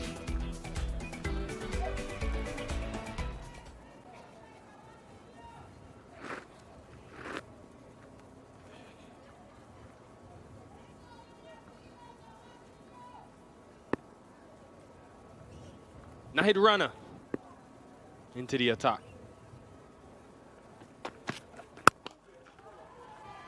He challenged Evan Lewis when he went straight at the stumps. 149.8 kilometers per hour was that delivery to get Lewis, yes, a couple days ago. Wish it was yesterday, wish we had cricket every day of this series. I will try my best to not respond to that young nickel. Deep fine leg and deep backward square. Does he go short? The occasional short ball to Brandon King, which has plagued him in the past. If you get it really good and high.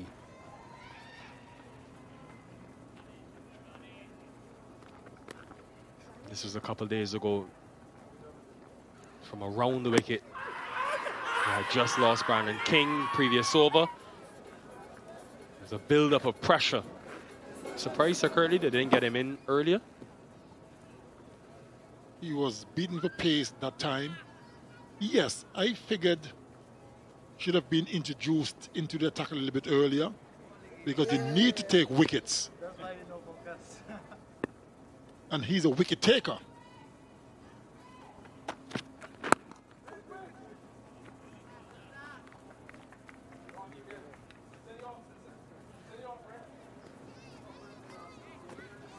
The fans are in, probably like what they are seeing. West Indies cruising along quite nicely. Hello to you too.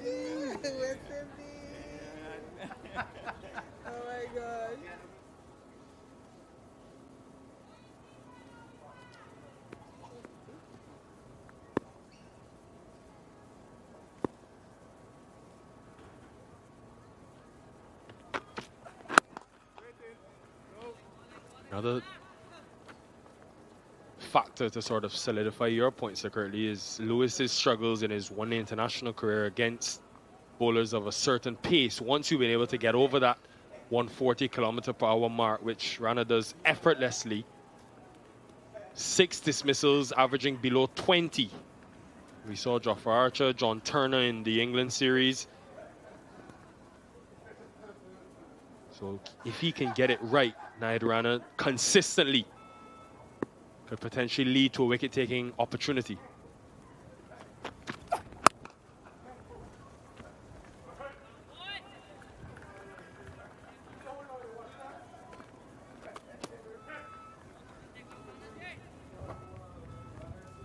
I would have loved to see Sir Curtly with an analyst back in the day. Somebody, you know, instructing you where to bowl, which line to bowl, ideal lengths to batters.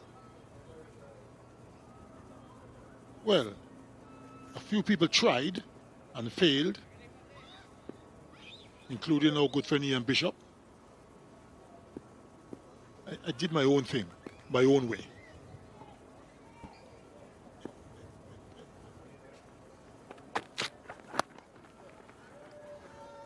Nice hands, well played in the end by Brandon King, 58 for none.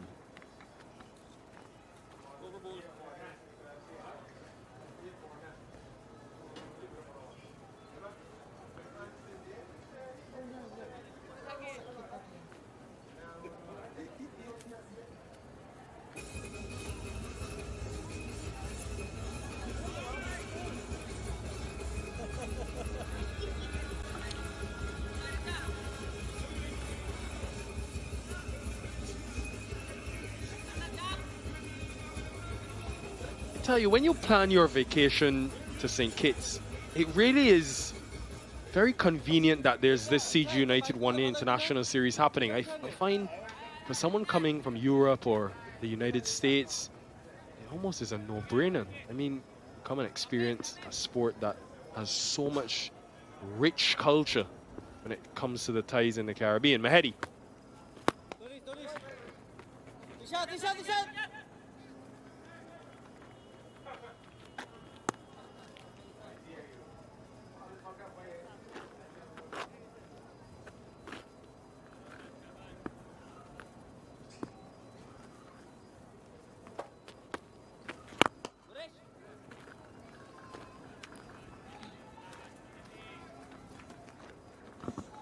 $54 for none, so currently in the power play. And the scorecard reflects, when you look at the situation, chasing 228, that's a positive start. But the building and planning of this team is so much more than just this series. Obviously, they want to win every game and take it game by game. But the batting lineup, which have made good strides, they continue to find different ways of improving and being able to compete with the best in the world. And although the scores were very different in the two 10-over periods, 27 for 2 in the first ODI, 54 for none today, there's still one common area which they may want to improve on, and that is the strike rotation. 69% was the dot ball percentage in the first ODI. Today, 63%. And obviously, we expect there to be more dots because the field is up. But can they apply more precision like we saw from a Justin Graves in the first ODI or a Rutherford? These two, can they find a bit more precision to add and support their dominant boundary approach that we know to be successful when it comes off?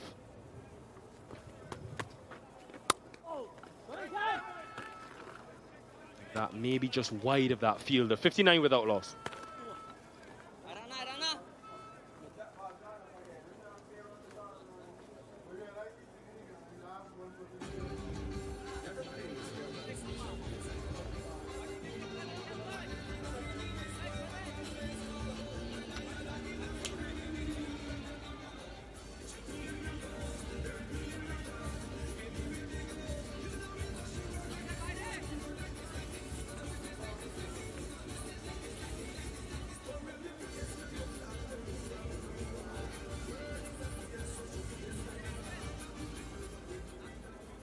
We'll see Rashad Hossain leg spin later on. Fifth bowling option. No Taskin Ahmed in the attack today.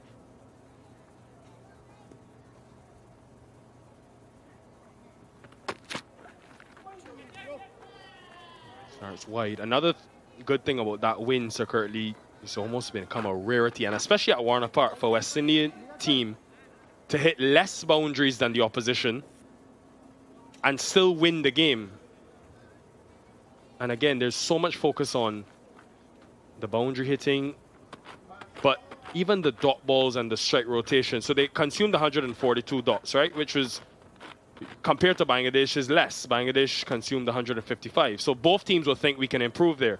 But the amazing thing was that 112 of those dots for the West Indies in the first 30 overs alone. Inside edge. Very, very lucky is Brandon King.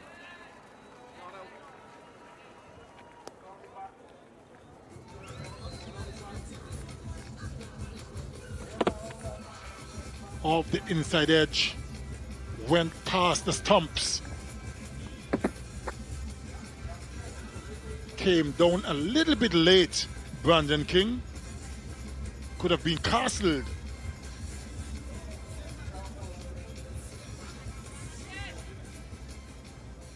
But fortunately for him, he survives.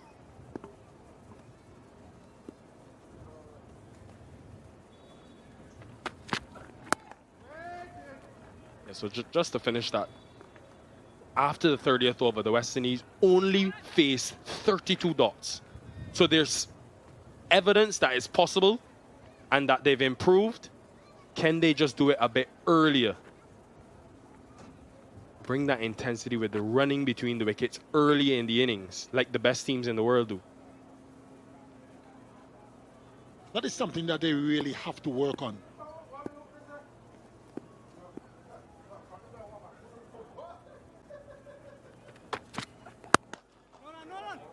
You see, too often they have this notion that they can make up in the back end.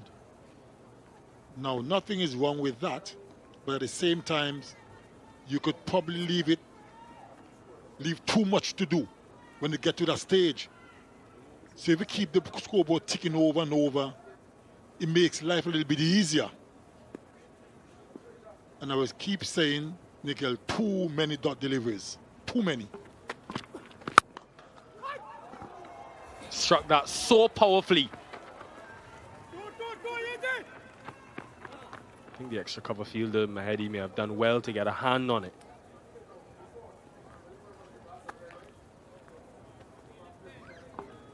Probably did a little bit of damage to his fingers.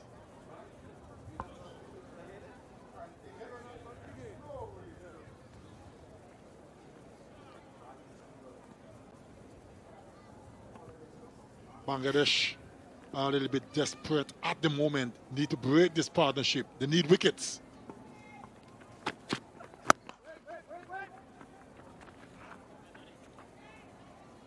And to your point, Sir Gertley, one thing that Floyd Reefers tried to push is when we get to the 30th over, exactly like we saw in the first ODI, once we're in a good position, let's press on. But you leave yourself so much to do, and what if you face an outstanding bowling attack, like maybe in England or an India, for example, where it's not as easy as to score in the last 10? Can you do enough and maximize in the power play with boundaries and running between the wickets to make sure you're still on par with the rate?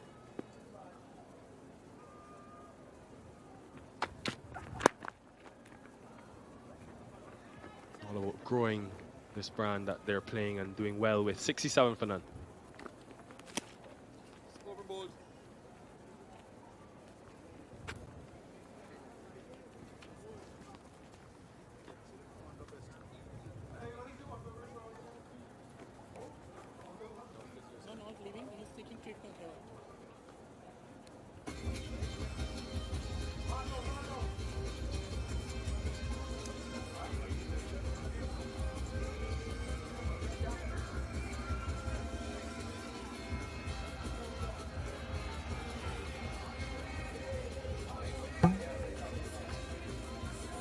Heavy breeze, so will be a bit choppy in the Atlantic.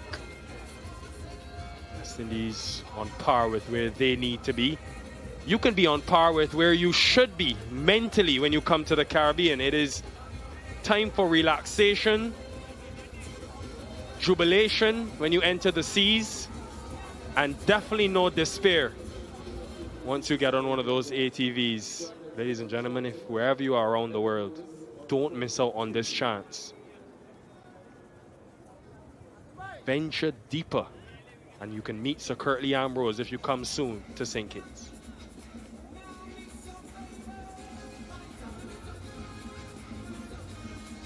Great idea for a Christmas gift as well. Early Christmas gift, Sir Curtly. In fact, I'm going to give you a ticket to the 3rd Siege United One International. That's a perfect Christmas gift because we've got 3 ODIs here in St. Kitts, then 3 T20Is in St. Vincent. Tickets.windiescricket.com, and you instantly have a Christmas gift idea. No need to rack your brains at home.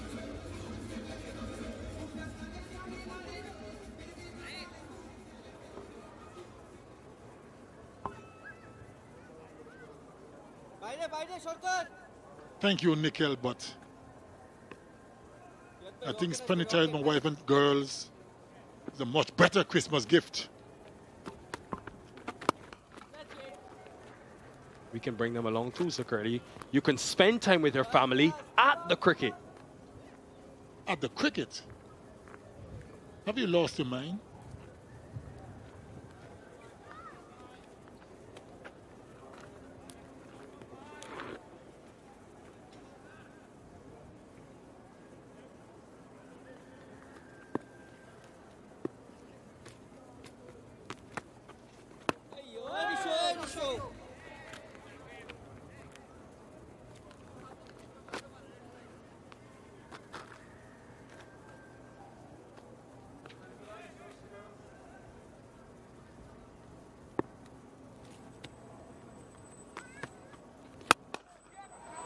He was waiting. He was waiting for one in his area, Evan Lewis. That is what he does when he gets it in his arc. A gentle, flighted delivery from Mehidy Hassan Mirage, the skipper. And Evan Lewis hardly ever misses out on those types of deliveries. High, hard, and long. Hasn't got it this time, and that has been dropped. Shoma Shakar down at long on. That would have been a perfect response from Mehidy, the skipper. But he was let down in a big way.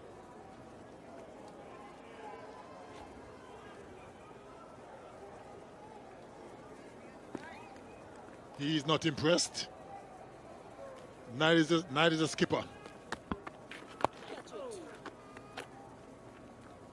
How much will this cost them?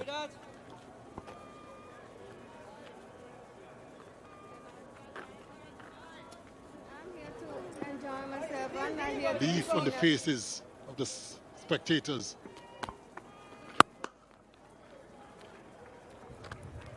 9 runs from the 14th over, 76 without loss.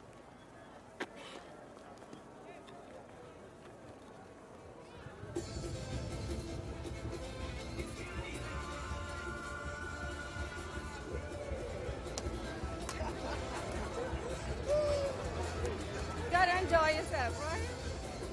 Thank you, Mr. Trini. I like Trini. My sister likes sometimes.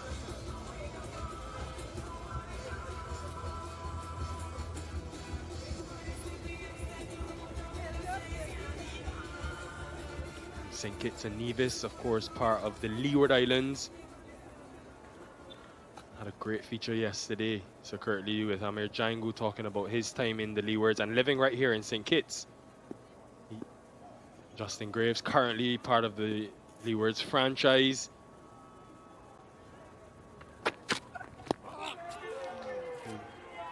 That will hurt badly. Similar way that he was dismissed yesterday with the ball coming back in and King trying to pull. This time too high though. You could almost hear the thud into his body.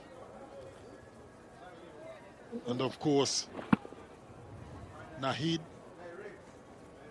Rana ain't no spin bowler. He's bowling really quickly. Medical staff running out. Give some assistance to Brandon King.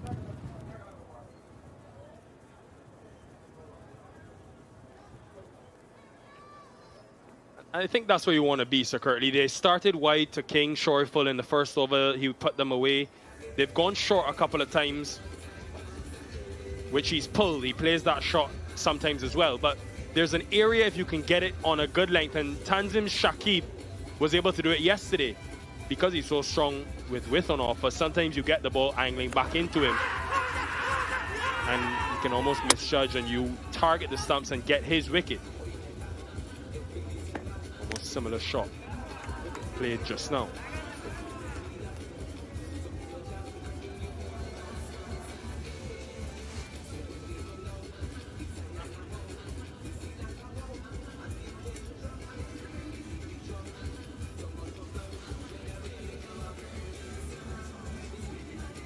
That will be the discussions now. Where do we want to target? Where do we want to aim when bowling to King? For a tall man as well, Sir Curtly, it must be difficult for Nahid Rana and yourself in terms of length that you're bowling, obviously with being cognizant of the ball bouncing over the stumps. Well, I've suffered quite a lot back in my day. Umpires kept saying to me, oh, it's going to go over the stump. Which for the most part, I was never impressed. Had we got the referrals, I can tell you, I would have doubled the wickets I've taken.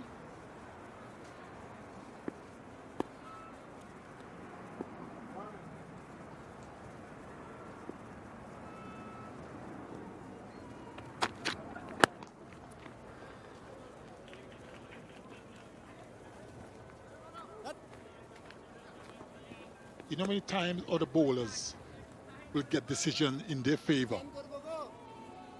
I would bowl the same delivery, young Mikel, and was only to be told, it will bounce over the stump, Mr. Ambrose.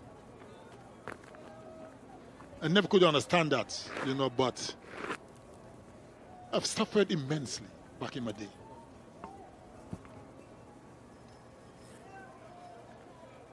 Needed clarification because somebody told me a lot of your dismissals were, a few of them were fortunate, so I thought you may have less if the DRS was in. But you're saying double as much.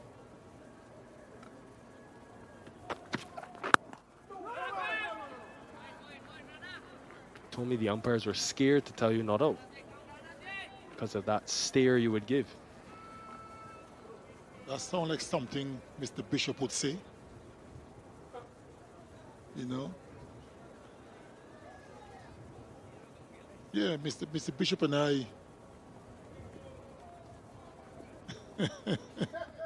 never had a good word to say about me, Mr. Bishop. Yeah. And he claimed we are friends. It's a good thing.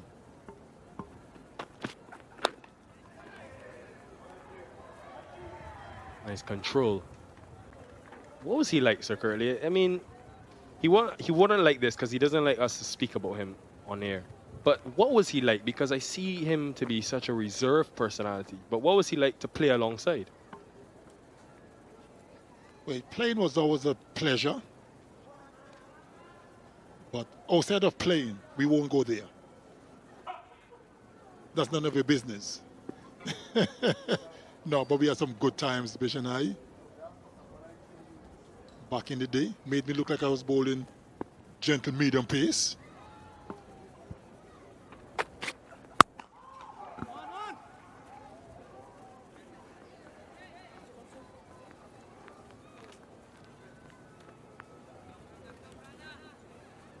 Sure, batters were just as scared as I am when it came to you two and facing both of you.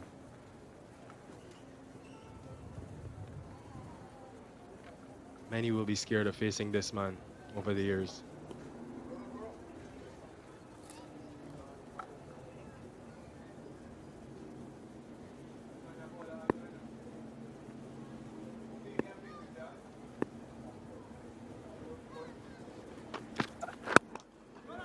It's a tempted Yorker at pace from Naid Rana.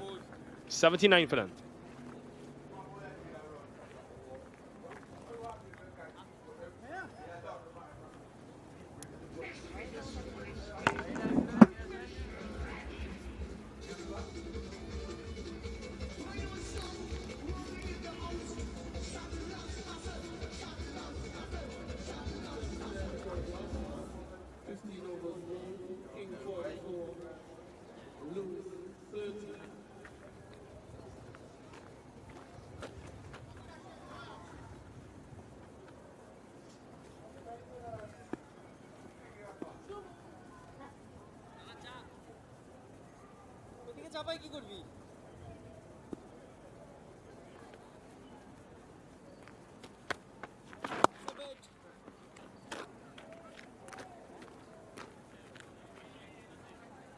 Nice opening partnership in pursuit of this 228 to win this ODI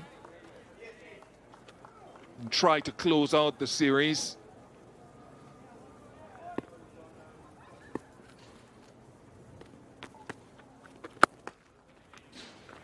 Although I think the situation, Marley Richards, that the West Indies find themselves in, and a lot of teams in a race to try to automatically qualify for the next World Cup. Winning goes beyond just winning a series. Not forecasting the outcome of this game just yet, but just in a bigger picture, every single game is now important, whether the series is won or lost early in it. Yes, and we know what that felt like, not being able to qualify automatically for the 2019 World Cup. Actually, the last one, sorry. Last ODI World Cup was a real struggle for the West Indies. So as you say, Bish, every match mattering going forward. A good partnership, 82 from 98. But just being a little hypercritical of Evan Lewis is a bit too much of feast or famine for me. Needs to find that art of working the ball into the gaps for ones and twos.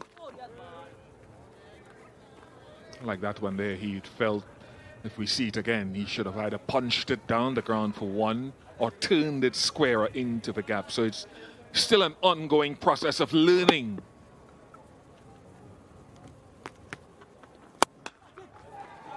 No problems with that.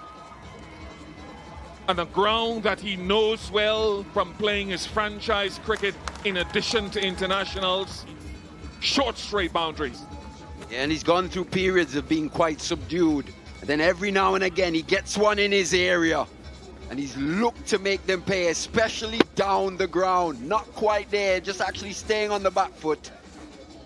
Making good contact. Another maximum to Lewis. West Indies 88 without loss. And time for a Blue Waters drinks break.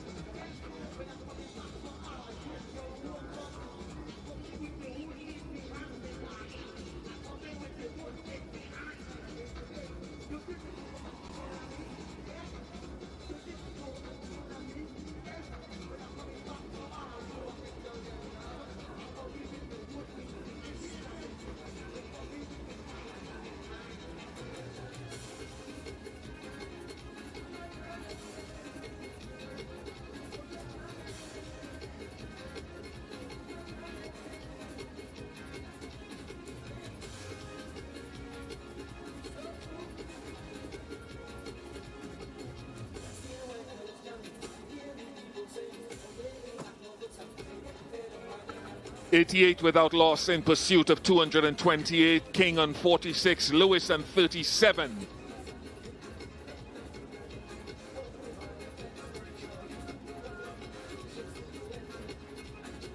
Nine fours and 3 sixes so far in this opening stand. Yeah, it's been a very sound start this from the West Indian pair.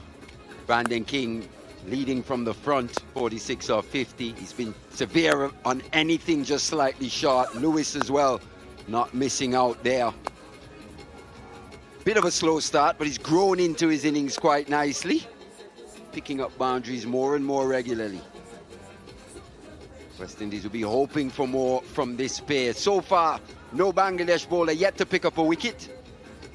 They'll be hoping to pick one up pretty soon if they're going to have any chance of winning this game.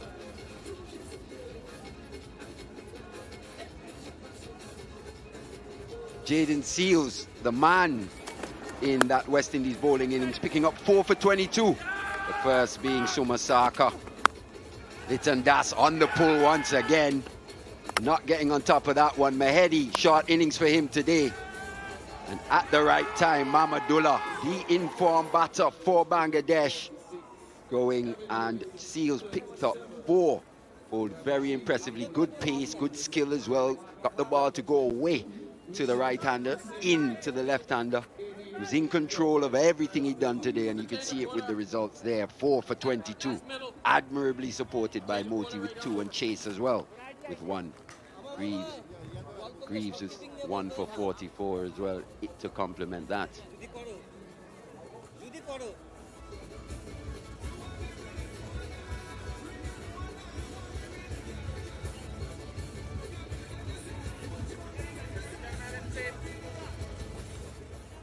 Rashad Hussain,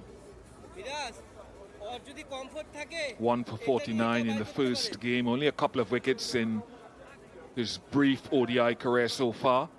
And he's hoping to get some bounce, maybe a little bit of grip on target. Well, I was very impressed with Rashad in that first game. It was only towards the back end of his spell where I think Rutherford and Hope in particular looked to be quite severe, targeting the sharp boundaries. But I thought his control was good throughout. It's gone past him. Nice little sweep shot from Brandon King, gets to the boundary and brings up his half century. It's a very well played knock, a 7th half century in ODIs. And given the 100 he scored about 3 matches ago, this is a nice, 2 matches ago, nice run of form for him in good conditions. A good innings this from Brandon King.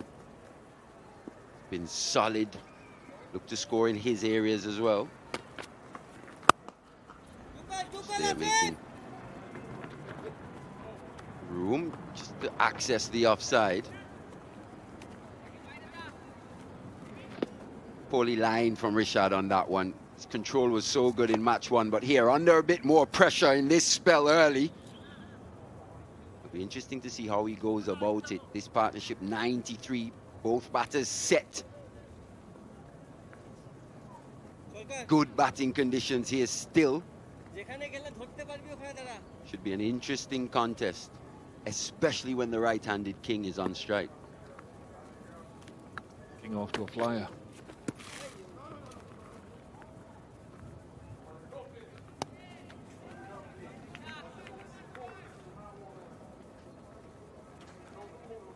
Chalo, Rishad.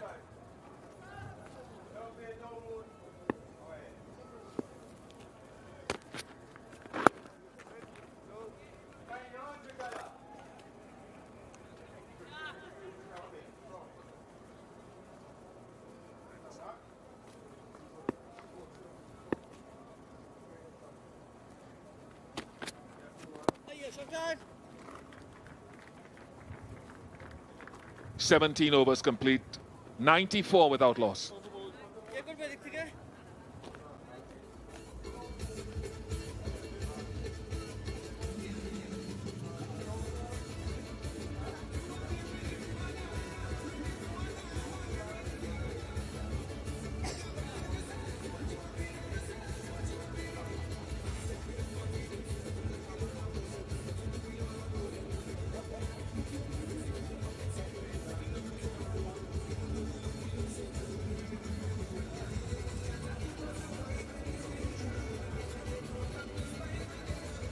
Smooth sailing for the West Indies so far.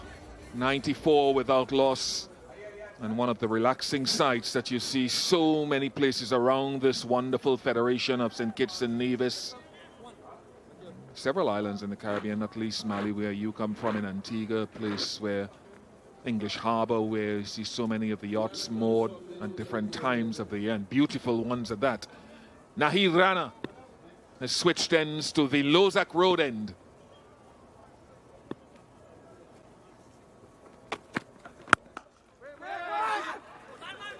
Oops, he's run 1 all on his own there, Evan. So one thing I'd say is, you know, it's a work in progress, Mali. And you know that we've talked about scoring off more deliveries.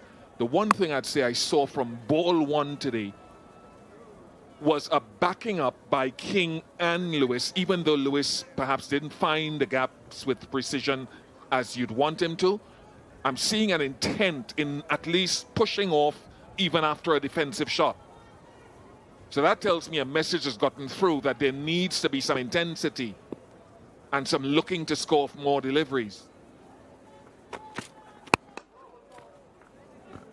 Precision just isn't there.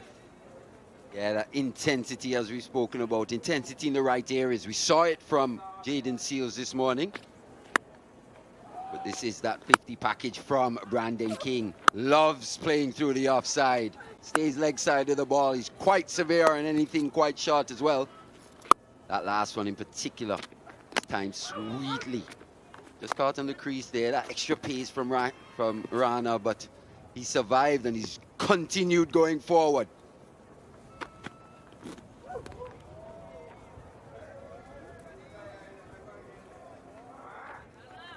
Bit of a hoik.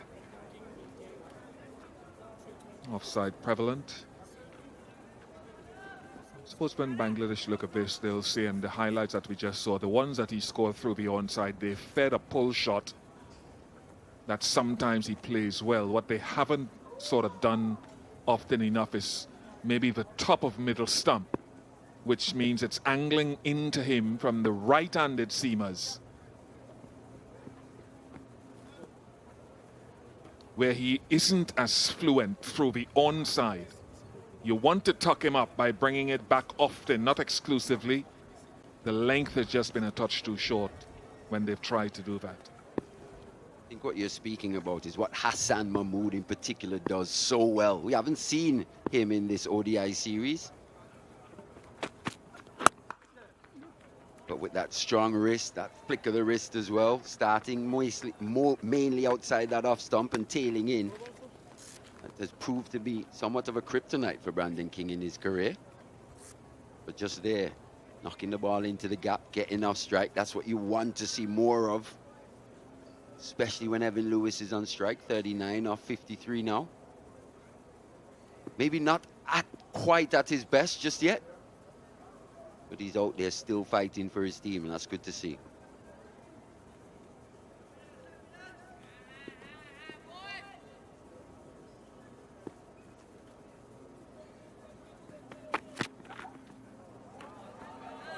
While we were having lunch, wide call, Hassan Mahmoud was having a long bowl in the nets.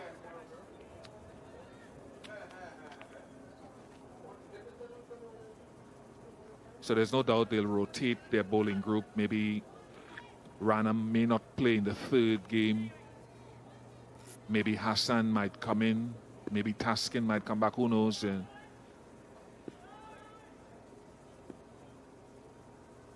Cross seamer there from Nahid. Yeah, good short ball. Trying to get him to hook into the wind. Well negotiated by King. Got a bit big on him. Had to get up on those toes, get on top of that one to keep that one down. Well played in the end. Soft hands. Something you want to see from Evan Lewis as well. That just playing with supple wrists, allowing the ball to come into him just that split second longer. At times, he just seems to force the ball down the ground to the fielders. Supple wrists come into play. Well, let's hope he can bring these supple wrists into play more often.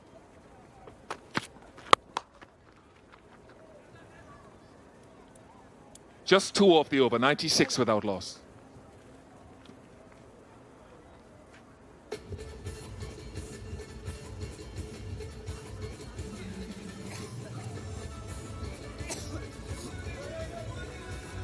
Let's go West Indies.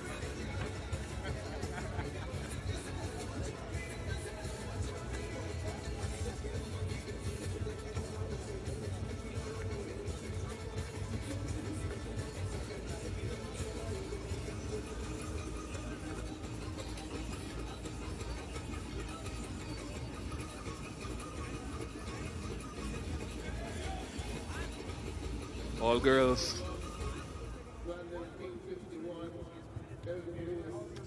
We say moms, both parents are important, but so often we hear stories about, you're talking about Hassan Mahmoud, and Tanzim, for example, talked about his mom having to convince his dad to let him play the game.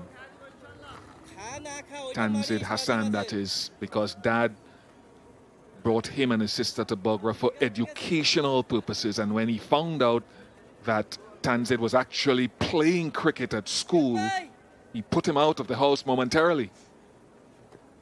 And it is only through the convincing of Tanzid himself and his mom, and when dad saw how much potential and ability Tanzid had, that he said, okay, go ahead.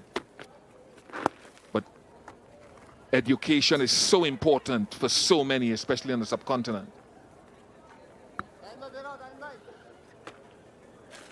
Darren Sammy's mom, during the feature we showed at lunch, Clara, Mrs. Sammy, spoke beautifully about those things about her son. So moms, I find, and I hope I'm not being biased, Mali, Your experience would have been different with Dad. But moms are critical to the involvement of their kids in the sporting world, perhaps no less so than Daddy.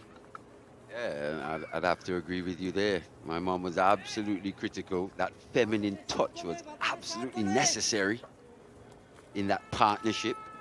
You know, father and son can be quite a tough relationship, but then there's a mom with that feminine touch, just adds that nurturing element. Very, very important indeed.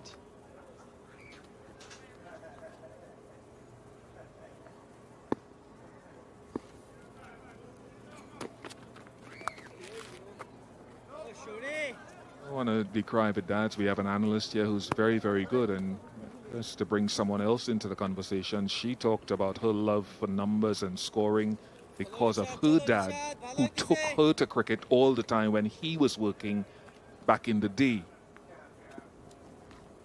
Won't call her name. Oh.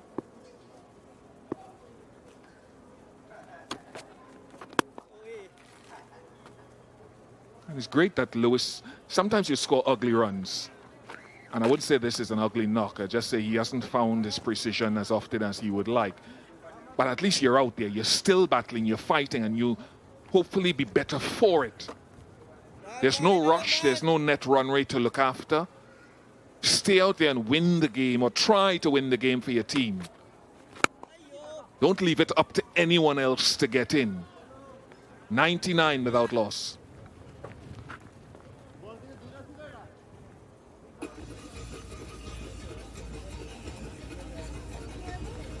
Secretary Ambrose always used to shout in the dressing room, cash in. And what that meant is when you get a start, maximize it, because when you get a bad run of form, hopefully that carries you through in your mind and that of the selectors and your average.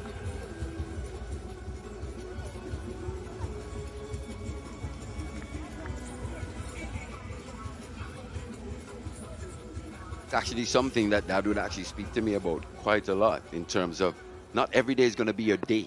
It's not going to feel like the ball's coming out the middle and your feet are moving exactly the way you want to.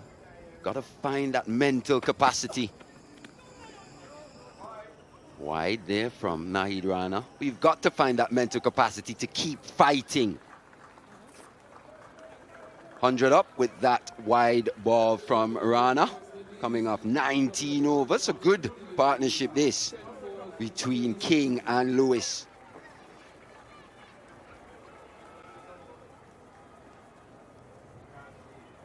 The second 100-run partnership between them as an opening pair. Would have had 118 versus England earlier in the summer.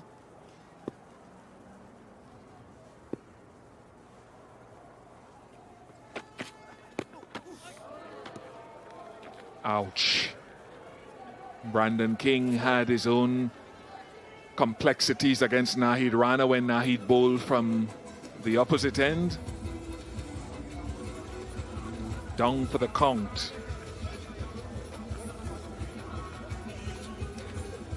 Take some gumption to recover from that after a while. I've been hit there once or twice. You feel as though all the wind has been knocked out of you and the legs feel like jelly.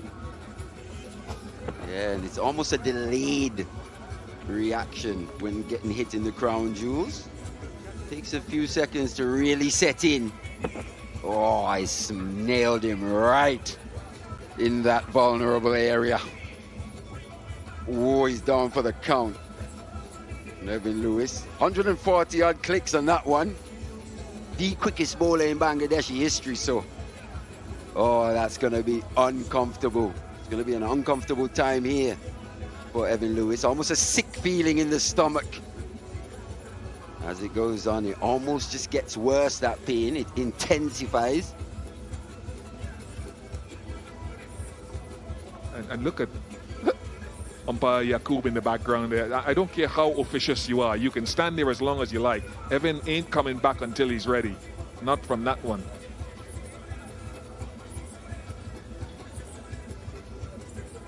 There is nothing. I don't know why some people think it's funny. Running commentary from Ruston Chase. He's down again. Might get counted out there. It hurts, Malia. Felt it once or twice. No doubt you would have. Yeah, it's absolutely sickening.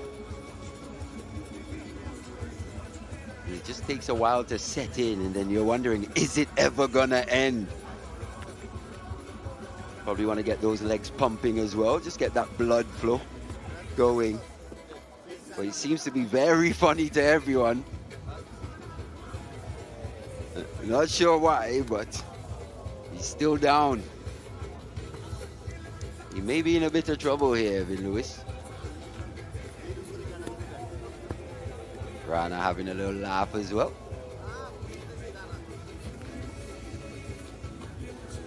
It's 148 kilometers. Is the quickest ball that Lewis has faced today. That's no fun.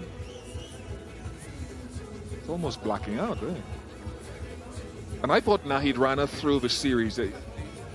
He got that 5-wicket haul in Jamaica, but I thought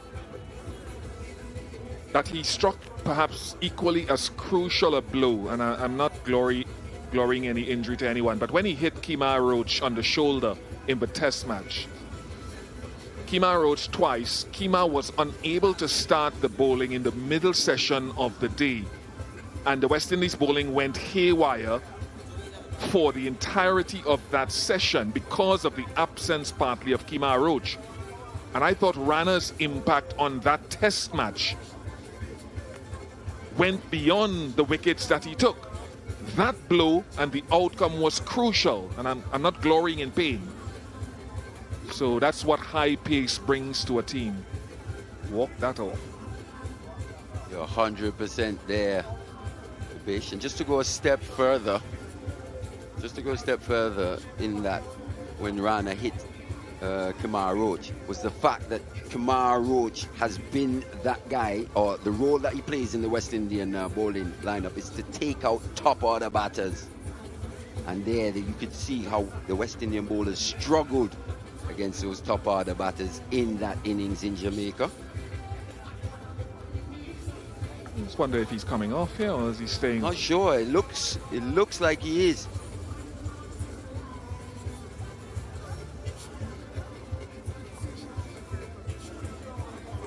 Nah, he's helmeted again. We haven't seen from Hawkeye for the entirety of this innings, and now they come up with this. Unbelievable, guys. Really unbelievable. Seriously. One delivery gone in the over. Now, how does he respond to this, Evan Lewis? How does he recollect himself? He's on 4100 without loss. Does it take character now? And a bit of gamesmanship. He's just got to buy himself a few more seconds here. Maybe just walk away to the side, take a few deep breaths as well, have a chat to his partner in Brandon King. Just buy a few more seconds for this pain to alleviate. But we see a smile on his face, so he's feeling a lot better. He wasn't smiling 30 seconds ago. He's feeling a lot better now. Does Rana go short? Oh, drive ball. Oh, he hobbles off strike. He hobbles. He wasn't running with full fluency there.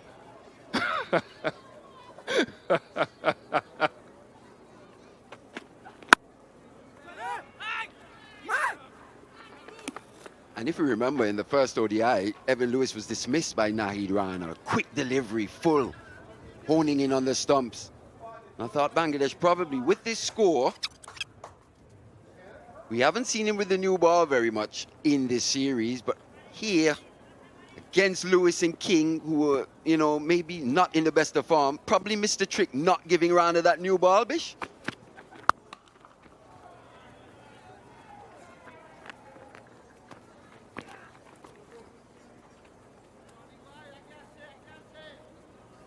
That delivery there, 151 kilometers per hour. I'm just taking my time to find out if he's ever bowled a new ball in any format, because I think there's a graduation process that could take place that eventually you'd probably like to see him doing it. Another cross-seam delivery, it looks like.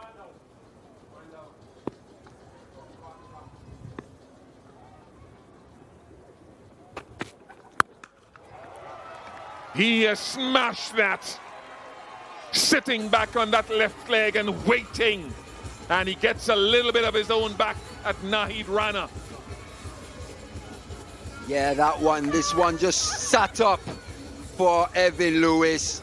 Not short enough, doesn't get it high enough to Evan Lewis.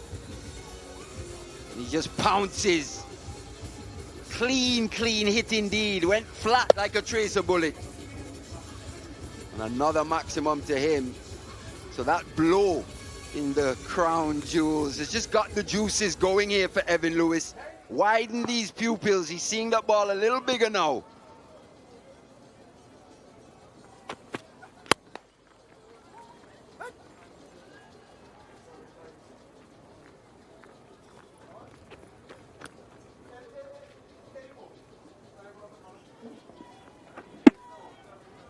It's a shot that, like Litton does actually, depending on the line of it, he can score, or it can prove to be his downfall, still struggling.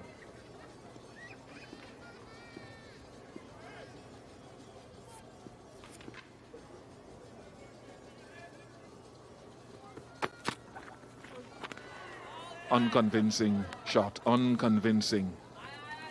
109 without loss.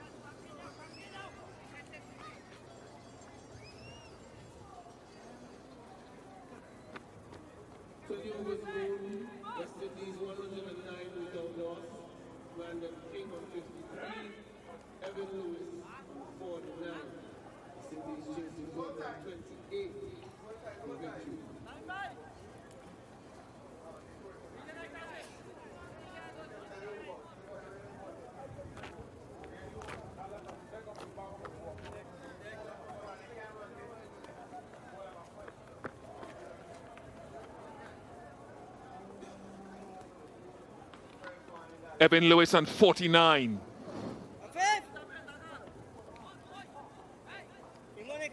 Since coming back into the ODI team in October of this year, 102.94.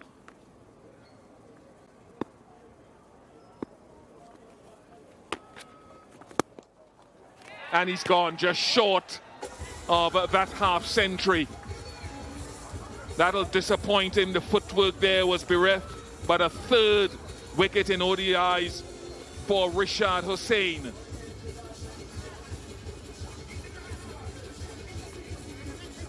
Yeah, the leg spinner into the attack, making the breakthrough. Evan Lewis not quite getting on top of that one. As he said, a bit of a lazy stroke from Evan Lewis there. Maybe still suffering from that blow in the nether regions. He's got to go just one shot of a 50. West Indies 109 for 1.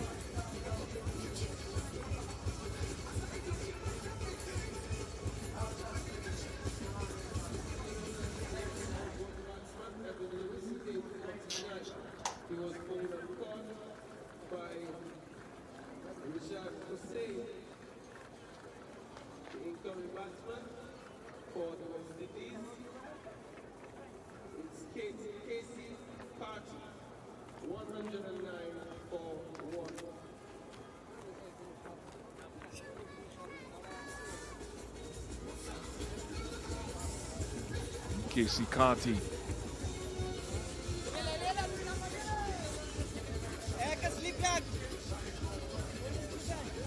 Building his own space, building his own reputation in the one-day game.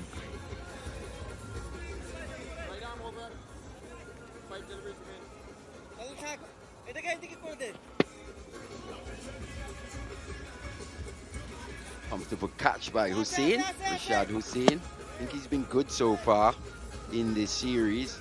Something for Bangladesh to work with going forward. Just another spinner to add to this Arsenal, which is setting up to be quite a decent bowling attack in all formats. And Carty off the mark. He's a tall man, Rishad, so bowled some really high action, almost inside the perpendicular. Would get some drop on it when he hits the right length.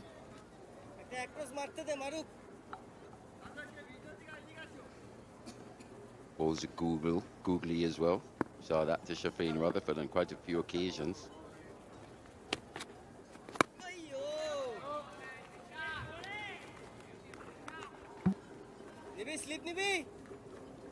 And that last delivery, it's a good enough length to get forward. How high on the bat does it hit? And it spins up on the splice of the bat.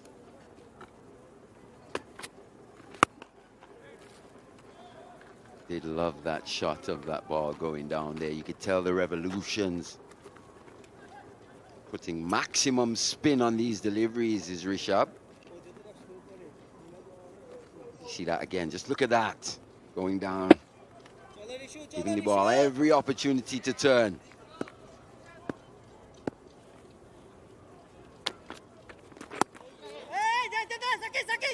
Right, so they get a little opening, Bangladesh. Can they find a pair of bowlers operating together that can bring further reward? They've got a couple of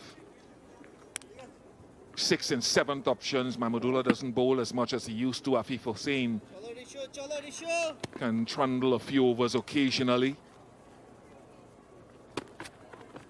Whether that comes through Nahid and Shariful, who hasn't bowled since his opening spell.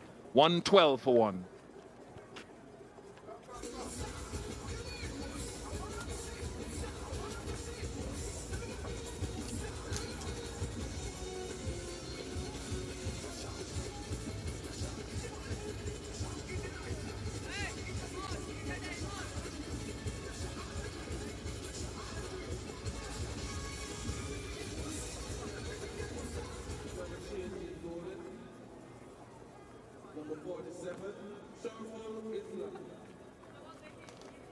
Yeah, Sancho.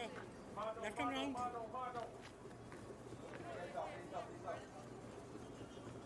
$116 more for the West Indies to get with 9 wickets in hand.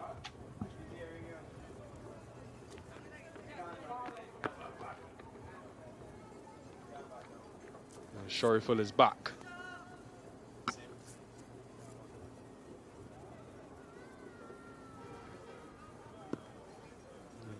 Change in ends coming from the Lozat Road end now. And that channel has given Casey Carthy some difficulty. It's always been a channel of uncertainty or a corridor of uncertainty because we know he plays the cut where they've got deep point, deep third, and a point fielder in the circle. But you can also at times find his edge, as Taskin did in the test matches Bangladesh have done throughout the tour.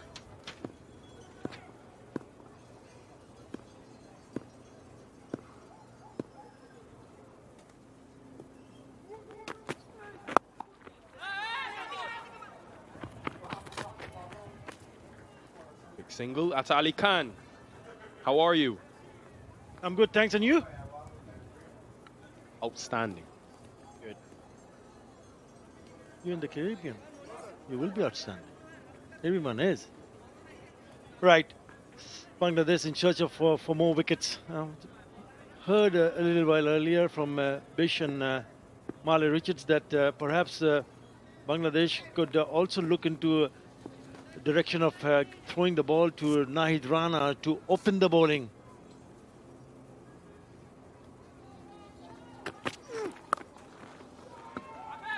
Very lucky there was deep fine leg. Sloppy, very, very sloppy overthrows there, and it goes to the boundary. That will not please Shariful Islam. Never easy for a team on a beautiful batting pitch to score 227 and defend it with a short one. Pulled it away straight to the fielder. With the throw at the non-strikers end. And a poor one, no one backing up. May have just deflected from the stumps because the idea was right. He thought maybe the non-striker end is a good one. Yep, just clipping the bails off.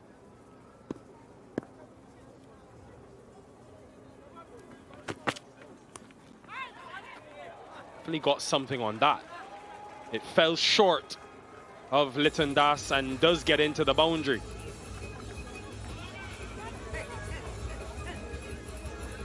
They're cruising along. Nothing going in favor of Bangladesh. Just falling short in front of Litton Kumar Das. They're just going back to the point that I was trying to make a nickel.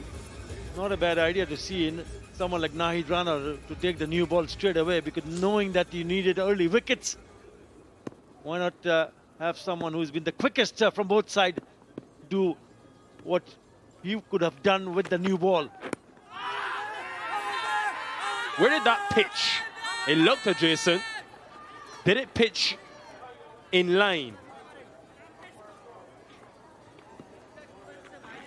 Sure, with 2 reviews remaining, this will be something Mehidy thinks about. Down to 3 seconds. 2. No, he says.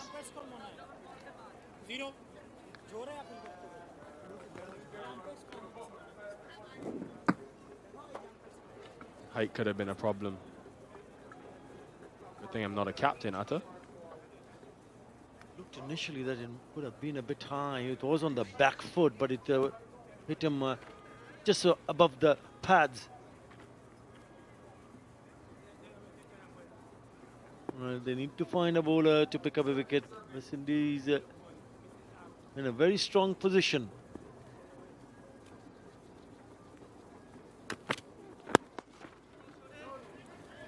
One, 2, 3 for 1.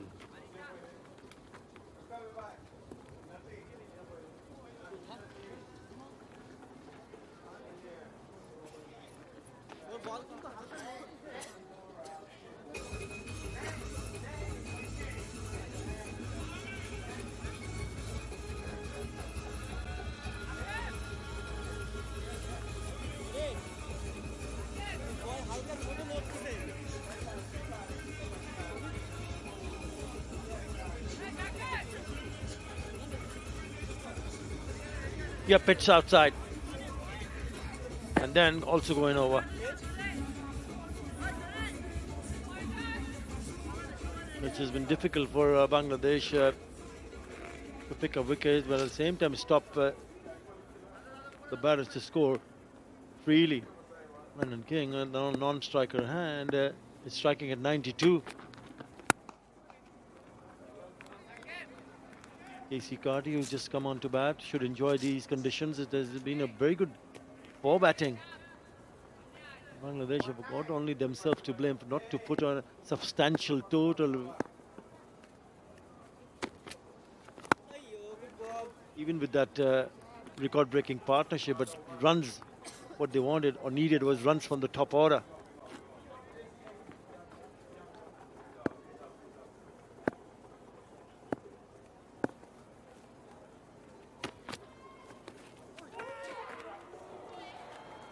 Did he touch that? I don't think so. Wait for the signal. Yeah, buys. So may have done something off the pitch.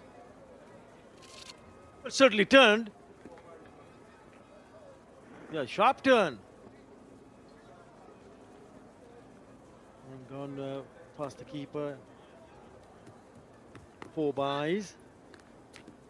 He's bowled well. Rishad Hussain in his 4th over now.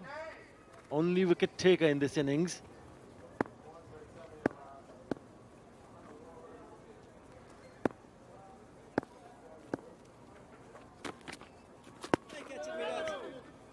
I really look forward to seeing him in the T20 internationals. We saw the Bangladesh squad come out today. St. Vincent is a place that they've done well in during the World Cup. I played a lot of games there, and Rashad himself, 3 against Netherlands there, 3 against Afghanistan. I think his bounce could really cause some problems for the West Indies with the bit of turn he's able to extract.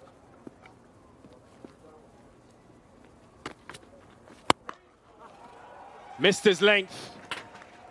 Good authority in that stroke from Brandon King. 134 for 1.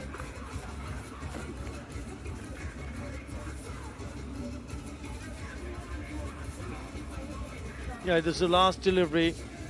Spoils the over. Turned out to be a low full toss.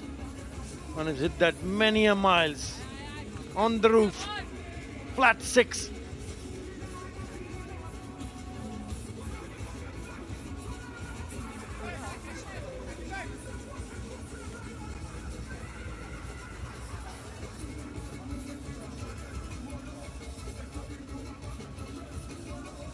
$134 for 1.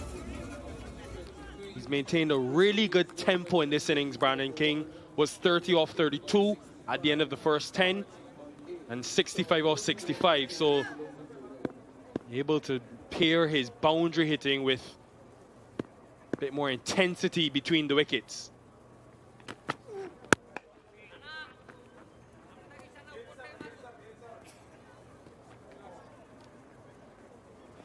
His eyes lit up. Apex shot tracker, one of my favorite innovations. 87 meters.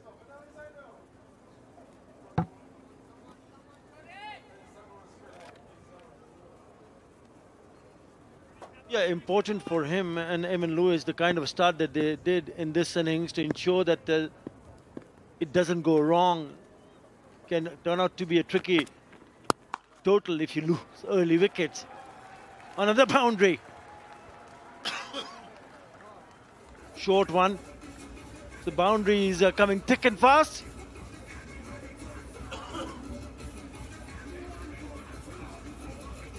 Yeah, again, through the offside, mentioned Carty's desire. Tigers should remember, they should remember how they dismissed Casey Carty a couple of days ago. It was the starvation of runs. Dried up the boundaries, dried up the run scoring, and frustrated him, something that we've seen happen to him at the test level, at times in the one-day international format as well. Can you string together 2 or 3 really tight overs? But the game's slipping away. How far is Tanzid from another spell? Given that he got King out, ball coming back in, and can he give you that consistency bowling stump to stump, keeping things tight? Nahidrana now has bowled 5 overs, gone for none for 27. Tanzim, none for 26 in the 4 overs that he has bowled. In his 6th over, Shariful Islam, gone for 37.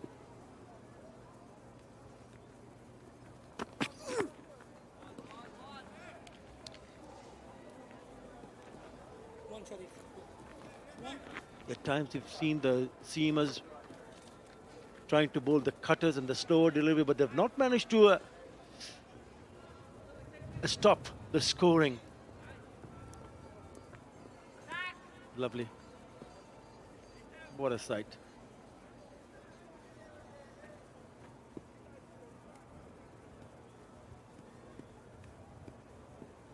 West Indies cruising along.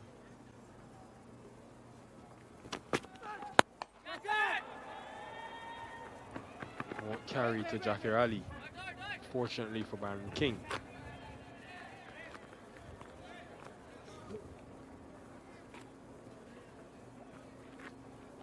He missed out with the bat too. He's been pretty consistent, Jakir Ali. Yeah, the start that Tanzid Hassan Tamim gave was also a good one. But again, too many times if really hasn't capitalized on the start that he has given to Bangladesh. He's looking so good.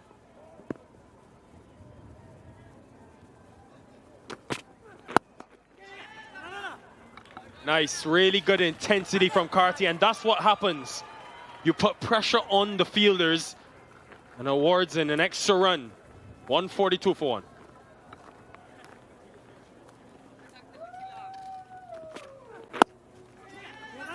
A pretty good delivery when he steals the single, putting the pressure on the field as he misses it completely. Hits straight towards him. It's Nahid Rana.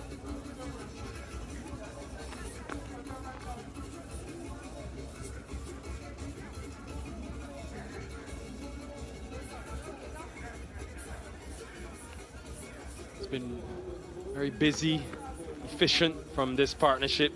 Last 4 overs, correction, 33 runs since the partnership has come together. And that's why Mehidy's gone for Tanzim Hassan Saqib.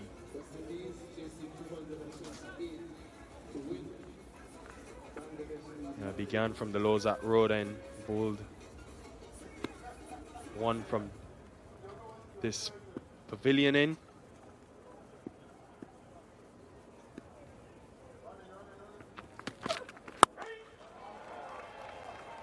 That is outstanding from Brandon King. Hit very straight, nailed it. Also the very first delivery, bowling change. Tanzim Hassan Saqib in the attack. And he goes down there, just making some room also. Down the wicket, clears left leg. And played it beautifully. That's a really good strike for the maximum.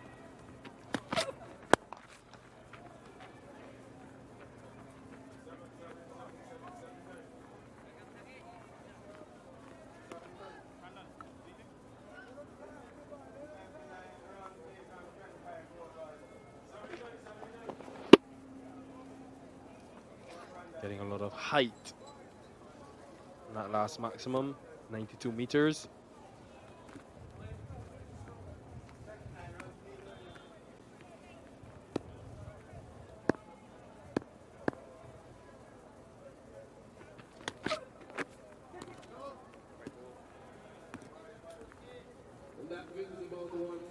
Has been once again a disappointing performance with the bat, and also now if you look at it, the 150s on the board for West Indies, they've only managed to lose 1 wicket. They're turning out to be a solid reply in the chase of 227.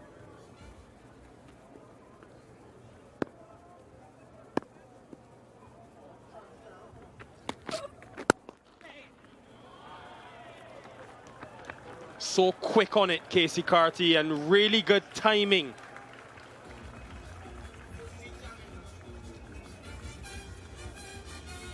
I just keep repeating myself that what a lovely pitch this is for batting. I mean, there's a beautiful shot, played it late, good wrist work to find that gap between the mid-wicket and mid-on fielder. Once it gets past those 2 fielders, there was no stopping.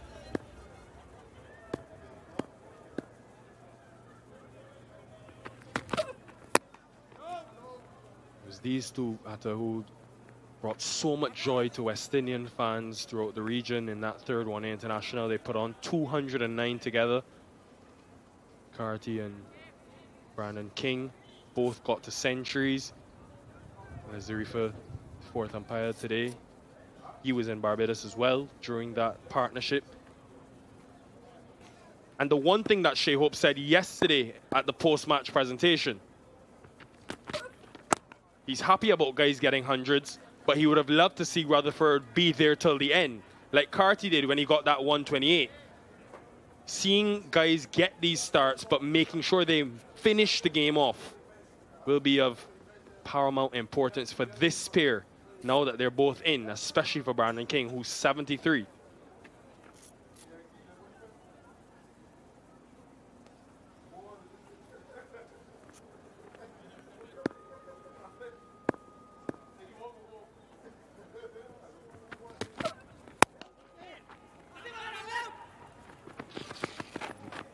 Pushing hard, these two. 155 for one.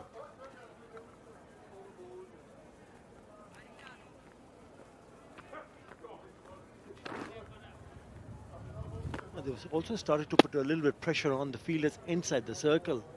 Again, pretty straight on. Doesn't hit the timber.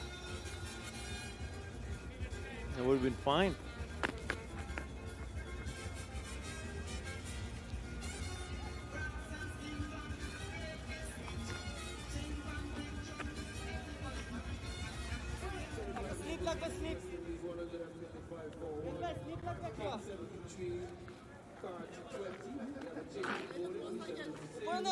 Change of ends for Rashad Hussain now.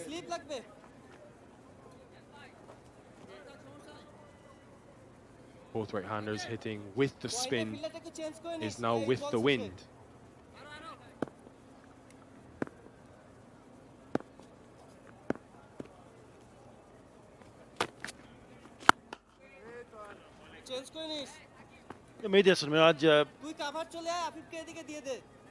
Trying to make changes and just hoping that one will work in his favor in terms of wicket. It's not going to be easy for Bangladesh. Yes, wicket will help. Just look at the required run rate. It's less than 3 runs and an over. I don't mind seeing that fielder in the slips. Because if you're looking to win or if you're looking to put West Indies in any sort of pressure, it's only about taking wickets. So you got to have fielders in the catching position. Very strong reply from West Indies. Extra fielder comes out of the mid-wicket area and he'll go towards short extra cover.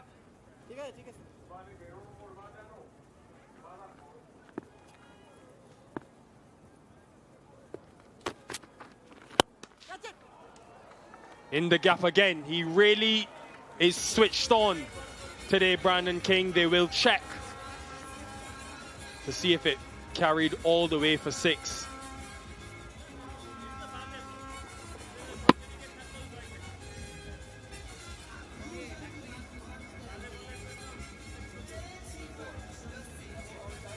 Yeah, on the pole, straight on the cushions there. This could turn out to be a 6.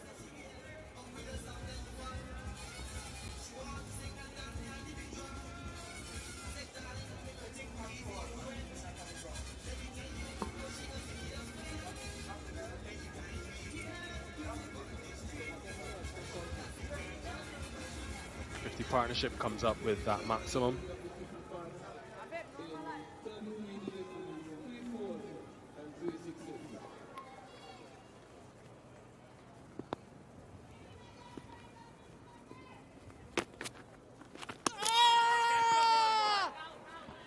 That's the line. That's the area that he needs to bowl over and over again.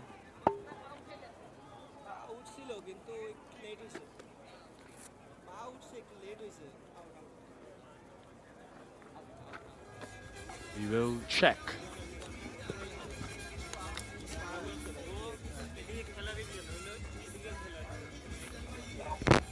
Yes, umpire review.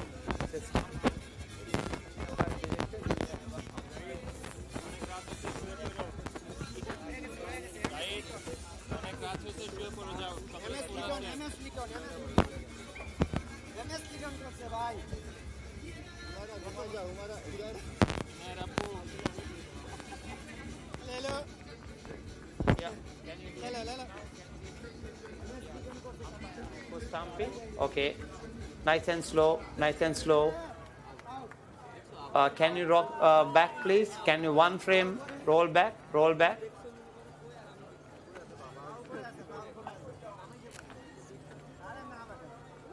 Okay, can you zoom the foot, please? I would like to know whether it's grounded or not. Yeah.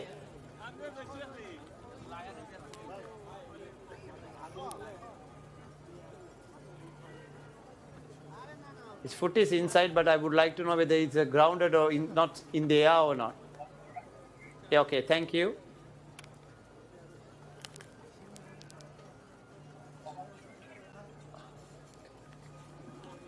Okay. Do you have anything else? Okay,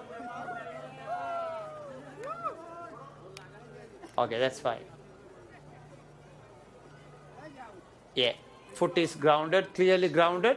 I have said I'm satisfied. I made my decision on the big screen.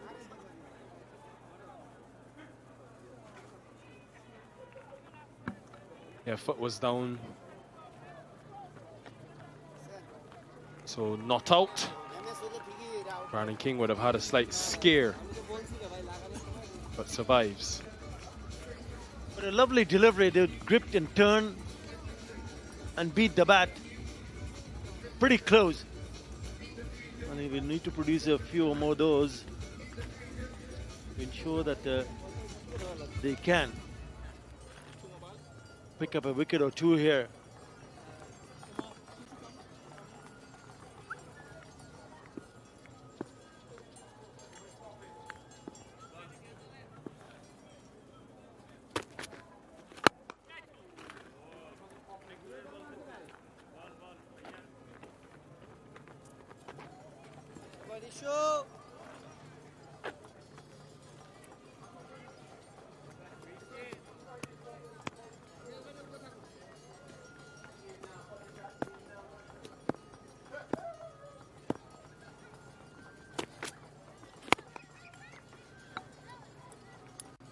$164 for one.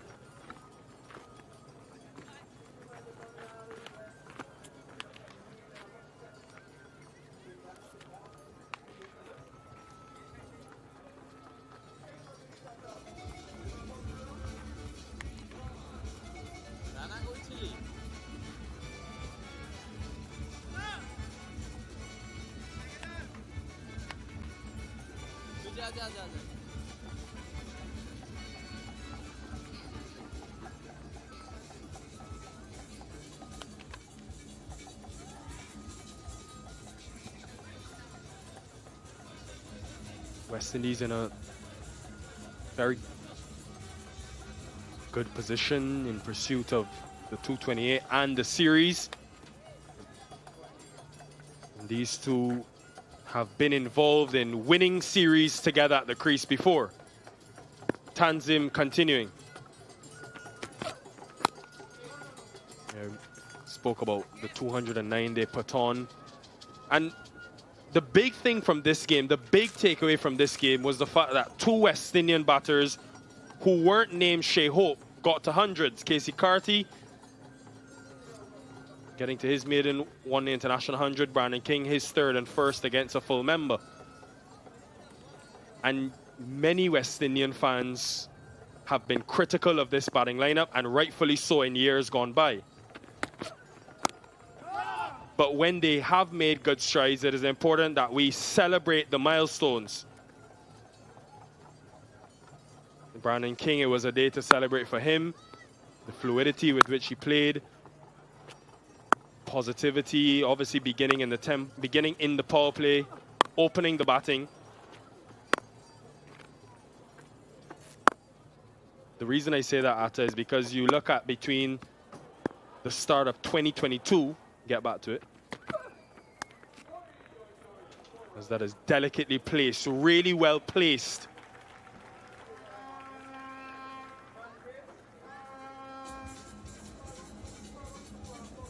Yeah, deft touch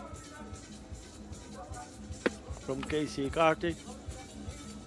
Intentionally played. There was a fielder at third, but no chance whatsoever to stop that one. That one quick, that one fine. Maybe time for Tanzim Hassan Saqib to think about bowling a Yorker. We've seen him doing that a number of times, especially in the T20 format. Not a bad idea here. In search of a wicket. So yeah, between the start of 2022 and October of this year, Atta, the West Indies had 5 one-day international 100s in 27 games. In the last month, thanks to Carty, Brandon King, we saw King's 100. This was Carty's dominant 100 and made sure he was there till the end to hit the winning runs and win the series, importantly for the West Indies, which is what Shea Hope is asking for.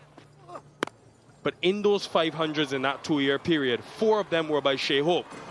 The 5 that we've had in this last month, in 7 games, has been Carty, Lewis, Brandon King, Rutherford, and Captain Shea. So other guys now are stepping up and getting to those big milestones, resulting in winning.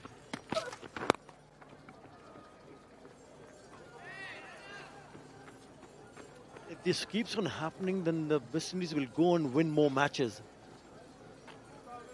To be able to stay consistent. I think that is the biggest challenge. Yes, 507 games, that's a high percentage. That's a very high percentage. And not coming from just 1 or 2 players.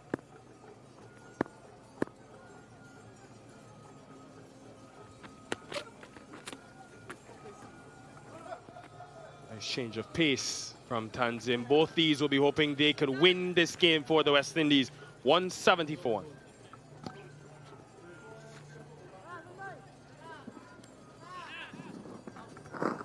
Rolled his fingers over it, may have touched the helmet. Don't think the umpires picked that one up because it would have been a concussion protocol. Maybe not threatening enough as it brushed the grill.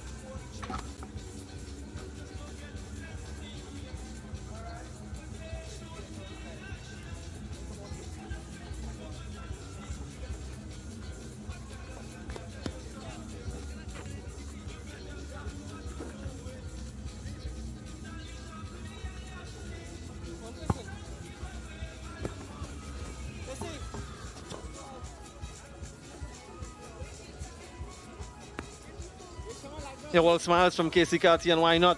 Involved in another healthy partnership for the West Indies, 61 from 42. Yeah, the umpires did pick it up. The little touch, a little glance off the helmet, slower delivery. It's just the way it is. Once the ball makes contact with that helmet, you have to check, erring on the side of safety. You can see that Casey Carty was smiling. There's absolutely no issues, but like I mentioned, they just want to make sure, make assurance, doubly sure. A few questions being asked, going through the formalities. And so we'll have a momentary pause in play. But what a game it has been from a West Indian standpoint. Firstly, with the ball, and Shea Hope asked for his bowlers to be tighter up front. They did that, picked up 4 wickets in the first 11 overs on their way to restricting them for 227. Shumo Osaka doing the concussion test himself. Follow the finger. Where are you? What day is it? Wonderful. Really need to find out the list of questions they ask these players in that concussion test. I wonder if they can memorize the answers. Anyway, all is well that ends well. He's set to go and we're set to resume. Richard with 1 for 28 from 5 overs from the Lozak Road end. Has a slip in play, so still looking for wickets to get back into this contest, a contest that's been dominated by the West Indies. They can't find the gap, finds the fielder. Secretly Ambrose alongside me. It's been very impressive from the get-go by the West Indies. Won the toss, inserted the opposition, and they backed up that decision with the ball and then with the bat. It's been classy, hasn't it?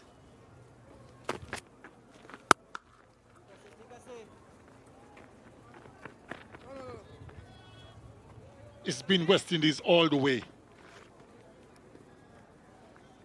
Bangladesh never got off to a good start when they batted. Found themselves a few wickets down very early, even though they were scoring at a good rate.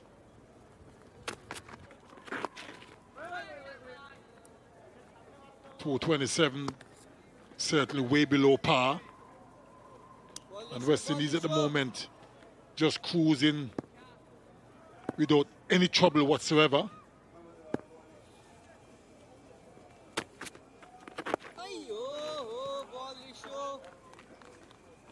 Good partnership so far from these two, Brandon King and Casey Carty. 62 at the moment.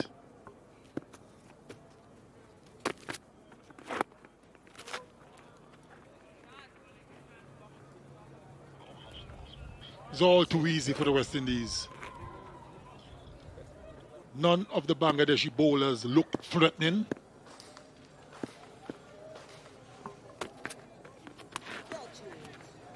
Yeah, that should be 4. That too is too easy for Casey Carty. Nice end to the over, 175 for 1. Yeah, they're signaling, they're seeing the end of the road in this contest.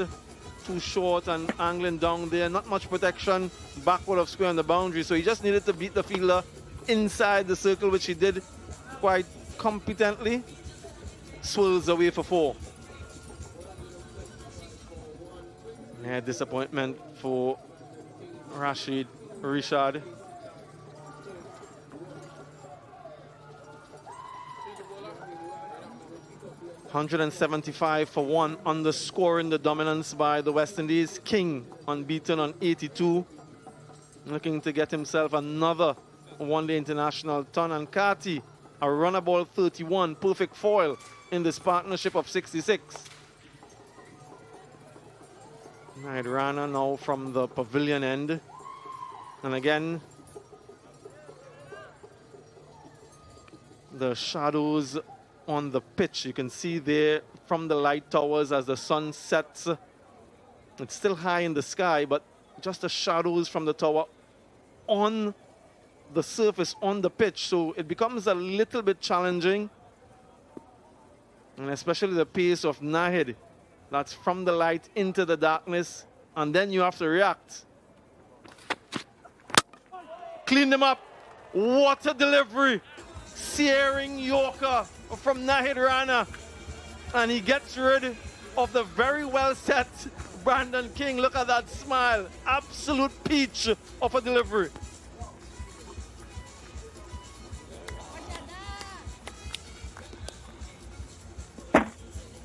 Beaten for pace, Brandon King. Probably didn't expect a full pitch delivery. And he cleaned it up quite convincingly. Brandon King is gone for a well-played 82. West Indies 175 for 2.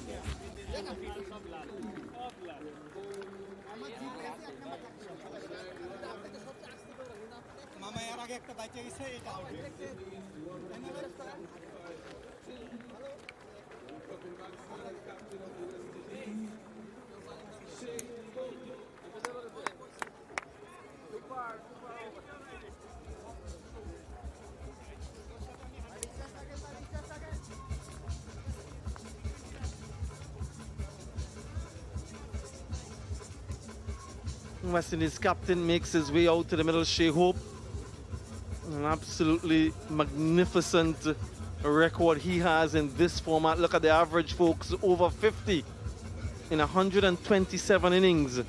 Well, that's remarkable. 1700s in that.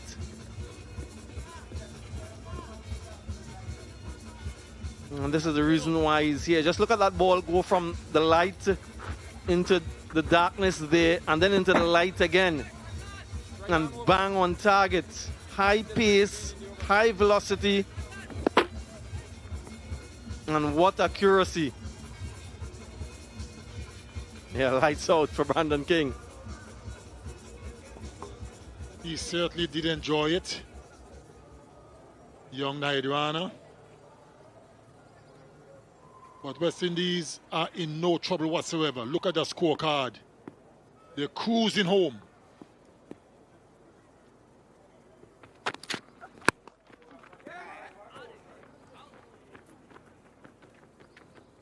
It wasn't single anyway.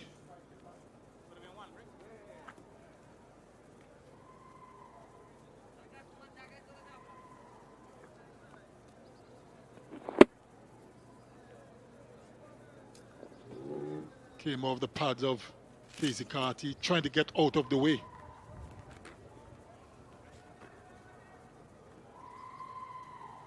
Yeah, nothing sinister about that or untoward. Off the mark, straight away, Hope. Yeah, this young man just continues to impress, doesn't he? Mehidy Rana showing good fight, even though his team is staring down the barrel. Still the effort, look at the speed. Over 146 clicks. And his radar is on target time and time again. So it's high speed with good control. A lethal combination.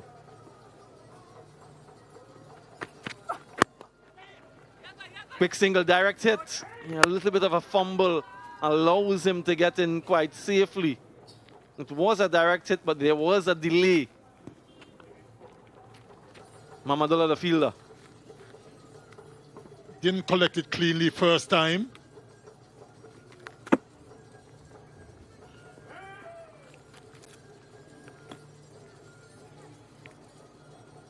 time to come in for Captain Shea Hope, where his team is cruising towards victory. He's under no pressure whatsoever.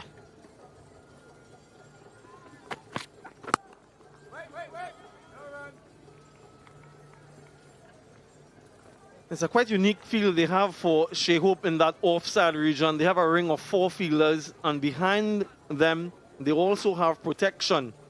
So it means it's a heavily packed offside with the deep third as well. And they have 4 fielders on the ring offside, and there's someone behind them as well on the sweeper boundary, leg side, lots of acreage.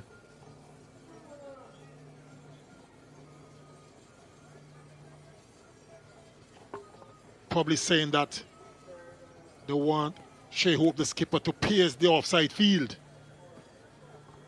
and don't hit with the breeze. Hence that particular field. Something short might be coming his way.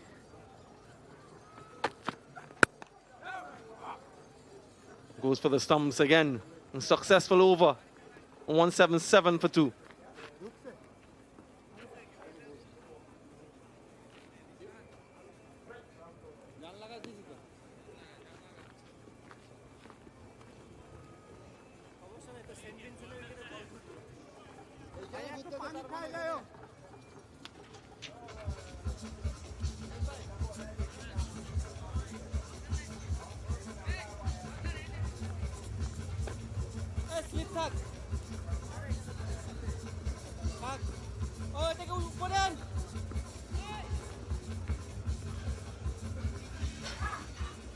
Yeah, just the 2 bowlers with any level of success. Knight in the previous over, Richard before him.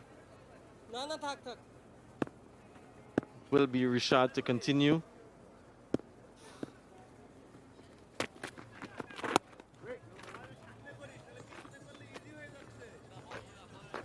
Shea Hope has spoken at length about getting in and staying in, taking your team over the line. 51 now needed. No issues with the required run rate.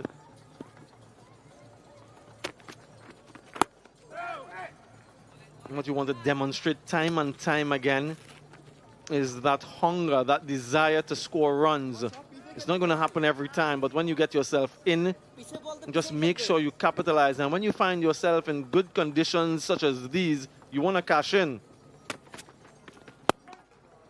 Again, too easy, too short, and there's acreage of space through the one side. Kati makes no mistake.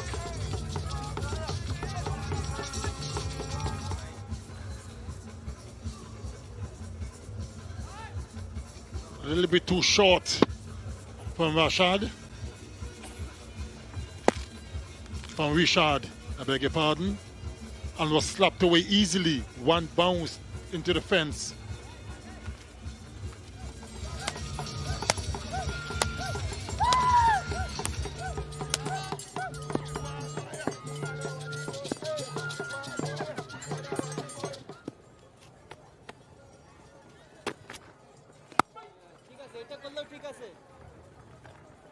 You got a feel for Bangladesh though when they were sent in, and they had in the back of their mind somewhere close to that 300 run mark and needed to get off to a good start in the power play, lost wickets and never really recovered, so they were always behind the game. Credit to the West Indies for their bowling performance and Jayden Seales in particular. And these guys are having a grand old time, getting some company there as well. In the air, fielder coming in, lands short off him. Didn't time that one, Shea Hope gets away.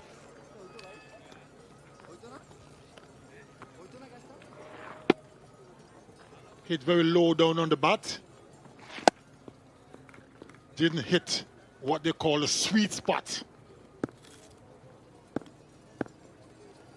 Agonizingly short of the fielder.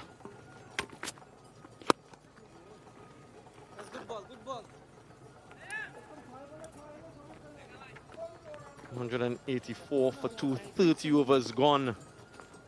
There'll be an opportunity for the players to get a little bit of a drink and perhaps reassess where things are at.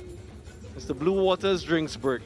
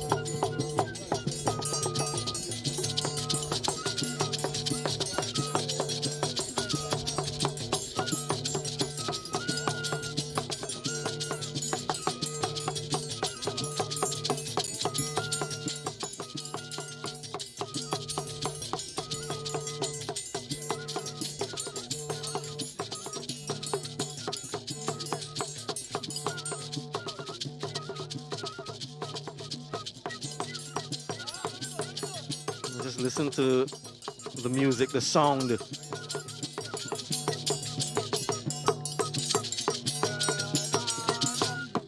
Music, such a wonderful thing, isn't it? West Indies, their turn at the crease, King and Lewis in that 109-run opening partnership, setting things up. Carty, a run about 38. Shehope, very new to the crease, 184 for 2 in pursuit of this 228. Shariful in for tasking for this game. Wicketless. Tanzid bowled well, but no reward. Mehidy with 5 overs, none for 24. Wicket for Nahid Rana. High pace from him. And the wrist spinner, Rishad, with 1 himself. So this is where things stand at the moment. Bangladesh inserted earlier this morning, got to 227. Mahmudullah, another half century for him at this venue. Tanzid got to 46. Tanzim, career best 45. Seals was on fire, 4 for 22. 184 for 2. In reply, 44 more needed.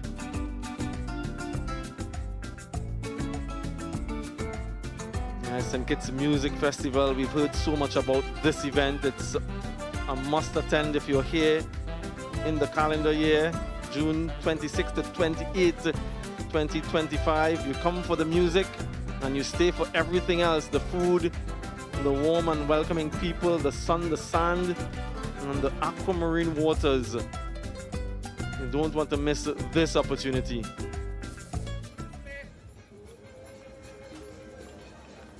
I wonder if Circuit Lee Ambrose and his band would be involved in that music festival. Anyway, Nahid Rana continues.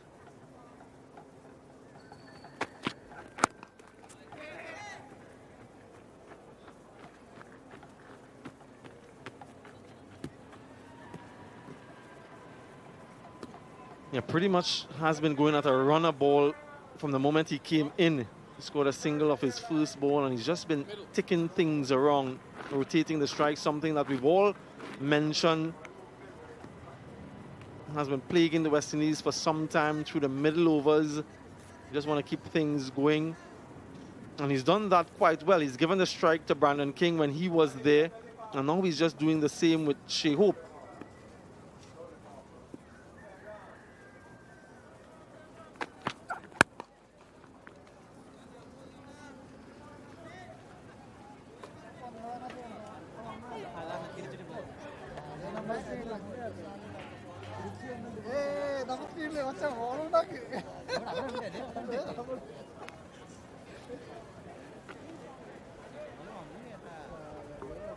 The fans are loving the action.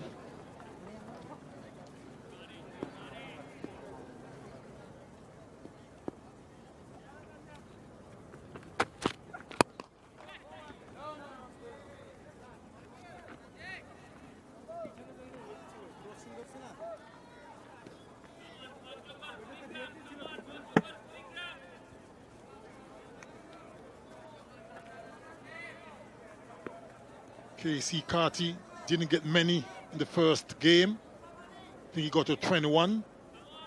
Didn't get into a rhythm, but this time it looks a lot better. I will probably hope to go on right to the end.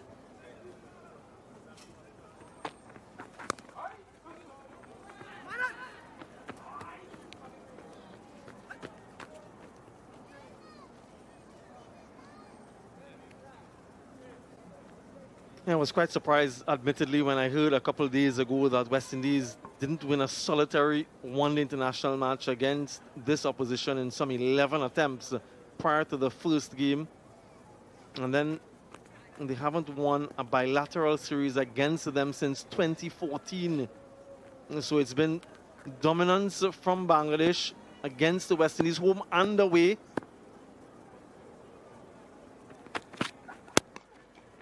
Remember the last time they were here a couple of years ago, they blanked the West Indies 3-0 at Providence. A very assistive surface for their spinners.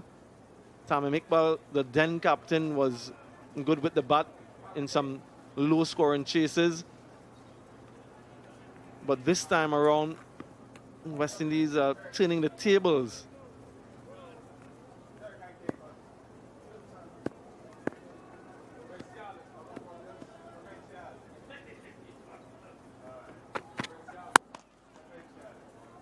And it's these small gains that you treasure and you look to build on. 187 for 2.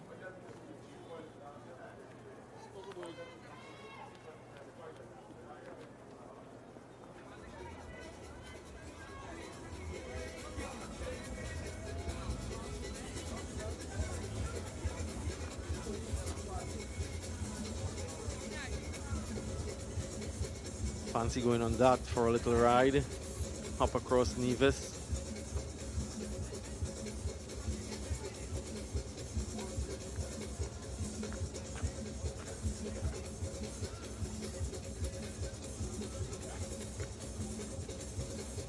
And what a day to be on the ocean, enjoying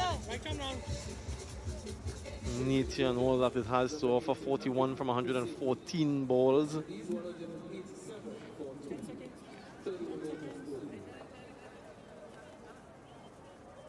Afif Hussain into the attack for the first time. Oh, just missed out on that one. Shumosaka perhaps had a second opportunity but couldn't hold on. Chance for Carty. Would have been an excellent catch had he held on. Did very well. The elevation was good.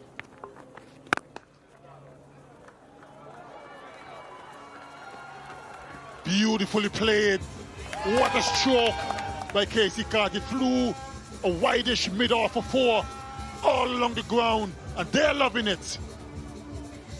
Excellent by Carty. Yeah, this is good from Carty. Being dropped the previous delivery, still has the fortitude to play that shot this time all along the carpet, as you said. A fusion of timing and placement. And now a single. And around the wicket, that angle, so it hits the outer portion of the bat. Didn't get the elevation he was after. And perhaps not so to Shumosaka. Just the fingertips. And couldn't get the rebound.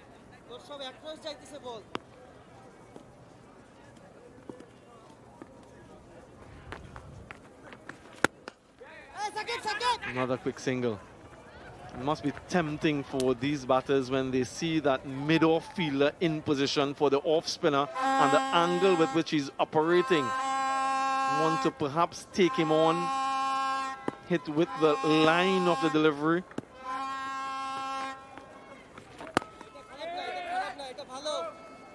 And those straight boundaries are so alluring. Writing is on the wall for Bangladesh. There's no way back from this. 227 was way below par. 193 for 2.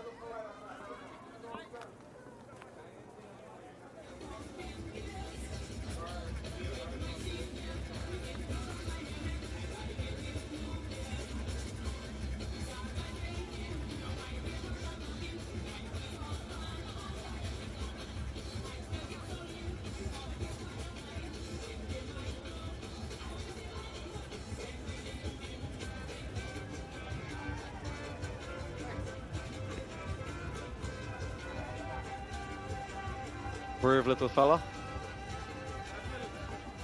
Christmas is coming. You gotta be careful. What did you have for lunch? Hope it wasn't chicken. Nadrana.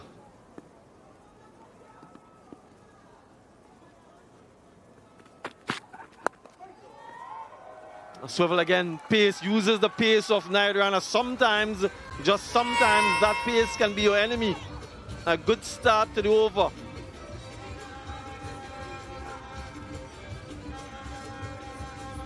Short, quick delivery from Nadrana.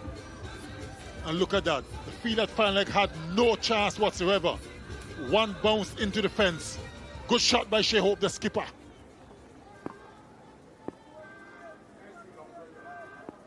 What will the follow-up delivery be? Another short one? Or is he going to go full?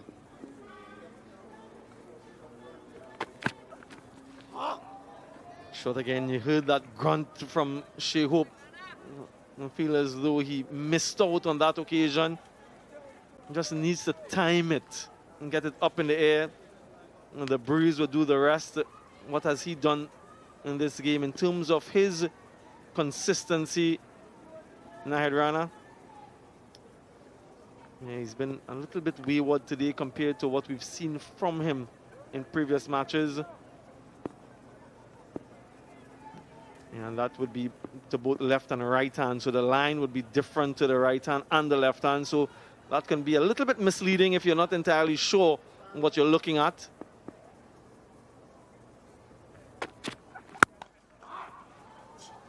That was timed, but straight to the fielder. That deserves some runs. For a split second, I said to myself, that's 4. Superbly timed by Shea Hope.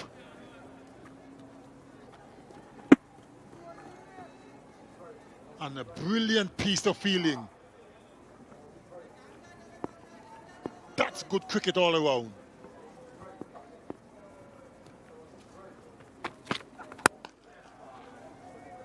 And again, Shea Hope is playing a shutter ball. He's smacked a few straight to the fielders. He's gotten a boundary already. Looking to finish this off quite quickly. Yeah, he's been at the receiving end, Shea Hope that is, of many a defeat for the West Indies. And you find yourself in a commanding position. You really want to ride home that advantage. That's the mindset you have to create.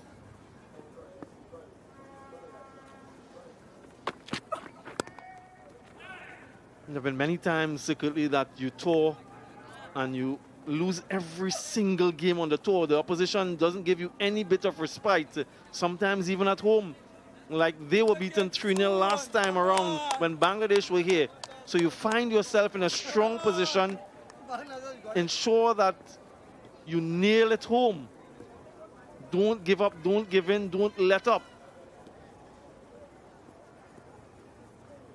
That's what it's all about. Win and win convincingly to send a strong message.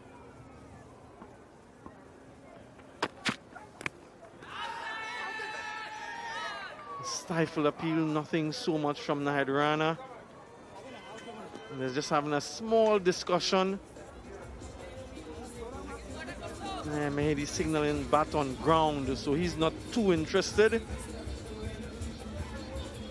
Yeah, 33 overs gone, 197 for 2. Yeah, full and fast. Yeah, bat on ground. Nothing from Nadrana there. He only belatedly joins the appeal after he saw the wicketkeeper going up.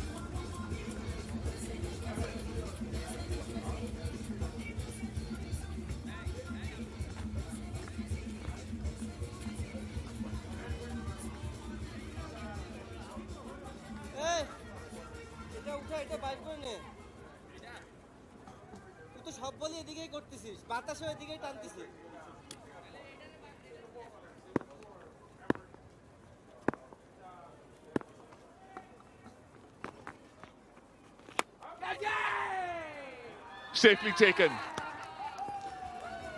Using that angle from round the wicket, Afif Hussain strikes. Karti is gone.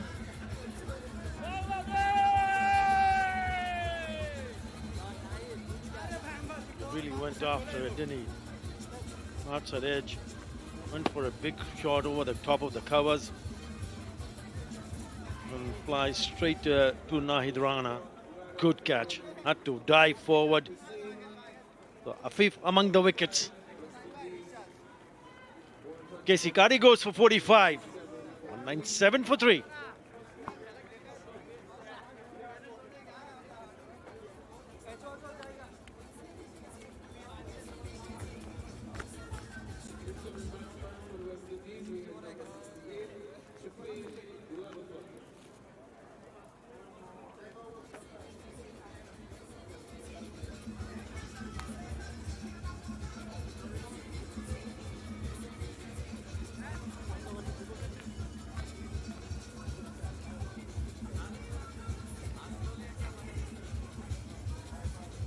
Man who has been at the center of volume scoring over his limited career so far. Shofin Rutherford, the Centurion from the previous game.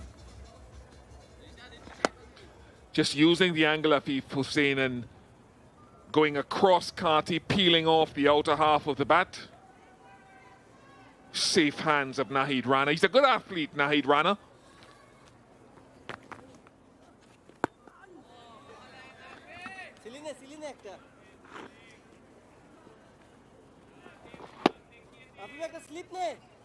Seeing chances that are as easy going down by others.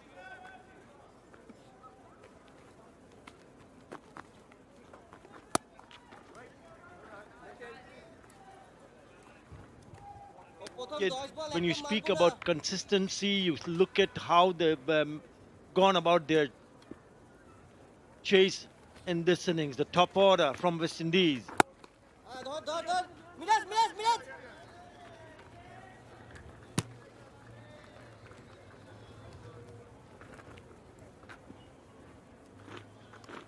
Did you want, even if it's a low total, if your opponent go and set a good solid foundation, the opening partnership, what a 1 on 9, really set the tone for the chase. And then Kesikari coming at number 3.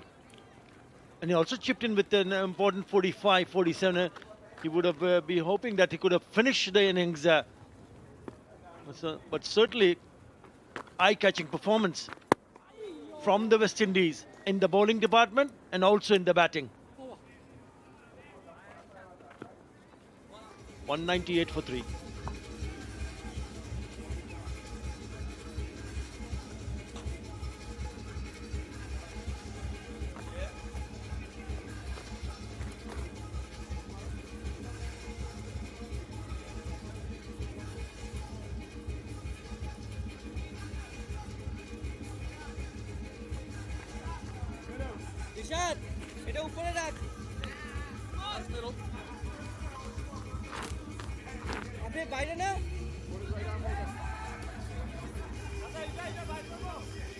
Something I will never understand about this generation.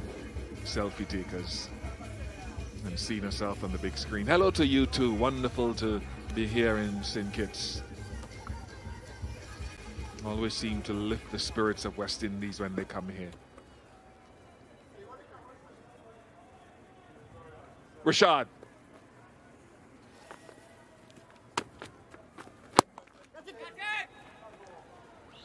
It's one of the things about Shofin Rutherford, and we identified it, I think, in the pre-show this morning, his ability to score all around the ground and not limited to one side.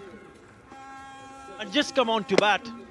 He's picked up the length again and he's played inside out. Over that fielder at cover and finds the boundary. Very good shot. Shot from a man who is in very good form. Just finish the game, though. Finish the game for the sake of your own form. Don't waste good form. And given the history of 11 consecutive losses prior to the start of this series against Bangladesh. Don't give them a sniff. With the boundary, 200 up for West Indies. But they haven't given anything to Bangladesh in this second one-day international. Brilliant with the ball. Jaden Seals was outstanding, picking up those 3 early wickets. That's lovely. The quick feet using the depth of the crease. He looks in spanking touch, Shehope. And that's why he averages 50 in more than 100 matches. What a player. There was a bit of a turn, but he was so deep in his crease that he picked up the length and smashed it towards mid-wicket for the maximum. 19 required now. West Indies doing this in style.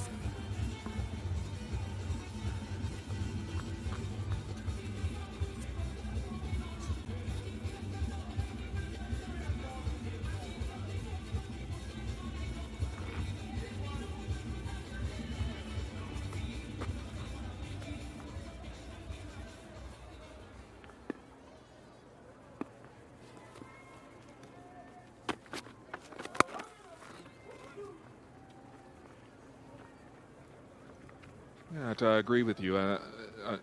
Just to reconfirm to our viewers that finishing the game in style is critical, but all of this was set up by Jaden Seals this morning in particular. 87-meter hit. The consistency of his length. He was able to hold his good length and get lateral movement when required from that length. It's perhaps, I would say, his most consistently good spell in one-day internationals. I thought he bowled really well in the first ODI. I think it's the first ODI against England a few weeks ago. Today was special.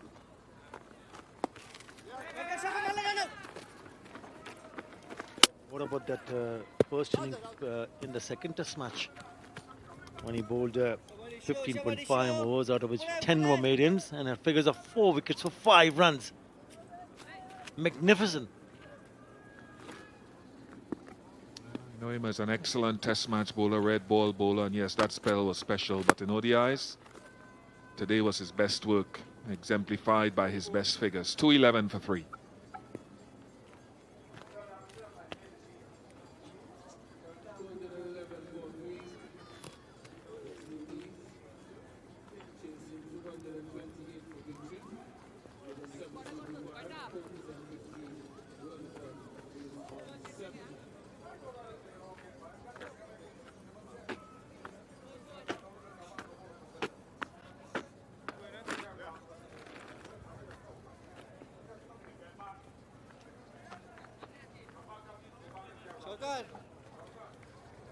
Beautiful place to be.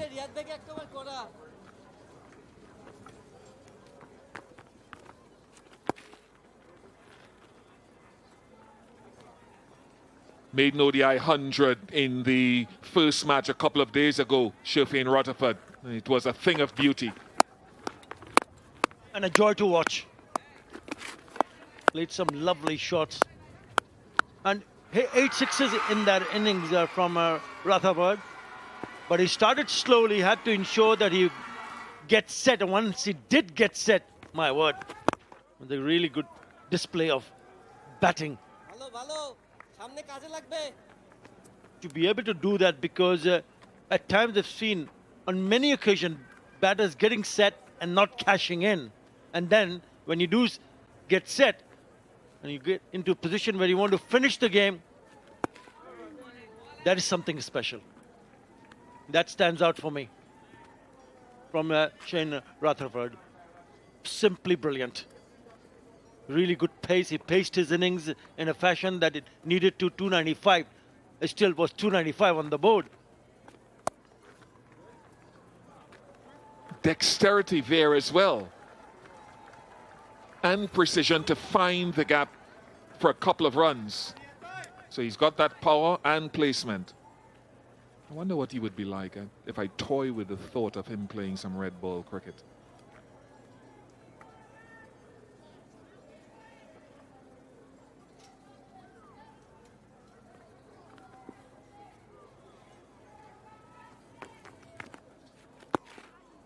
The question I want to leave for next over for you, Atta. From the West Indies perspective, for example, what do they do? Winning the series, every match is important. You've got Amir Django, Jediah Blades. How do you continue winning while also giving experience to other players to build your pool? And for Bangladesh, what do they do for the final game? 216 for 3.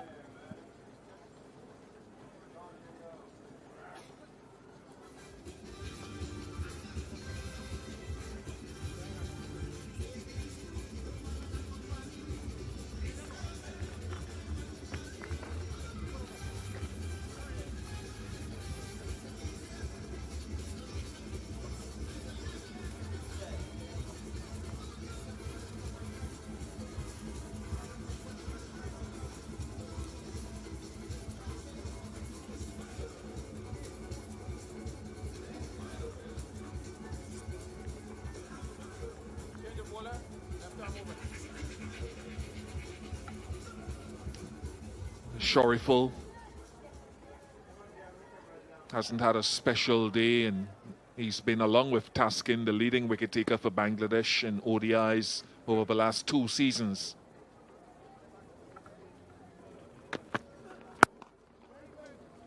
I'll start with Bangladesh perspective. Surely, Taskin has to play. I feel because of the fact that he's done so well. He's already been rested for today's game. And if he's 100%, then he has to come in, because if he comes in, then Bangladesh will feel that they have a bowler who's been bowled really well in terms of picking up wickets. What they did in this chase, West Indies, they hardly gave any chance whatsoever. Just a couple of drop chances. We've seen that. That's gone. That's sailed over. Right at the bottom of that scoreboard. What a shot that is. Brilliant. And this is why, at his best, he's so dangerous to bowl to, because we see the quick hands. I don't know if there are quicker hands in the game today. Maybe as quick, but not quicker. He can strike it nicely over the offside and now over the onside. Very quick hands and good wrists. 6 to get.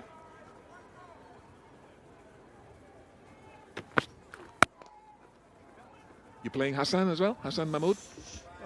Tough call, because you need to then bring out someone else. I think there's an option for Pervez Hussain aim on the left-handed opening batter to come in, because the top order has failed. Yes, Tanzid Hassan Tamim are fine with him. So Mushaka, they've tried him twice.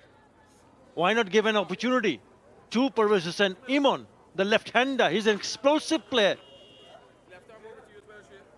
And when you think about Hassan Mahmood, maybe yes, maybe no. Because if you bring in 2 seamers, then you got to bring out 2 players.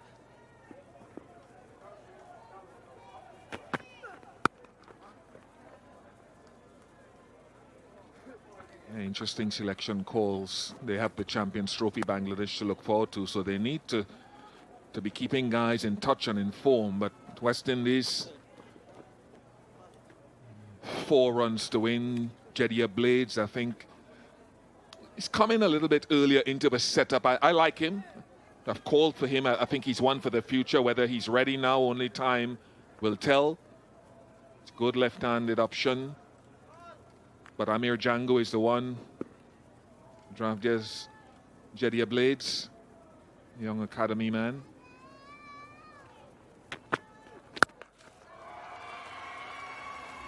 A series win for the West Indies against Bangladesh. For the first time since West Indies blanked Bangladesh 3-0 in the Caribbean back in 2014.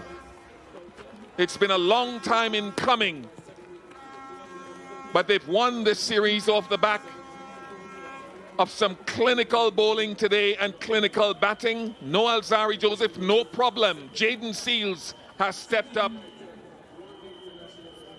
And he has every reason to smile because we see the improvement in his game.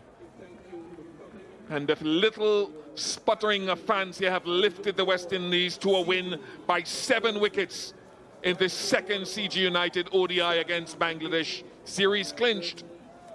But every game going forward is as important.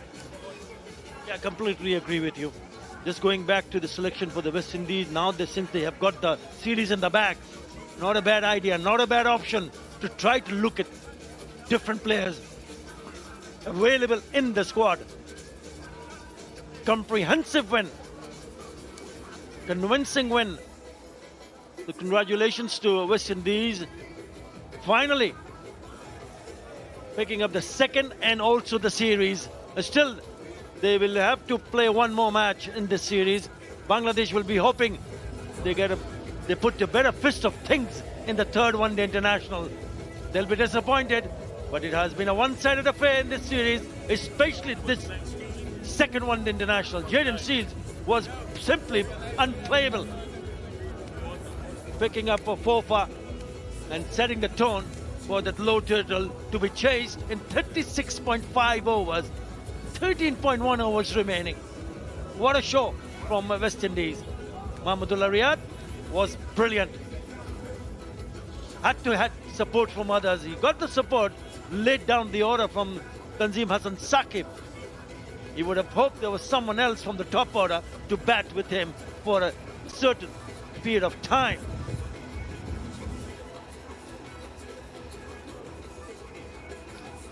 It was good to see Tanzid Hassan Tamim also get another start today. Unfortunately not carrying on, but for Jaden Seals, another step in the right direction, and for Darren Sammy's team, important points going towards an improved ranking position.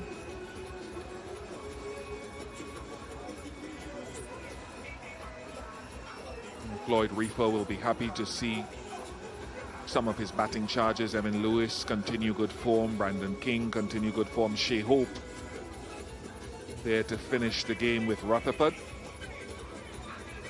Alzari Joseph, who's a leader in the group, would be pretty pleased to see Jaden Seals do what he did with King 82, Lewis 49, Carty 45. Would have hoped to be there at the end still for any of 2 of those 3, but Hope and Rutherford did not let it slip. 230 for 3. A contribution from right at the top, and it kept on going. Gloriful Islam, expensive.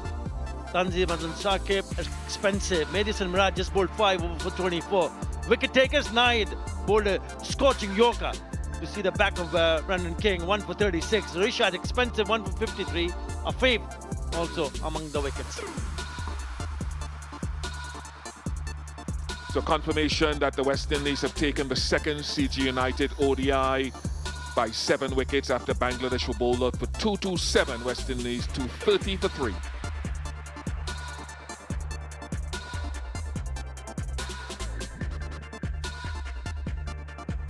CG United moment of the match has gone to the Jamaican Marquino Mindley, making his ODI debut, getting his cap, and then his maiden ODI wicket. Smart catch by Ruston Chase, and celebration for a man who looked up to Jerome Taylor, the former fast bowler growing up. Proud moment for him and all of those from St. Elizabeth.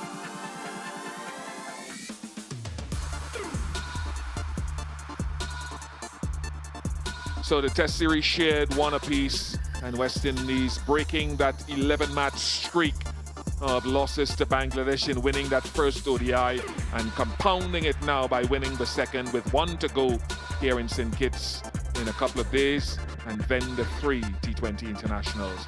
I think congratulations, to the ground staff as well here, because they've produced 2 pitches which have been, they've produced good entertaining batting. A little bit of swing and seam this morning with the inclement weather and the wind, but there can be no complaints from any batter about pitch conditions here. So well done to the ground staff on producing a pitch that ODI cricket deserves in many ways. Don't go anywhere. We'll take a short break. When we come back, we will have the presentation and hear from the captains.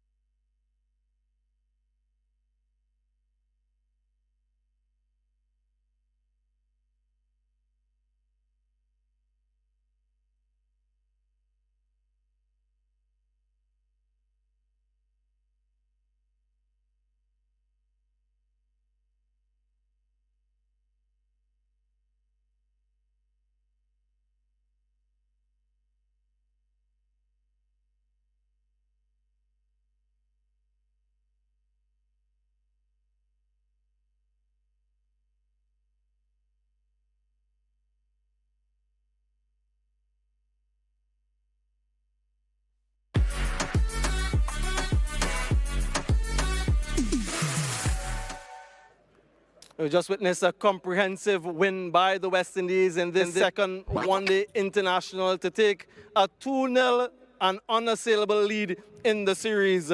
Welcome to the end of match presentation of the second ODI of the CG United one-day international series, West Indies versus Bangladesh 2024. Cricket West Indies would like to thank the official sponsors of the series who have made this possible. CG United title sponsor, Macron, Dafabet, Blue Waters, St. Kitts Tourism Authority, Jitbuzz, Apex, 1xBet, ESPN, Disney Plus, and Coca-Cola. It's time now to introduce the player of the match, and that award goes to Jaden Seals, and he will receive his award by Mr. Samuel Spencer, Territorial Talent ID for the Leeward Islands. A career best of 4 for 22 for Jaden Seals.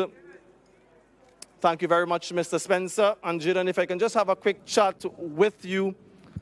I mentioned their career best figures for you. First of all, how satisfied are you with your performance today? Yeah, I'm really pleased with the way I bowled today. think I didn't go as well as I wanted to into the first game. So just working on, thinking about what I had to do differently and come and execute today. Yeah, you mentioned that first game, things didn't altogether go your way. What sort of adjustments and adaptations you made today to bring about that success? I think I assessed a lot faster and realized what the batsmen were trying to do to me. I saw in the first game that they were trying to use their feet a lot more and come down the wicket. So it was just about adjusting my length and my lines and trying to force them to play into my hands. And in terms of the absence of Alzarri Joseph, you seem to quite like that leadership responsibility placed on you, don't you?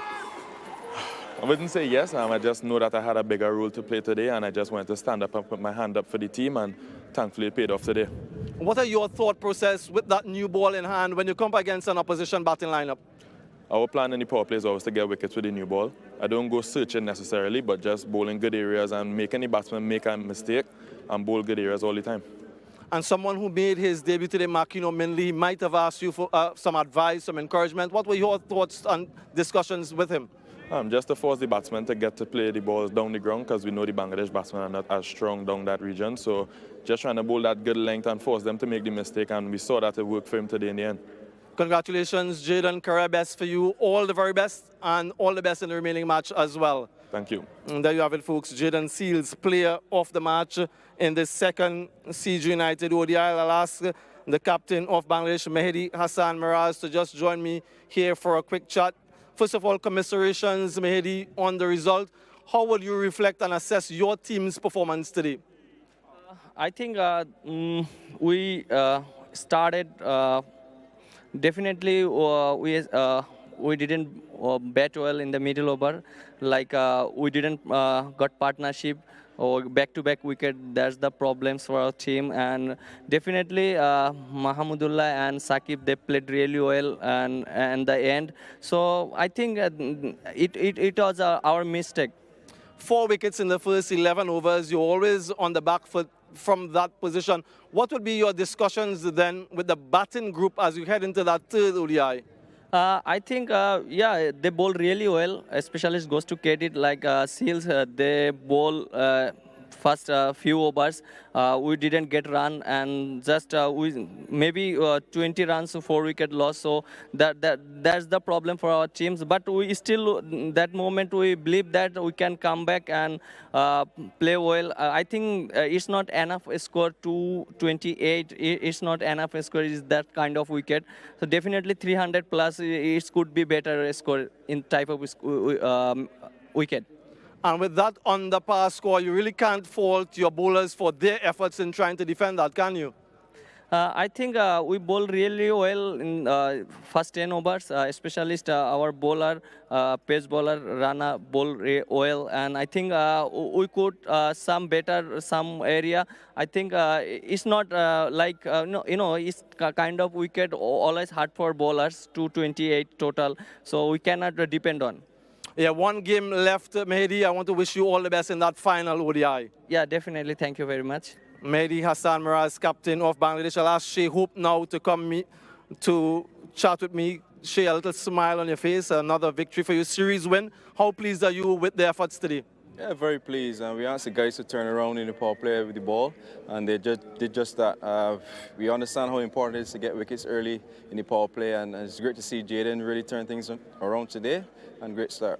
Yeah, you spoke to me at the start of the game, and that was one thing that you were looking at, how you turn things around in that first power play.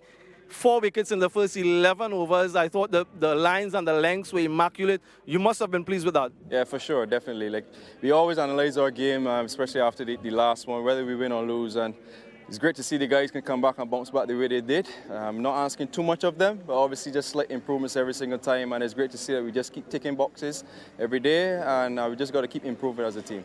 And if you were to encapsulate today's overall performance, how would you describe it? I think it's pretty clinical. I think with the batters in the back end there, we might have lost a couple too many wickets. But yeah, all in all, we always ask the guys to finish series after game 2 when you're up 1-0 in the series. And it's something that we've been struggling to do for the last few series here at home. So that was one of the challenges that we put to the boys yesterday. And great to see we're 2-0 up now and just have 1 more to go, trying to finish it 3-0. And the debutant, Makino Minley, how did you think he acquitted himself? Yeah, I thought he bowled pretty well today. You know, his first over, he got a nick. one that went through, well, close to Evan. So people will look at the runs under his belt there, but I don't think that it was a case where he bowled badly.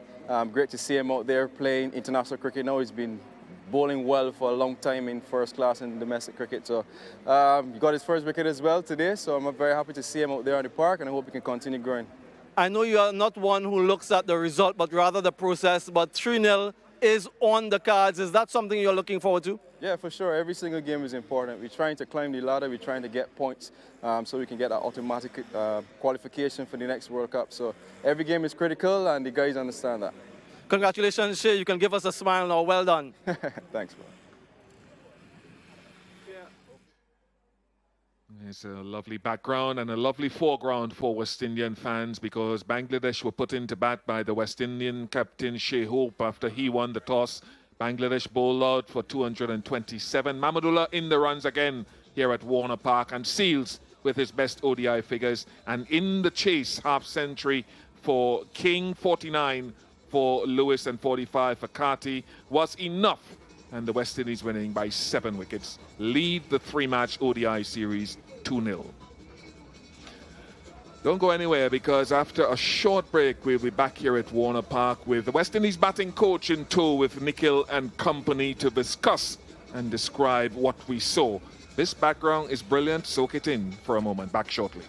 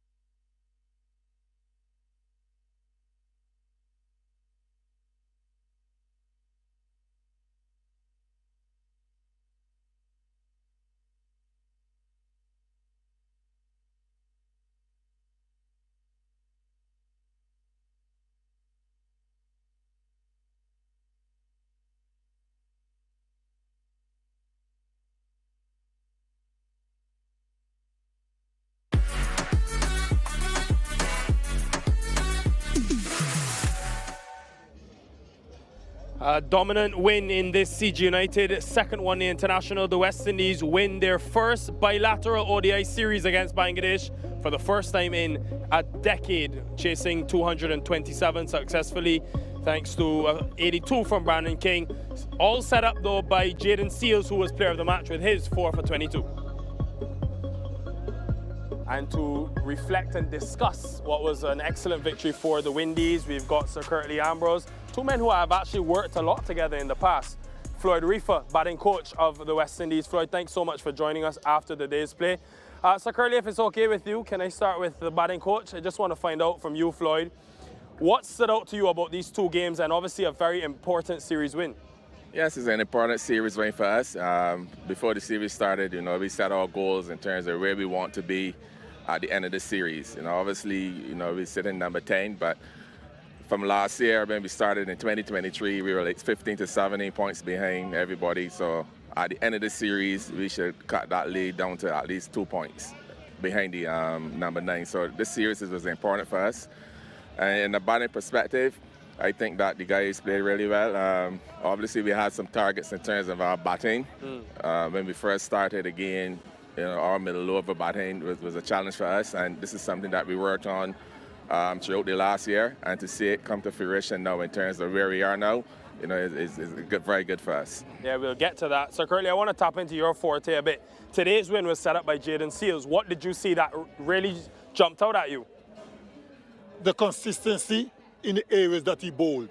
There was a strong cross breeze which assisted him with his outswingers, and he bowled beautifully, hit the right areas, hit the right lengths, the lines, hence he got the rewards.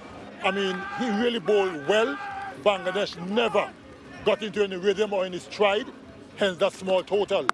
Yeah, he was fantastic. Floyd, what were the discussions with your fast bowling group after what you would have seen in the first ODI here on that pitch? The discussions was about being as consistent as possible, trying to group together a lot of deliveries. We talk about putting together the percentages of deliveries in the right areas, and obviously utilizing the short delivery as well. The analyst, Mr. Avinash, he sets up the plans, and the guys just follow the plans to suit. And you would have had a plan about, your opening pair, and we saw almost a different approach, a bit more intent today from that 109 runs put on between Brandon King and Lewis. Well, as we look at Jaden Seals, though, before that, and you could see that good length area he hit. And also, as you said, Floyd, mixing up with the shorter deliveries. So he may have just kept Tanzid in his crease rooted. But he was superb, and the fast bowling set up the game and allowed your batters to chase that below par total. Tell me about how you see Brandon King and Evan Lewis complementing each other, and what are you trying to get out of them every single game? Well, listen, both Brandon King and Evan Lewis, they're both attacking batsmen. They complement each other. And the good thing about it is they're right-hand, left-handed. Both of them have their strengths in terms of how they attack the bowling. They have different styles of playing. So I think they really complement each other really well. Obviously today, we discussed a few things from yesterday's practice session. And it's pleasing for me to see, how they went out and played today.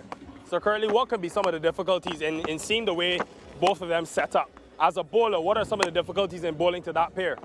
Well, when they got the left-hand, right-hand combination, if you're not on song, it could slow you off, especially if they keep rotating the strike every 2 deliveries. And I thought that Brandon King and Evan Lewis batted beautifully today. I mean, we know Brandon King very classy, Evan Lewis a little more brutal, and the 101 partnership just set up the game quite nicely for West Indies to win. Floyd, one guy who has been a standout in these last couple of series, obviously, is Sherfane Rutherford, right? 5 50-plus totals. Even today, you saw he got the winning runs and made sure he was there at the end. Tell us about his evolution since he's come into the team, how you've seen him grow in this format. Well, Sherfane's been doing a lot of work. He's been putting in the extra practice sessions. He's been coming early in the mornings, putting in the extra work. Even at practice, after practice is finished, he put in the extra work, and he's always willing to learn. He's coachable, and he wants to do well. And I'm proud of him, because when he came into the cricket, obviously he came in, not playing a lot of games. But once he got that first 50 off his belt, then you saw the confidence in him. We always think that Sherfane is a very good player. We have confidence in him, and it's good that he's having that good run, in terms of how he bats and batting the spin. We talk a lot about it. We talk a lot about his starts. And we talk about how he finishes games as well because of his ability to strike the ball. So for me, it's about his starts, and once he starts well, then he will finish well. So Curly, you always say when you're in a good run, make sure you cash in. Why is that important? You see, cricket is a funny game, right? You can't wait until tomorrow or your next innings. I reckon that is very simple. Once you're in, you get as many as you can because this game is a leveler. You could come next time and just struggle to score runs. So don't take it for granted and figure I'm in good form and settle for anything.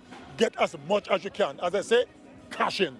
And Floyd, one thing that also has been, evident under the administration of you and Darren Sammy has been more hundreds in this one-day international team. Yeah. We've seen 5 now within the last 8 ODIs. How have you guys been able to break that trend with Casey Carty, for example, in that England series, getting a big 100 and winning the game? How have you gotten the best out of these guys? Well, preparation, all right? Preparation is key, and coming into the team and stuff, the guys are preparing better. So we have built that culture in terms of the work ethic. So the work ethic is stronger, it's more intense, how we prepare for games. And there's a lot of conversations as well. You will see now a lot more conversations happening amongst the players within the dressing room, conversations between the coaches and the players. But for me, the main thing is the preparation and working on your skill set. We did a lot of work over the last year with these guys in terms of improving their skill sets. So Curly, have you seen an improvement in guys like Carty under this leadership? Well, of course. I mean, when you look at Darren Sammy and Floyd Reefer, I mean, these guys are experienced campaigners. They've played at the highest level. They've been coaching for a long time. So they understand cricket, and that's what it's all about. As long as you get the players to buy into what you're selling them, you're going to be okay. And so far, we're seeing improvement. And speaking of improvement, Floyd, I want you to describe the improvement the West Indies have made in the middle over specifically. And your captain in Shea Hope has led that sort of, when you guys have moved him down to 4, the numbers have skyrocketed. How have you guys gone about trying to be better in the middle overs? You're second in the world in 2024. Well, it's all about mindset. And obviously, the captain is leading the charge in terms of that mindset, how we want to approach the middle overs. And like I said, over the last year, we did a lot of skills work in terms of improving our strike rate within the middle overs. Again, our analyst, Avinash Sitaram, he gave us a start when we first started last year. That was during the qualifiers, right. Where we were just striking at 3.9 runs in the middle overs and losing to 4 wickets, and then to Spain, it was even worse.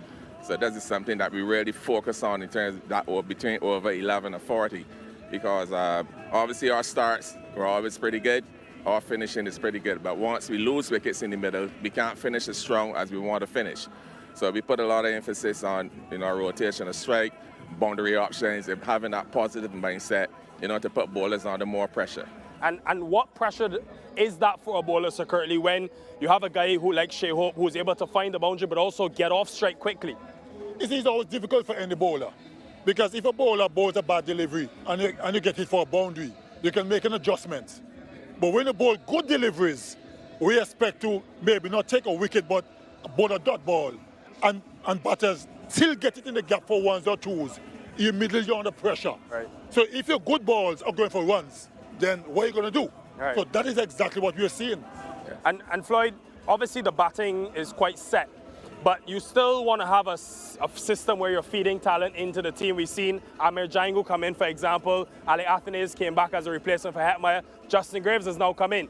What would you tell batters around the region, young batters, as to the sort of brand that you're looking for? Well, if you look at the Super 50 competition with the point system that have been implemented over the last 2 years, right, it says a lot. Well, this year now, you've seen teams that have improved in terms of how they approach the game. Gone are the days now that we want to score at 3 runs and over. We want to be hitting 5.5, 6 runs and over inside those middle overs. So guys have to improve the skill sets. They got to tailor the game to suit how we play. And it's important, obviously the senior team is playing that way, so it has to trickle down all the way down to junior cricket. All the way down to the 15s, on the 19s, the academy teams. That's how they're supposed to play, because that's the way we're playing at this level right now. All right, really appreciate the honesty. Sir Curtly, I'll give you the final word. Given what you've seen with the ball and then hearing this philosophy with bat in hand, can this West Indies team get back to competing with the best in the 50-over format? Of course. There's never a question about the talent. It's just that we're searching for consistency, and as long as we're consistent, we can compete and beat the other teams in the world. Just be consistent. Floyd, on behalf of the Caribbean, we congratulate you on the improvements the batting has made and also another series win, second consecutive series win. So Curly, I'll see you very soon. Thank you as always for your time. And right, thank you to all the fans who were joining us throughout what has been a fantastic Christmas season for the West Indies One Day International team. Don't forget, we've got one more game in this CG United ODI series. Bangladesh getting to 227 after losing the toss. The West Indies making light work inside 36.5 overs thanks to 82 from Brandon King and a 49 from Evan Lewis. They win by 7 wickets. And don't forget, make sure you join us on Thursday. I'm sure Warner Park will be buzzing because it will be the West Indies hoping for a 3-0 whitewash as they take on Bangladesh for the final time before we move to the T20s. Right, beautiful afternoon. Make sure you enjoy the rest of it and have a smile on your face because the West Indies have taken the series.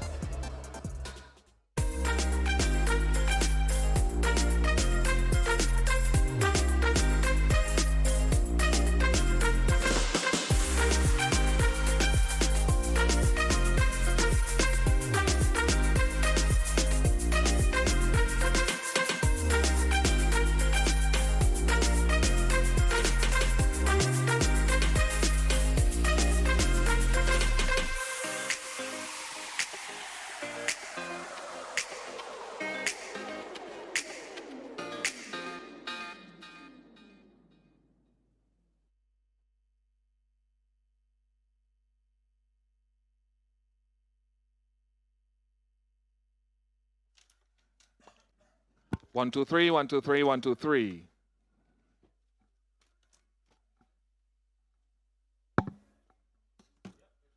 Yep.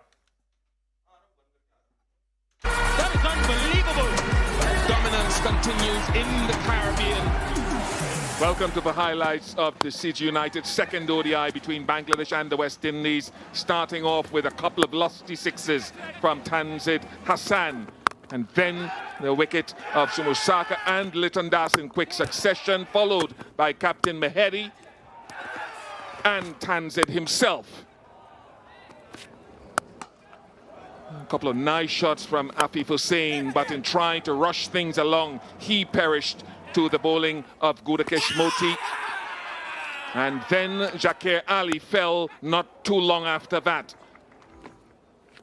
Mohammad Mahmudullah, though, was able to ride a wave of good form with Tanzim, and they put together a partnership of 92 to give the innings at least some respectability. Another half-century for Mohammad Mahmudullah. He fell towards the back end of the innings to the impressive Jaden Seals. King and Lewis started off quite bright and breezily, putting together 109 for the opening stand. King himself looked in sublime touch, striking the ball to all parts with Lewis and bringing up his 7th ODI half-century. Lewis on 49 fell after being struck painfully by Nahid Rana, but Casey Carty was able to get a partnership going, 66 between himself and King before King fell to a rocket delivery from Nahid Rana. Sherfin Rutherford, though, with a couple of magnificent strikes, was able to finish it off for the West Indies. A win by 7 wickets and a 2-0 lead in the 3-match CG United ODI series.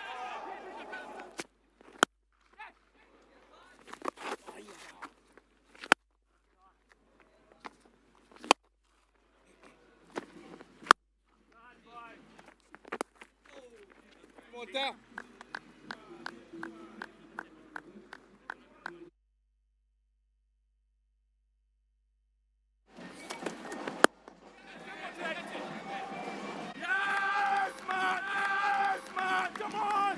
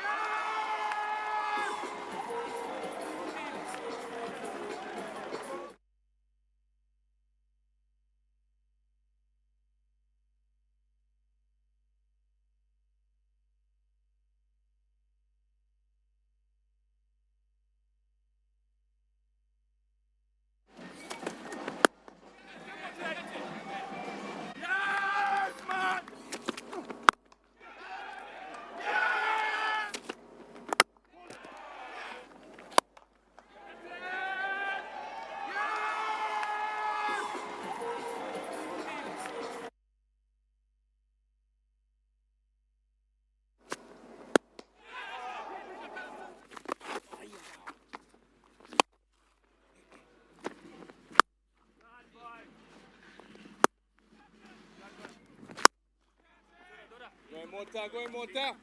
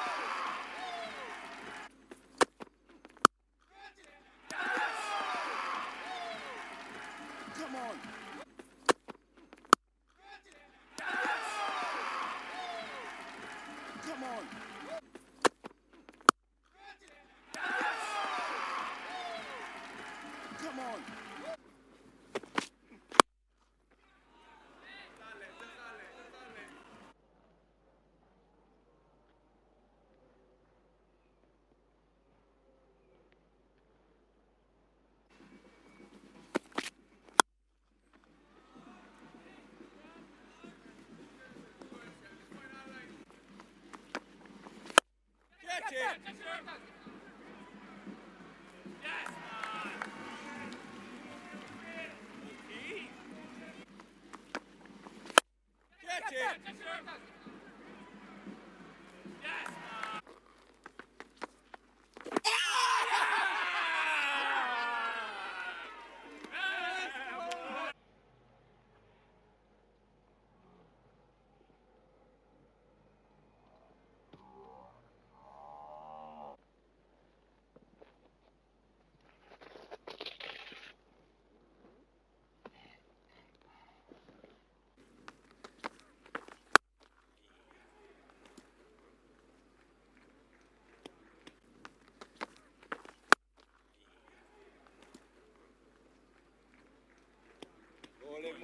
going, Moti.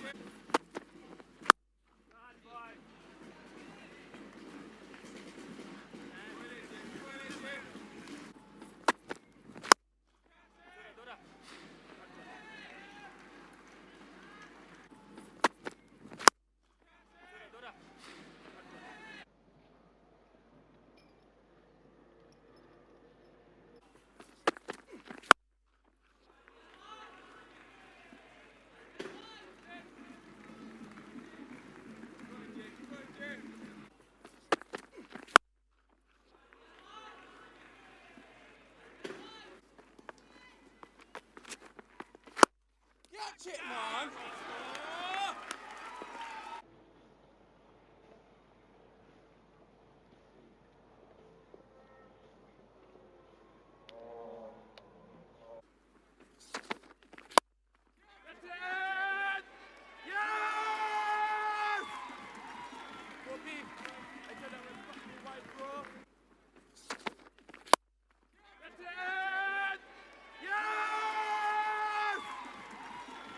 Yes!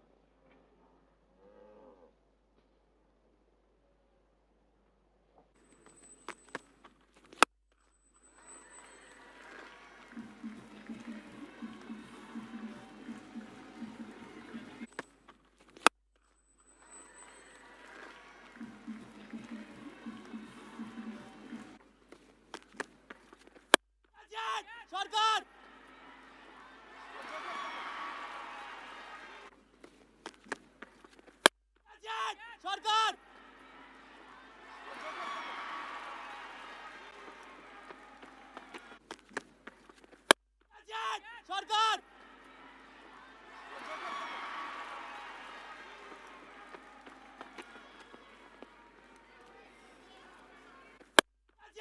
Shotgun!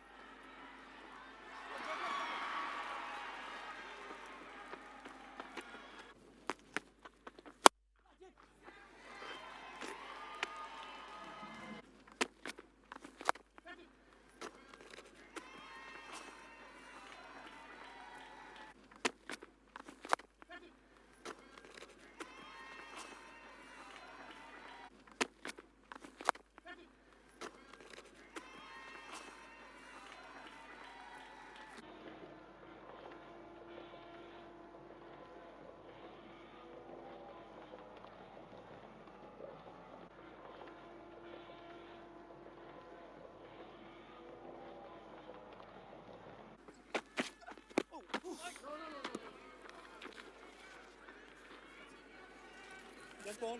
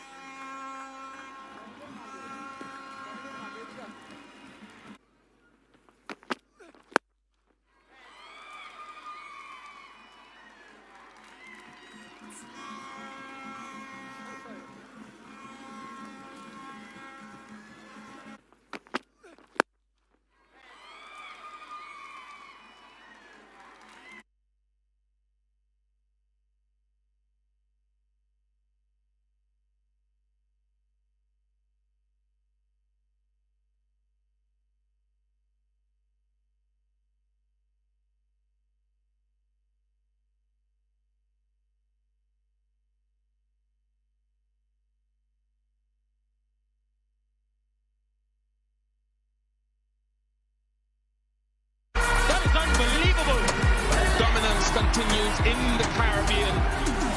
Welcome to the highlights of the CG United second ODI between Bangladesh and the West Indies, starting off with a couple of lusty sixes from Tanzid Hassan, and then the wicket of Sumusaka and Litton Das in quick succession, followed by Captain Mehidy and Tanzid himself.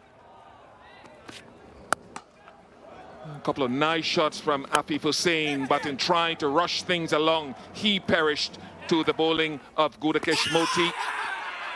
And then Jakir Ali fell not too long after that. Mohammad Mahmudullah, though, was able to ride a wave of good form with Tanzim, and they put together a partnership of 92 to give the innings at least some respectability. Another half-century for Mohammad Mahmudullah. He fell towards the back end of the innings to the impressive Jayden Seales. King and Lewis started off quite bright and breezily, putting together 109 for the opening stand. King himself looked in sublime touch, striking the ball to all parts with Lewis and bringing up his 7th ODI half-century. Lewis on 49 fell after being struck painfully by Nahid Rana, but Casey Carty was able to get a partnership going, 66 between himself and King before King fell to a rocket delivery from Nahid Rana. Sherfin Rutherford, though, with a couple of magnificent strikes, was able to finish it off for the West Indies. A win by 7 wickets and a 2-0 lead in the 3-match CG United ODI series.